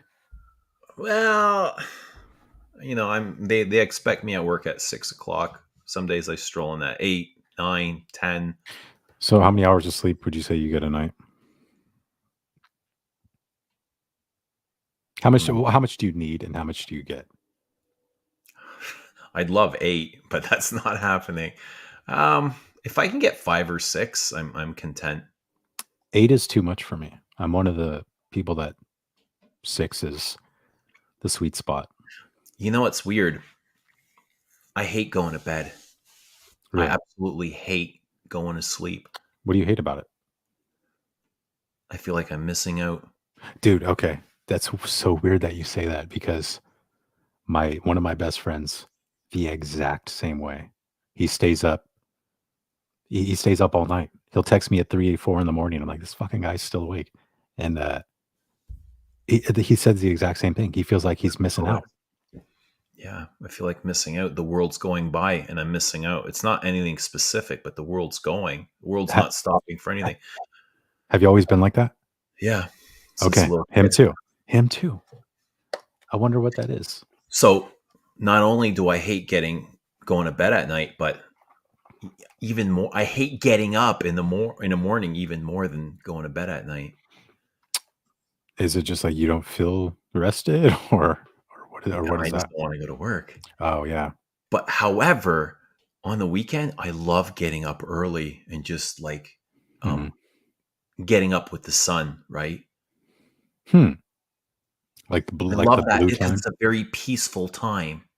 We call that blue time. What does that mean?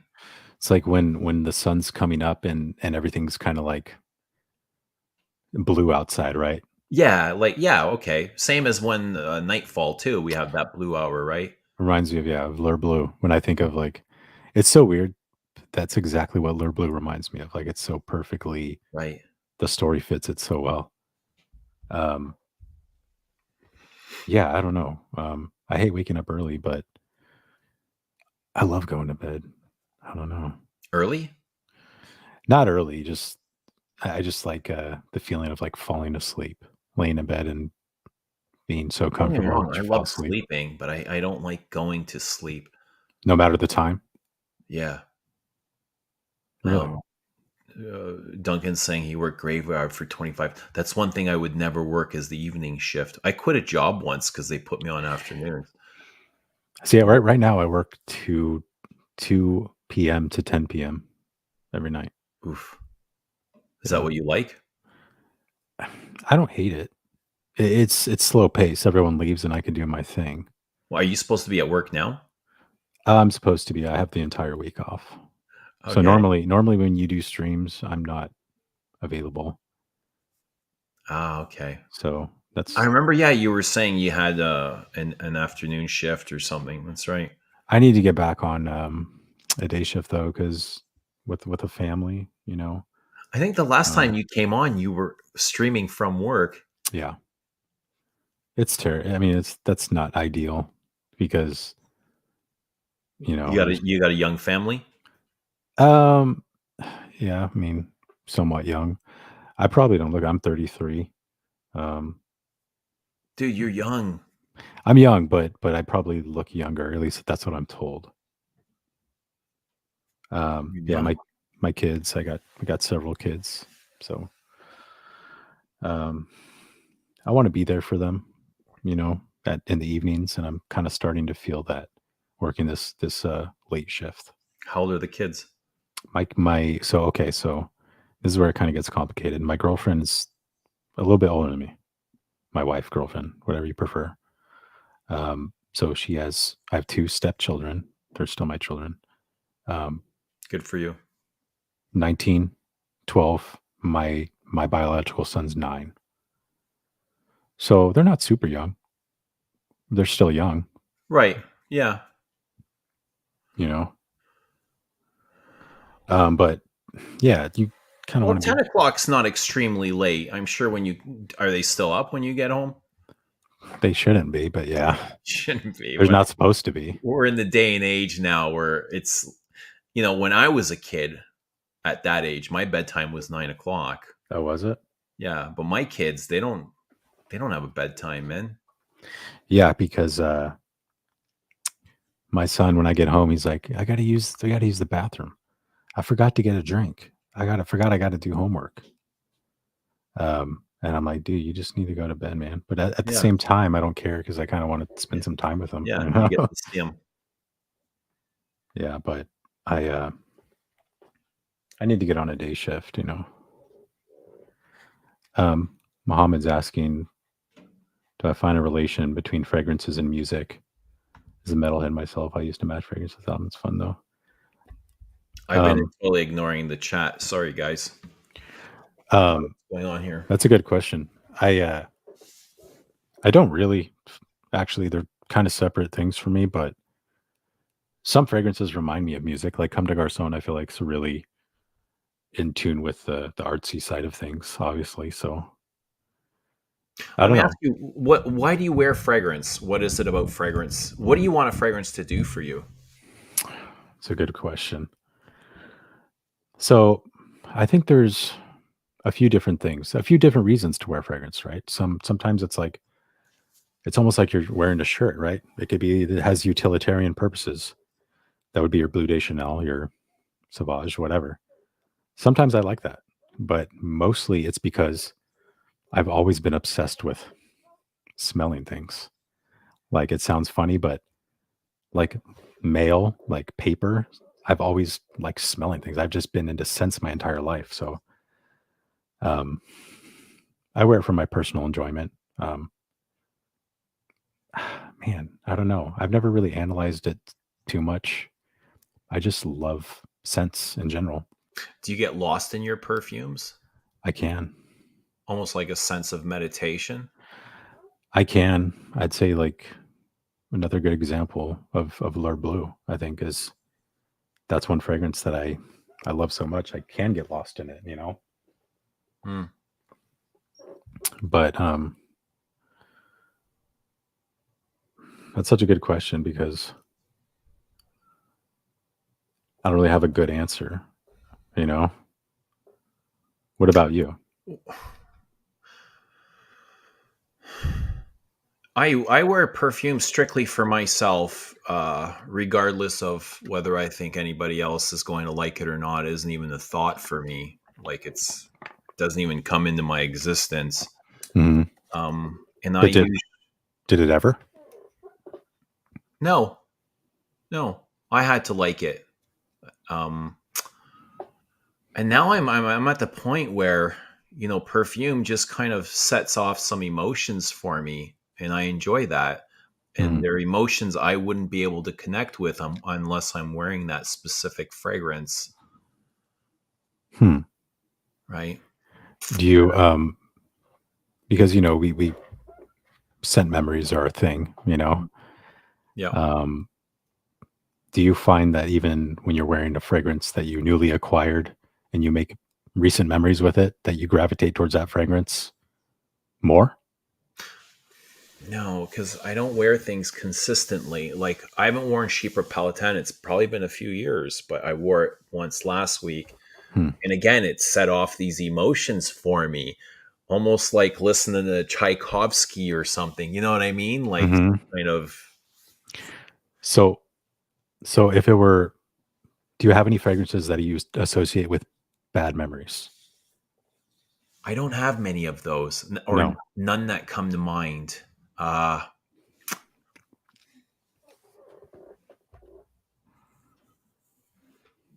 because I do kind of a little bit. Not bad memories, just Fracas, like I can't go back to Fracas because of the migraine it gave me, and I associate Fracas with a migraine.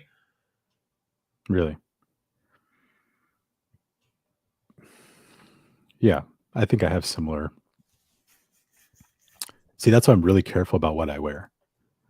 I don't wear my favorite fragrances all the time, right? Unless I know the conditions or I think the conditions are going to be perfect. So now I wanted to ask you, like, when you listen to music, what does music do for you? Do you get emotionally attached to your For music? sure. For sure. Um, and different emotions, people listen to different music when they want to feel different emotions, right? Um, but I love, like, say, if I'm just listening to acoustic music, just acoustic guitar. Um, I want to feel nostalgic. Nostalgia to me is one of the most powerful feelings, right? And I think I'm constantly searching to feel that way, right? Because I think I had a pretty good childhood, and I think I kind of romanticize that. I'm always looking to the past and kind of comparing everything to the past, you know. Yeah, you don't want things to change. You want to go back to a certain time and place. That is Exactly. powerful because once you get stuck there, it could become painful when you come out. Hmm. So with music, to me, that's something I'm always looking for, you know. Right. Fragrances, I guess that's why I don't associate the two, because it's kind of a different thing, right? I don't look to recreate the past with fragrances. I'm looking more towards the future, what I'm going to experience this fragrance for the day, right? Mm. I think I wear fragrance for the same reason you listen to music, is for that emotional attachment, Yeah. be it nostalgia or just to feel something, some kind of beauty within. Hmm. Like I was explaining to Galen we had Galen on last week, and I said to Galen, like, I can describe to you a certain emotion or a feeling, and no matter how many times or ways I say it, you're never going to understand what I'm saying unless Hmm. you feel it yourself. Like if I smash my finger right now with a hammer, and Yeah. I can tell you all day what it feels like, but unless Right. you go and do the exact same thing and smash, you won't know exactly what it feels like. Hmm. Right. So now when I wear a certain fragrance, it'll set off an emotion for me in a way that I would never be able to connect with this emotion unless I'm wearing this certain perfume. Like Hmm. it makes me feel a certain way that I can't feel without it. Yeah. Do you match fragrances to the outfits you wear? No. No. Maybe if it's a special event or an occasion, but day to day when I go to work, no. I get up and it's like I pick it within 5 minutes. Regardless of what you're wearing or anything like Yeah. that. Well, I wear a uniform, Oh, okay. You wear the coveralls type like thing, right? blue collar. Yeah. So okay. So that doesn't matter. Hmm. Interesting. Yeah, we all wear fragrance for different reasons, and that association for me is more powerful that it cancels every other reason for wearing perfumes out. Hmm. Yeah, I don't know. I don't know if I have that. I mean, that strong of a emotional bond between me and fragrances. To be honest, I mean, I would love to say that I do, and not saying like my reason is less important or anything, but it's more recreational for me. You know what I mean? Like, it's more of a fun thing. Um, Yeah, music, I can put on a song right now that would probably bring me to tears, you know, and I could, really. yeah, I 100% could. I don't know if anybody could do that with a fragrance, but Has anyone in the chat ever cried to a fragrance, like a rock ballad or something? I'm sure everybody's cried to a song after a breakup or an emotional time in their life. yeah, I mean, you know, maybe a fragrance that a loved one reminds them of a loved one that passed, Possibly. you know, um, Scent is a powerful scent memory. Yeah. man, it is, you know. So some of these people are just waking up for work, huh? Oh, Audrey's here. Audrey Jane, hello. Alan has got 175 ouds. That's a lot of oud, bro. I hardly have any oud. I'm not the biggest fan of oud. I feel like I feel like one of the most overrated smells, and I know this might offend people, but rose oud. I don't think it smells that great. I like a skanky rose oud. Like oud palau, I think is the best rose oud. Hmm. I don't think I've smelt a better I one. like Cartier's Oud and Rose for Rose Oud. I haven't tried it. It's really good. I like Cartier's Oud and Musk and Oud. Mm. I think the whole Oud line is exceptional Yeah. as far as Western Oud goes. I hate the designer ouds. I'm not a big fan of them. I'm not a fan of those dry, screechy woods. So, what do you think of the like Bois Mysterio? And I know you love Bois Mysterio. I actually just picked that one up. That's one of the ones I picked I up like this it a year. lot. But comparing it to Sange, I feel like I notice a difference. I know a lot of people don't, but What do you feel? there's something a little bit more synthetic in the Bois Mysterio than there was in Sange. Mm-hmm.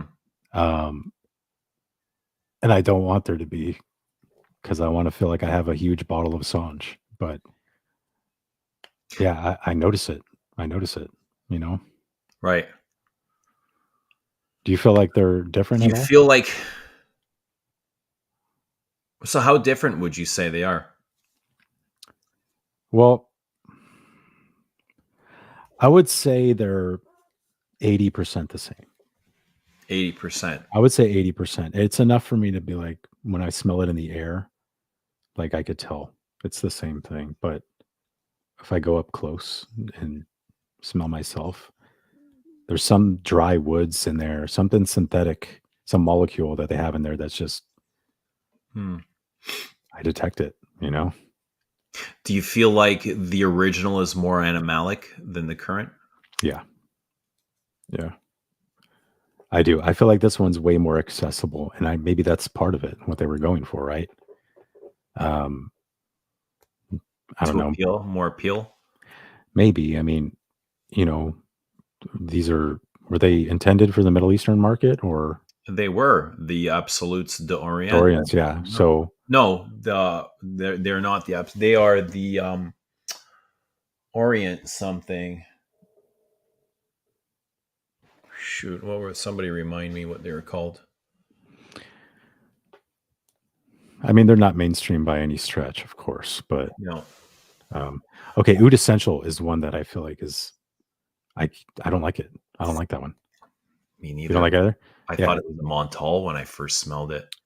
It's super synthetic, super screechy. Mm. But There's some things that I like about it, but for the most part, I dislike it. yeah, I like the leather accord in there. I get a little bit of. I feel like that's what Bois Mysterio is Sange. You add a little bit of that syntheticness from Oud Essential, right? That's what I feel like kind of turned me off from it. But I really want them to get rid of the whole chemical thing. You know, they're very loud perfumes. mhm. I think Quarantance is probably the loudest perfume It that is I own. obnoxiously loud, yeah. The aroma chemicals are intense. It's nuclear. And that's not my thing. I like, the soft things. You know what I do with that one is I spray I'll Far spray away. inside my I'll spray inside my wallet. Like and every time I open my wallet, I don't know, it smells great because I got I Really? got a leather wallet. You open your wallet to pull money out or whatever, it's so strong. It smells so good though. So if I'm wearing something like that, I'll hold the bottle very far from me and spray like from this. Mm. Right? So it's less intense. You found that helps? Yeah. I need to try that. But you don't do the spray and walk through. No. No. Okay. No, that would feel like a waste to me. I'd have to do that 20 times. Yeah. It's so funny seeing the people who aren't into fragrances try to explain how to apply fragrance or, they'll do the walkthrough or all these techniques. And it just ends up landing on your clothes. You're not getting any of it on skin. Right. And you need skin for it to develop. You need the warmth for it to jump off. Do you spray on your clothes? Never. Never. So I'll spray on my skin, on my chest, and then I'll put my shirt on after. But some will get on my clothes, but I don't spray my clothes directly. So what's your spray routine? So if I'm wearing, let's say I wore today Bella Despiro, Mhm. and I went, I think about 8 sprays, all like here. I kind of make this cross, It's all right? on the chest. Yeah. Wow. Nothing goes above this point. Really? Ever. Not for 10 years. Oh shit. Mm.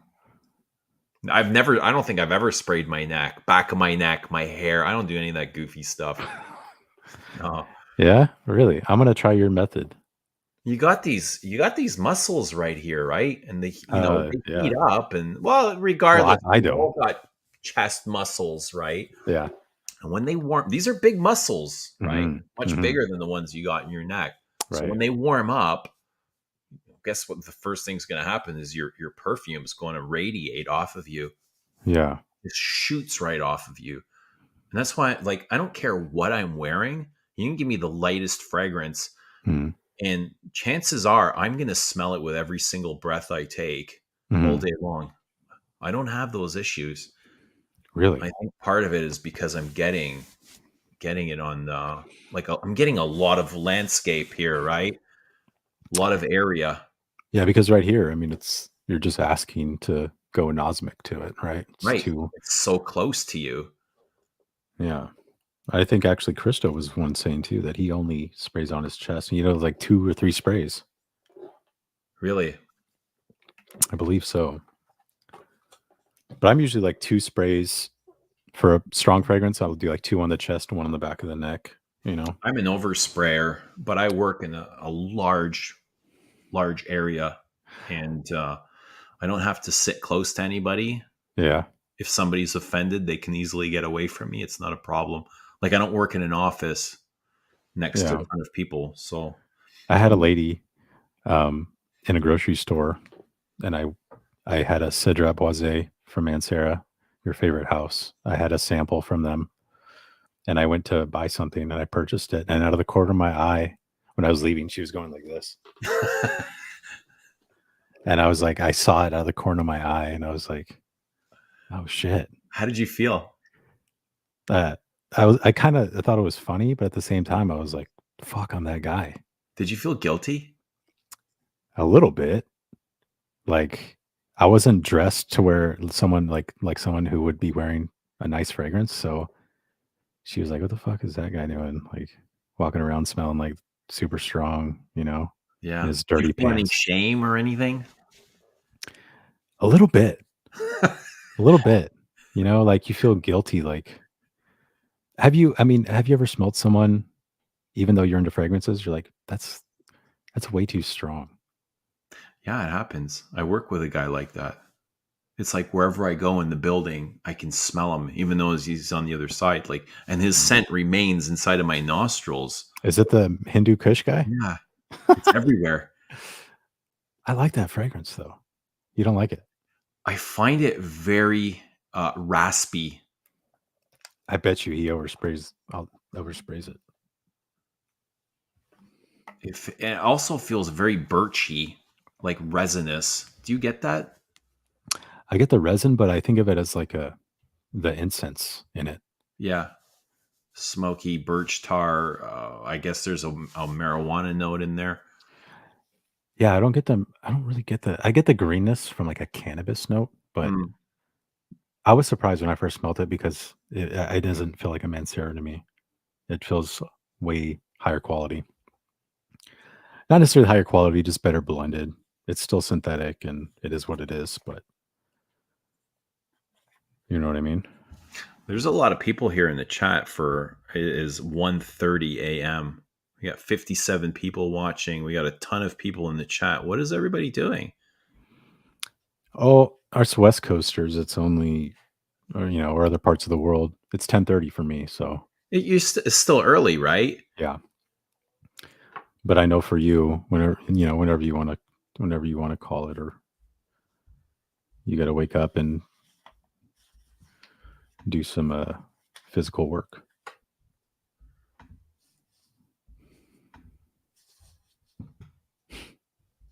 Guys work in a hospital, not allowed to wear fragrances. I see a lot of names I don't really normally see. Guy came into work. A customer came in. He's based out of Mexico, and I'm standing with him. You know, the first time I met him, it was been like 10 minutes in, and I said, "You're wearing Ralph Lauren polo," and he goes, "Yeah." He was about 55 years old, and Original. "It's the only fragrance I've ever worn my whole life." How did it smell on him? It smelled great. It was very airy. There was no density to it, but it still smelled good. Like, it's not what you would think polo like is very heavy, you know, but I found this very airy. I wonder what version he was Just wearing. the modern stuff, whatever. He goes, yeah, you can definitely tell the changes, but he loves it. He doesn't care. I think it's one of the greatest fragrances of all time. I would agree. You know, and I do, like I said, have like a original bottle, and it still smells pretty close. Pretty close. Do you have the modern bottle? I don't. I just have the old vintage splash bottle. I've got a splash too. Do you? I love this. I even think the modern is like, it's exceptionally good compared to stuff that's being released. I think, well, pine is one of my favorite scents in general, not just in perfumery, but, and I think Polo does an excellent representation of that. Huge it's great stuff. Yeah, it's great stuff, huh? Massive tobacco. The tobacco in the vintage version too. Incense. It's fucking heavy. gorgeous. Yeah. It's almost got like this underlying butteriness to it, like under the woods and the dry leather and tobacco. Have you smelled vintage Obsession? Dude, that was my signature scent. Okay. Like in high school. Did you think of it as animalic at all back then? Absolutely. Because I have it now. I have the vintage now, and it had a roar to it. The best, I'd say the best cinnamon note. Like, I don't remember cinnamon. I remember animalics, and I was wearing it at a time where I had no idea what animalic perfume was. Oh, really? Like, I didn't know what notes. I didn't know what an amber accord was back then. That's what I was wondering. Like, do people who wore fragrances in the 70s and 80s, did they perceive these strong oak moss fragrances as animalic, you know? Because that's just how everything smelled. And then Cool Water comes out, or Drakkar, and they're like, what the fuck is this? How do you love Polo Green but hate Mancera? I think it's the scent profiles. This to me smells very classy. I see. I don't find Mancera smell classy like this. No, Mancera's, most of them are trash. Just like Montals are. Most of them are unfortunately trash. Right back up, like Polo Green or Amouage Epic. You know, I've always thought Epic took pieces from Polo Green. It's the only Amouage I have. Yeah. Mm-hmm. I think it's I'm the greatest Polo. one. I go Polo all the way. Oh, Polo for sure. Or he said Polo Green or Epic. Yeah, Polo for me. Polo for me too, but it's kind of different. It's pretty different, but I see what the comparisons are. You know, Polo Green's just. Let me grab my vintage bottle real quick. Just I want to show you. Yeah. What's the sandalwood? Get Samsara for sandalwood. I like Tam Dao as well. If you don't like florals, then stay away from Samsara. So I have like this much left. It's like hardly anything. But yeah, the splash top. I wish you could see the label. The lighting. The lighting on this really sucks, but there's Warner, I believe, for the distributor.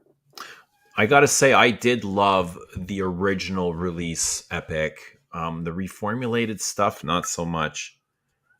That's not being a snob. Like, I own the reformulated bottle and I don't care for it. But when I wore the vintage, like the original, I was like, wow, this is gorgeous. I can notice a big difference where I didn't enjoy my magnetic cap Epic. Between the epics, really. Yeah. So mine is made in the U.S. It says made in the USA. New Who's the York distributor? luxury products. Is that a manufacturer? Yeah. Eau de Toilette, 118 ml. Man, this is really fine print. Yeah, this is Warner. So I don't know what any of that means. What era this is from? What came first or second or third? Warner was probably one of the first. closer to original. It might have been the second distributor, but Rich would know. Rich Mitch would know. Yeah, but it's great stuff. You know, I don't really get similarities with. Do you get similarities with Epic, or I can see a little bit. is it just the bottle? What if the bottle was Maybe. clear? Maybe. No. I always thought, the dry woods and the leather, and Epic's got a tobacco as well, doesn't it? Dude, yeah. This is gorgeous. But it's, what's weird is this bottle's so old and it just smells fresh. It has that aftershave thing to it too, doesn't it? Yeah. I get dude, do you want to talk about compliments? Like I get so many compliments when I wear a little bit of polo. Really? Yeah. My girlfriend loves it. Do you get complimented outside of, like, from strangers? I do.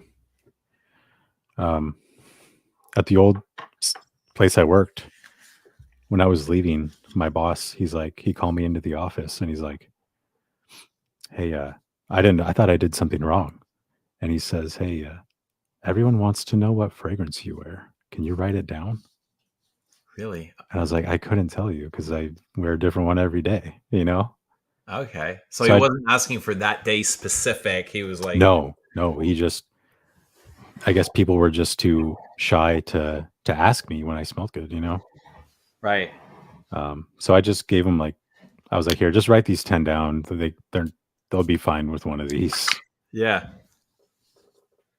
And I listed all my most expensive fragrances. No, I didn't. Margie's asking what modern day frags give you the same vibe as Obsession.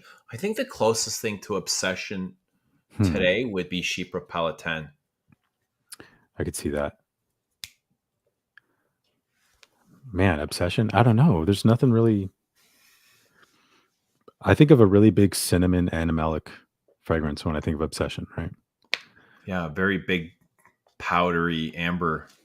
So there's a Azzaro Porum Intense that has a really big cinnamon note, and it still smells like Azzaro Porum.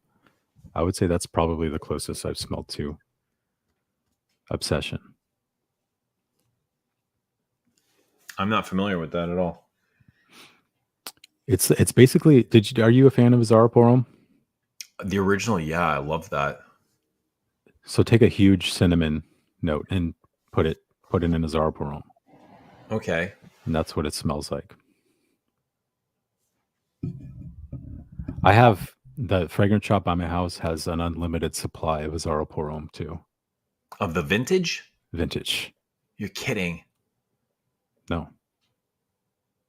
Wow. See, the stuff is still out there. If you want it bad enough, you can find it, right? They have vintage. Are you familiar with Zeno? Yeah, slightly. Yeah. To me, that's where Beau de Jour stemmed from. Like if you smell both of them, yeah, it smells like Zeno. What about Heritage? Do you get similarities between Zeno and Heritage? I would say Heritage is more dusty than Zeno. Zeno kind of has that huge patchouli. Like Heritage has a lot of patchouli. So is Heritage. Yeah, it's a huge patchouli, but it's more of a dusty, dry, like desert dry. Yeah. It's almost abrasive. I always picture like sandpaper with Heritage's patchouli. Like it's gritty. Yeah. I prefer why can't I think of it? To Heritage, the other masculine Guerlain counterpart. Abbey Rouge, Abbey Vetiver. Rouge, yeah, Abbey Rouge. I actually prefer it, and I know I think you prefer Heritage by a mile, I right? think I do. Yeah, It's so intense for me. Heritage. Yeah, It can be if you're overspraying. and I had the vintage bottles. Vintage bottle. I don't have it anymore. I sold it. Great fragrance. That is a great classic masculine. I would love to find a vintage obsession for men and women. That's what I'd love to find. I have like 10 or 15. I probably have like 15, 20 mil in my bottle. Of the vintage. The vintage obsession, yeah. I'd love to just revisit it. Splash bottle as well. It's great stuff. Can't go wrong. Do you like Balenciaga Pour I'm not familiar with it. I've man. tried it once, sprayed it once. Mm-hmm. The guy let me spray his bottle, and I was like, okay. Like all I can pick up was really soapy notes and some florals. I would say that's one of the best vintage fragrances of all time.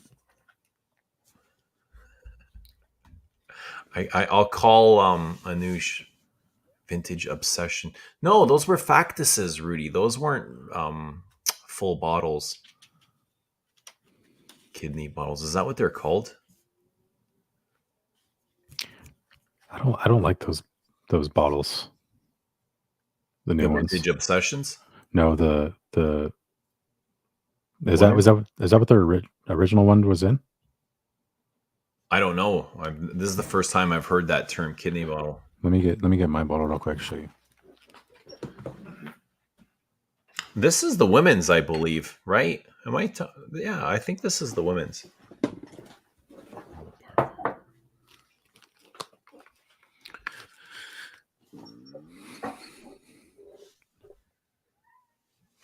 Yeah, that's right. That's the one I had.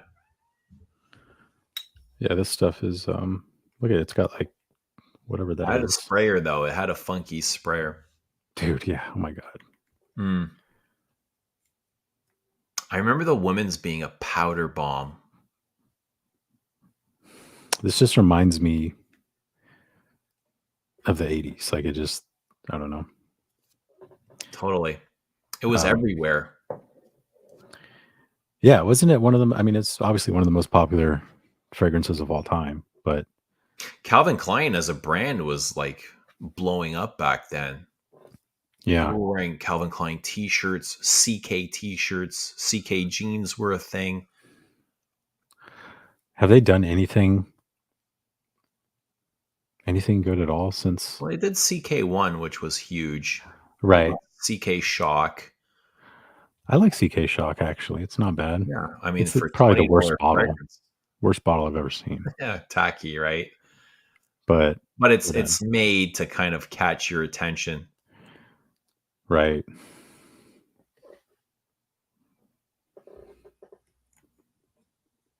Calvin Klein. I remember hearing somebody say that when CK and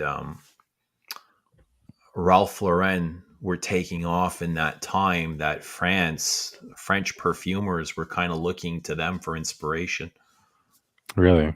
Yeah, because they were new and doing different things. So when can we expect you to start rolling out? Man, it's taking a lot longer than I thought. And I remember when I started this, like Remy saying, we can probably get something out by, February of 2022. Yeah. I was like, all right, I'm cool with that. Whenever, before or after, whatever. But I think it's going to be at least another 4 months. Really? Yeah. So there's a lot going on, and you just got to be patient, right? It's like playing checkers. Yeah. You got to wait your turn to move the next piece. I would be so excited. There are days, yeah, where it's really it completely fulfills me. The last things I've really done is I've I've trademarked the brand in the US Mhm. and in Europe, European Union. That's the last thing I've done. I've applied for a trademark and I won't hear anything back for 8 months. Europe could take about 2 years to get back to me. Wow, really? Yeah, could take 2 2 years. years. What else have we done? Kind of working on the packaging now, which is I've found some challenges with. There's so many warning logos that are going on these packaging and recycling symbols, and I'm like, fuck, the thing looks like a tester bottle, like a tester box. Like they're so ugly, and Yeah. I don't see these on. When I look at, like, I see just a couple of those on here, but the Mhm. ones that I'm required to have, the guy's like, you got to have them. This is the law if you want to sell in the EU. Hmm. It's just like there's so many of them. I'm like, fuck. Precautions I gotta have. Keep away from flame. Don't apply on irritated skin and crap like that. Really? So it's just like trying to fit it all and incorporate it in the packaging so it doesn't look like just doesn't look like shit, right? You're right. Are you prepared for your brand to potentially, say, take off as much as like Victor's, like zoologist, What or do you mean prepared? I mean, what if it what if it gets as big as where you have to make a decision between your job now or your perfume brand? If I mean, yeah, I would love that. If I Yeah. can do this full time, that's kind of the goal. Like, I Okay. want to make this a thing. I imagine that'll take a little bit of time before I get there, right? I want to take this serious. Okay. So that's a clear vision of yours then. Yeah, Okay. yeah. I want to keep this going. That's awesome. That's awesome. Yeah, I just asked because I mean, for me, it's something I'd want to do regardless, even if, I mean, I know you don't just start a perfume brand and be like, I don't care if I make any money, but right. Yeah, it yeah, would just be something to where, like, if I broke even, you know what I mean? yeah. I'd be like, this is fun, and I am being creative and part of this. But yeah, for it to take off, like, I can't imagine, I'd No, be, I got no expectations, man. Whatever happens, happens. I'm prepared. But I imagine. I always hope. I know the best is going to happen, right? Mhm. I feel like this was just meant to be, and Yeah, yeah, I just feel like I can't fuck this up. There's no way I can fuck this up unless a disaster happens. yeah. Well, it seems like you have everything in order. You know what I mean? Yeah, Between, I have kind of good people around guiding me and helping me. And even when right. I don't, I've learned to kind of ask for help, and people are out there that they're helpful. They want to help. They want to contribute and kind of be part of it, Yeah, which is nice. yeah. I mean, there's, you look at like zoologist, and I don't know how Gallagher Fragrances is doing, but wasn't Daniel Gallagher just a normal dude? Like, I have no idea what his story is. I'm pretty sure he was just like part of the fragrance groups, like hanging out, and then He he was like has one of this, us. yeah, and then just has Well, like we a all got huge to brand, start somewhere, right? huh? We all got to start somewhere. Right. But you have a pretty good running start. I mean, you Did know, I? you do, because you're pretty well known on YouTube, and I feel like Well, I mean, I'm relatively small channel amongst fragrance reviewers. you are, but I feel like your audience is, you know, it's curated. You know, we have a lot of passionate people in the group. You know what I mean? Yeah. Um, I can't imagine anybody here wouldn't buy some of your bottles. Oh, we'll see. We'll see what happens. I'll take 5. Done. No, but it's exciting. I'm looking forward to it, and I don't know. You know what I look forward to is creating more after, and I'm just want to take my time and do the right thing. I don't want to rush anything. Hmm. I thought for me, I thought three was a perfect fit because it was a story. You know, it's like a triptych. The Yeah, story kind of blends into each other. It's not just three random fragrances that I've kind of plucked out of thin air, right? yeah. No, totally. And you see, like he's mentioning back a bottle boss mentioning Slumber House. Yeah, How they come he kind of comes out with fragrances and then he runs out, right? Like it's limited releases. You got to get them before they're gone. yeah. And that kind of builds around the brand, right? Like it helps his name so much. So does he actually finish them, or does he re-release them No, like on the he like? re-releases them, but I don't know the details like in terms of like maybe it's has to do with accessibility of materials or whatever, but he only releases like a certain amount every time they come out. It's the same fragrances, but you know what I mean? Yeah, Once they're gone and everybody scrambles to get them. it's just hype. He's creating hype around the brand. Right, right. I don't know if that's intentional or it is like a materials thing, but I wonder if it was It's accessible all the marketing. time. Yeah, if it was It's accessible all the marketing. time, would it be as good? You know? Interesting. Have you tried Slumber House? No, I haven't. It's great. They're from Portland, aren't they? I that I don't know. Yeah, think the North Pacific Northwest, but I mean, He's got kind of this cult underground following to his brand. People that are like in the know, they're obsessed with their his perfumes. mm, I haven't been able to try them, but good for him, right? yeah, it's great. It's great stuff.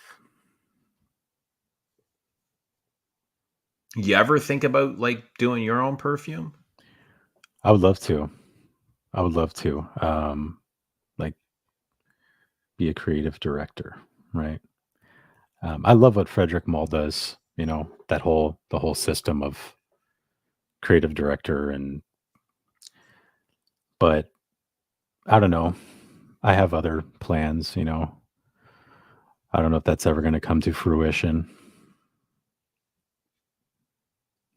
What would you put ahead of perfume in your other plans? Music? I would say music. Yeah, they're both equally as important, but I don't want to say I know my place in both, but that's kind of how it is. You Mm. know. I think they're both are great arts that give you the ability to express yourself, Right. Right. and I think that's really important as an artist. I mean, I'm attracted to like dark stuff. I think that's why I like Slumber House because it has this certain theme to it. And I feel like that's maybe um, something that I could carry into fragrances. You know what I mean? Um, but I don't know. We'll see. I've played around with the idea. Don't worry, you're not going to have any direct competition anytime soon, though. There's room for everybody, man. I'm not concerned. Yeah, I'm looking forward to it, though. I really want to. I really want to check your stuff out. Yeah, thanks. I'm looking forward to it too. Um, Josh is really cool too from Imaginary Authors. Right? Um, he sent me stuff for for me to try, and when he first came out, and for a while I was all hyped on Imaginary Authors. You know, it's all I was wearing, and He was really big when YouTube started out, wasn't he? And then I don't hear so much about imaginary authors anymore. no, Like, I don't know what has happened. like the hype died down, or Yeah, I don't know, but um, he had a few pretty prominent fragrances when he first came out, right? Like he had yeah, Cape Heartache, he had a lot of them. Memoirs of a Trespasser, Like, an imaginary authors release was a big deal, and they were talked about for weeks. right? Yeah, and I guess it just kind of fell And off, now you know. I don't think I've heard anything in years. Well, when something's really hyped, like the harder you're gonna fall, type thing. You know what I mean? Not saying that's what happened to his brand, but sometimes you're at the mercy of your fan base, and you know what I mean, and critics. We used to look at, you can't really compare Chanel or huge designers, but Slumber House would be a good example. It's kind of just like a steady stream, right? It's not a huge hype and then it falls really hard. The marketing is genius. Whatever he does, it's working. Yeah, all you got to call you just call something limited release, right? All of a sudden, like, everybody's interested. They want, it's that fear of missing out. Mugler. Right? Yeah. Special editions, limited release, fucking exclusive, all kinds of gimmicks. Do you buy into the bottle, the special limited bottle stuff, or? Yeah, I get into it with the Frederick Malls. I've picked up several of the special edition because I know once they're gone, and they make great collector pieces. I won't wear them because I have like the original bottle for them. Mm-hmm. Like, I've picked up Portrait of a Lady, limited editions, the 20th anniversary. Mm-hmm. I picked up the Synesthesia. They're my favorite bottles, I would say. So there is the limited edition bottle. That's the 20th anniversary portrait. That's awesome. Have you seen these? I've seen them, yeah. I love those bottles. I love the red cap. Right. It just looks like newsprint. Right. And then let me show you the Synesthesia bottles.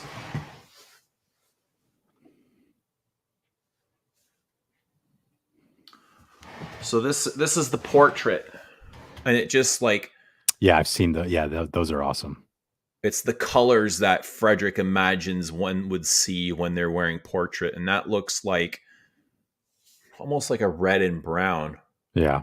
Like the color of rose and the color of patchouli there. That's awesome. He chose a brown patchouli. He could have gone a little bit green too. Yeah.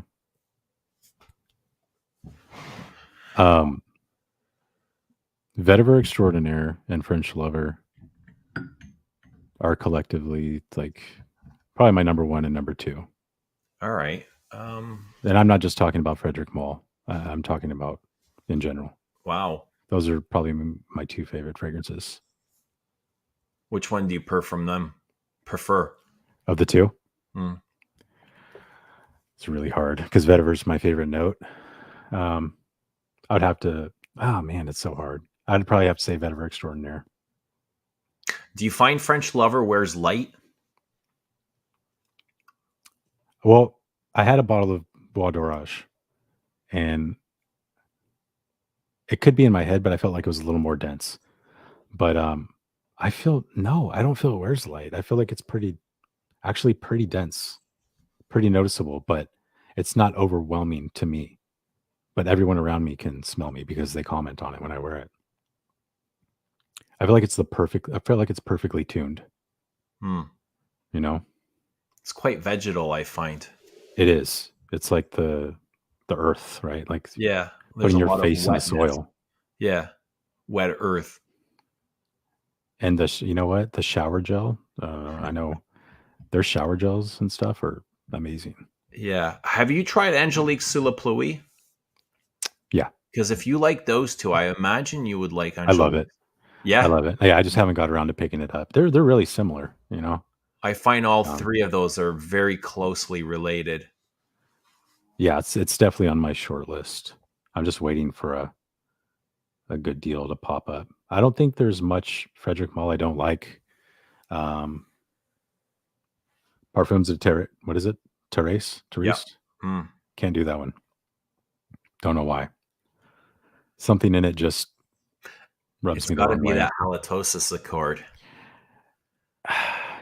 It's probably the aldehydes. It's so hard to explain. I don't even know what it is. But yeah, probably the only one from their entire catalog that I'm not a fan of. Do you like Une Fleur de Cassis? I do. Do you find it's hard weird to wear? It's a hard to wear. Yeah, it's a challenge. I have to it requires effort, you know. But it's worth it. It's something that has your attention. It's not like Yeah. Vetiver Extraordinaire, it's great, but It's it's an not easy wear, something. though. Yeah, it's not something that you put on and you're analyzing it every second of the day, you know, versus like Portrait or Un Fleur de Cassis. What about Dante Bra? Love it. Love it. Um, Do you think it's a better musk accord than Musk Ravageur? yes. More interesting, Yes. more original? I'm not big on Musk Ravageur. I like it. Really? I like it, but yeah, it's not my top or anything. I love Musk Ravageur. Like, Yeah. love it, love it, love it. And I get actually more vanilla from it than musk. I'd pick Monsieur probably over Musk Ravageur if I was gonna, if it was a cold night and I was gonna wear one of the two. Noir Peace. I'd probably pick Noir Peace over Musk Ravageur. I love that as well. I mean, it's a good fragrance. It's just We've got you know, Mr. Smelly's father in the chat. I wonder how he found us. his father. Mr. Smelly's dad, 1947. What's Mr. Smelly is 1977? Is that his channel? 1977. You got Mr. Smelly 1947. Do you catch Smelly's live streams? I don't. I like Smelly though. He's got some interesting live streams. We have a lot of aligning tastes, I would say. You know, Yeah. he's got the whole barbershop thing going on. Yeah. I feel like, you know, I mean, I'm not saying that's what his main thing is, but yeah, he's into like the older classics. Yeah, and as am I. Geranium Pour Monsieur, that's another one I forgot about. That is extremely light on me. Do you like it? I love it. It's just mint is one of my favorite notes too. Are there any that you don't like? Just the Parfums et Thérèse. That's it, eh? Probably. I mean, I like them all. I don't necessarily love all of them. I find Promise annoying sometimes. What in it do you think is annoying? It's the apple that ruins it for me. You think it's too synthetic? Fresh, yeah. Too fresh, too synthetic. Apple can be make or break a perfume, in my opinion, because I love apple when it's. I'm trying to think of an example of apple done right, though. And I, Monsieur, I struggle. Like, I want to love it, and I find it a little bit too synthetic, and I want it to be a little bit classier. I love the use of patchouli in there, but What about Music for a While? I love it. Yeah? Yeah. You don't find it too sweet? I did when I first got it, but It gave me a headache. Yeah, I can see that. How about now? Have you gone back to it? I had a 50 ml bottle and I sold it because I tried it a couple times and the headache persisted. Oh shit! I'm sorry to hear that, man. I think it's an exceptional perfume. I love the concept and like I wanted to love it. I tried to love it, but at the end of the day, it just didn't really work for me. Dude, we're going on 5 hours here. 2 minutes to 5 hours. Tell me Anthony doesn't love Byredo. Do you like Byredo? I don't dislike Byredo. I mean, I don't have any in my collection, but I like not Mojave Ghost, but oh shit, what the hell is the name? They got some goofy ass names. Balda Freak? No, not Balda Freak. It's like it's very light, piney. Oh, Gypsy Water. I can't say I know. What about Synthetic Jungle? I haven't tried it yet. I'm dying to try that one. I'm dying to try it. As soon as you get it. I love Synthetic Jungle. Do you think it was something I would like? You like green, you said, right? It's my it's my favorite genre. So very green, and it's persistently green. Like Lily of the Valley? Yeah. I'm not crazy about it, but I don't dislike it at all. It's a green, fruity floral. Okay. That's what I'd say. With some dryness. Yeah. I really need to try. I don't need to buy another perfume anytime soon. That could change. That's what I need to do, because we had a Barney's in San Francisco, and they had all the Frederick Malls and Comme des Garçons. Actually, Sebastian has a video of Barney's closing and all the stuff he picked up because they had like insane discounts, you know. But I don't know who has Frederick Mall now. Maybe Neiman Marcus or Saks adopted it. Saks, I'm sure they would. Neiman Marcus and Saks both probably have them.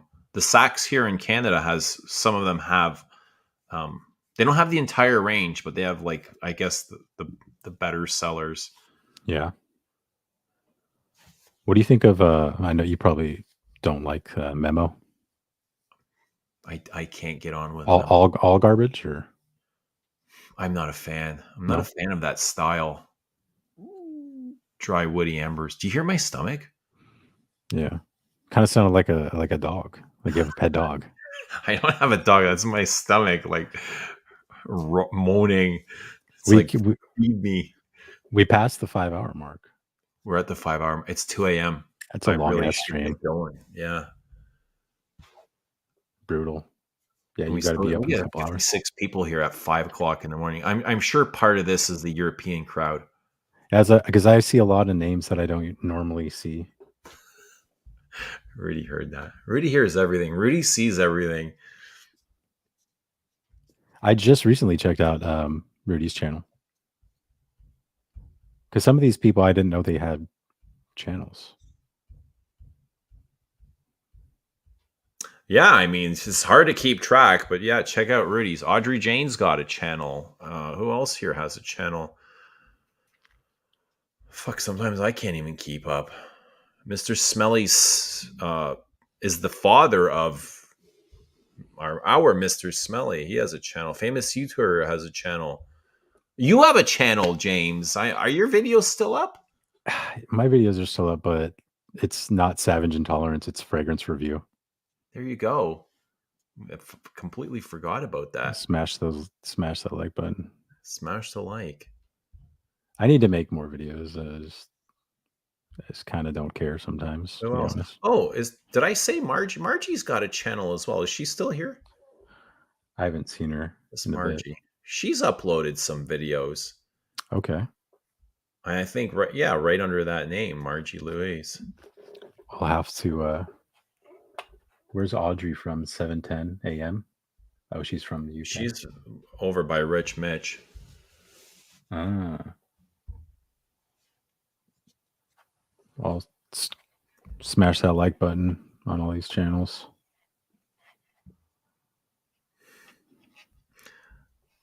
Yeah, that's cool, man. There's a lot of people that can't normally make it to the streams, probably. I will back up. As soon as I find some time, I'll do a whole video. Maybe I'll just do it live. It'll probably be easier. How many do you think you've picked up this year? This year, not very many. I can probably count them on both hands. The Celine's, this Moods, not very many at all. I'm way under pace. I mean, there's been years where I've picked up over 120 pieces, right? That's crazy. Yeah, 120, 130. You know. So nothing's on the radar at all. Man, I don't know. I mean, there's not much coming out, right? I mean, I'm sure there's great perfumes out there. You just got to discover them. Right.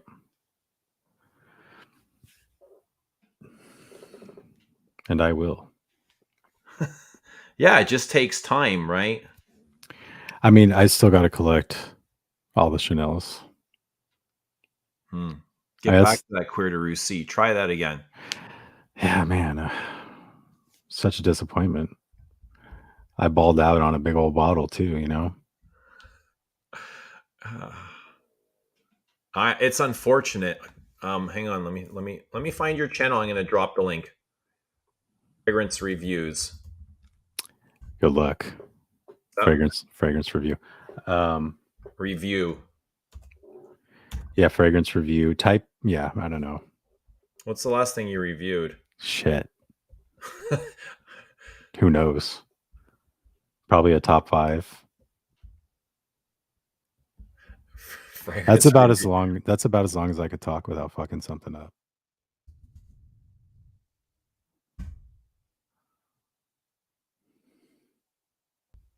Is there any new channels at all that you like, New channels? or you know, not brand new, but newer channels that you? Fuck me, man. I'd have to look. Honestly, I watch mostly live streams now. I like the live streams. I think they're I like their interactive, Mhm. right? You can stay in touch. Let me have a look here. Hang on, give me a second. I'm pretty sure I'm subscribed to you. Probably. Yeah. There's some new fragrance reviewers that I do watch. I can't think of their channels right now.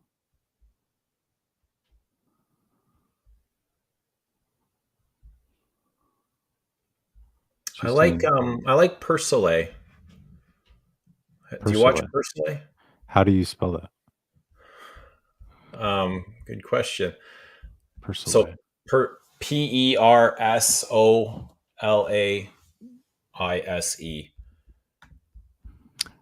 I can't say I've seen anything from He Persolet. does. He only does lives. Only does lives. Yeah. Okay. I'll have to check him out. Who else does lives? I know Joey does, right? Rich Mitch started doing lives. Isn't that a conflict of interest? Rich Mitch? What do you mean? This is his home life channel. No, he's free. He's like the He's his own co-host. person, man. He'll always be welcome here. There's Fragrance View. There's your channel. So go and hit him up. I'll try to post something eventually.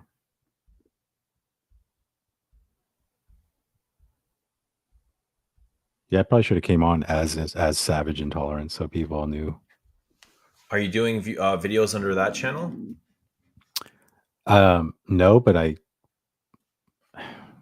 kind of planned on it, even though I already have like 50 subscribers on my other channel. That's cool, man. The last time you uploaded something was over a year ago. Caron l'anarchiste. That's it. I thought it would be like 3 years. It says 1 year. Okay. Yeah, that's one that I picked up that I sprayed it on yesterday. Have you tried that one? No, I've not. And the first one you did was 4 years ago, Un Jardin sur le Toit. Love that stuff. That's my only video where I got like over, I don't know, probably about 3,000 views or something. 2,000, 3,000 views. I don't know. Do you find it difficult to make YouTube videos? I find it difficult finding the time to fit them in, even though I just finished a 5-hour live stream or just did a 5-hour live stream. Right. When the time comes, I'd rather do live. And usually during the day, I'm like, all right, I'll do a video tonight when I get home. And I get home, it's like you got all this other stuff to do, and yeah, like, don't really feel like it. Do you find the live streams kind of therapeutic in a sense? No. Is it the opposite? The opposite. Okay. Yeah. Okay. Very stimulating. So now, even though it's 2 a.m. and I should be going to sleep, like my mind is stimulated, and I'll struggle to fall asleep because of the stream. Do you feel like an obligation to be a host and keep the conversation going? Is that how you kind of perceive it? Yeah, I keep it entertained, even though I'm not an entertainer. So I got to keep conversation going. So it's either by talking or asking questions. And so I was going to say, someone mentioned if you had a podcast, it would be entertaining. And I don't have a podcast. I've seen the evolution of the stream, the streams. And I feel like they've gotten a lot more focused and organized, and they feel very formal, almost like official. You know what I mean? Like the questions and the way it's arranged. Like, Yeah. No, man, nothing is ever planned. I just no, I kind of know. Yeah. go live. I don't get paid for this. You know, it's just like it's not a job. I don't depend on it. It's just like Right. whenever I have time, and I do it because I enjoy it. So we go live. But Yeah. you know, to plan it would take even more of my time, Oh yeah. Yeah. right? But no, it'd be good if I can work out guests beforehand and schedule people. But fuck, that takes work. I got a job. I got kids. I got family. Yeah. I kind of like the um, randomness of guests I was gonna hopping on. say, I like that. You know, the surprise. You drop the link, and you never know what's gonna come. You never know how it's going to end. When you start, you don't know what's going to happen. Sometimes Yeah. they turn into a chaotic mess. Sometimes you're like, oh fuck. Oh right. Yeah, but they've been good for the most part, right? There's been some good surprises. Yeah, it can get kind of crazy at times. So I guess we go off. It goes off the beaten path a little bit. It's okay. That's all part of that's it. some of my favorite parts about the stream, though. What do you like? What parts? What do you like to see in the stream?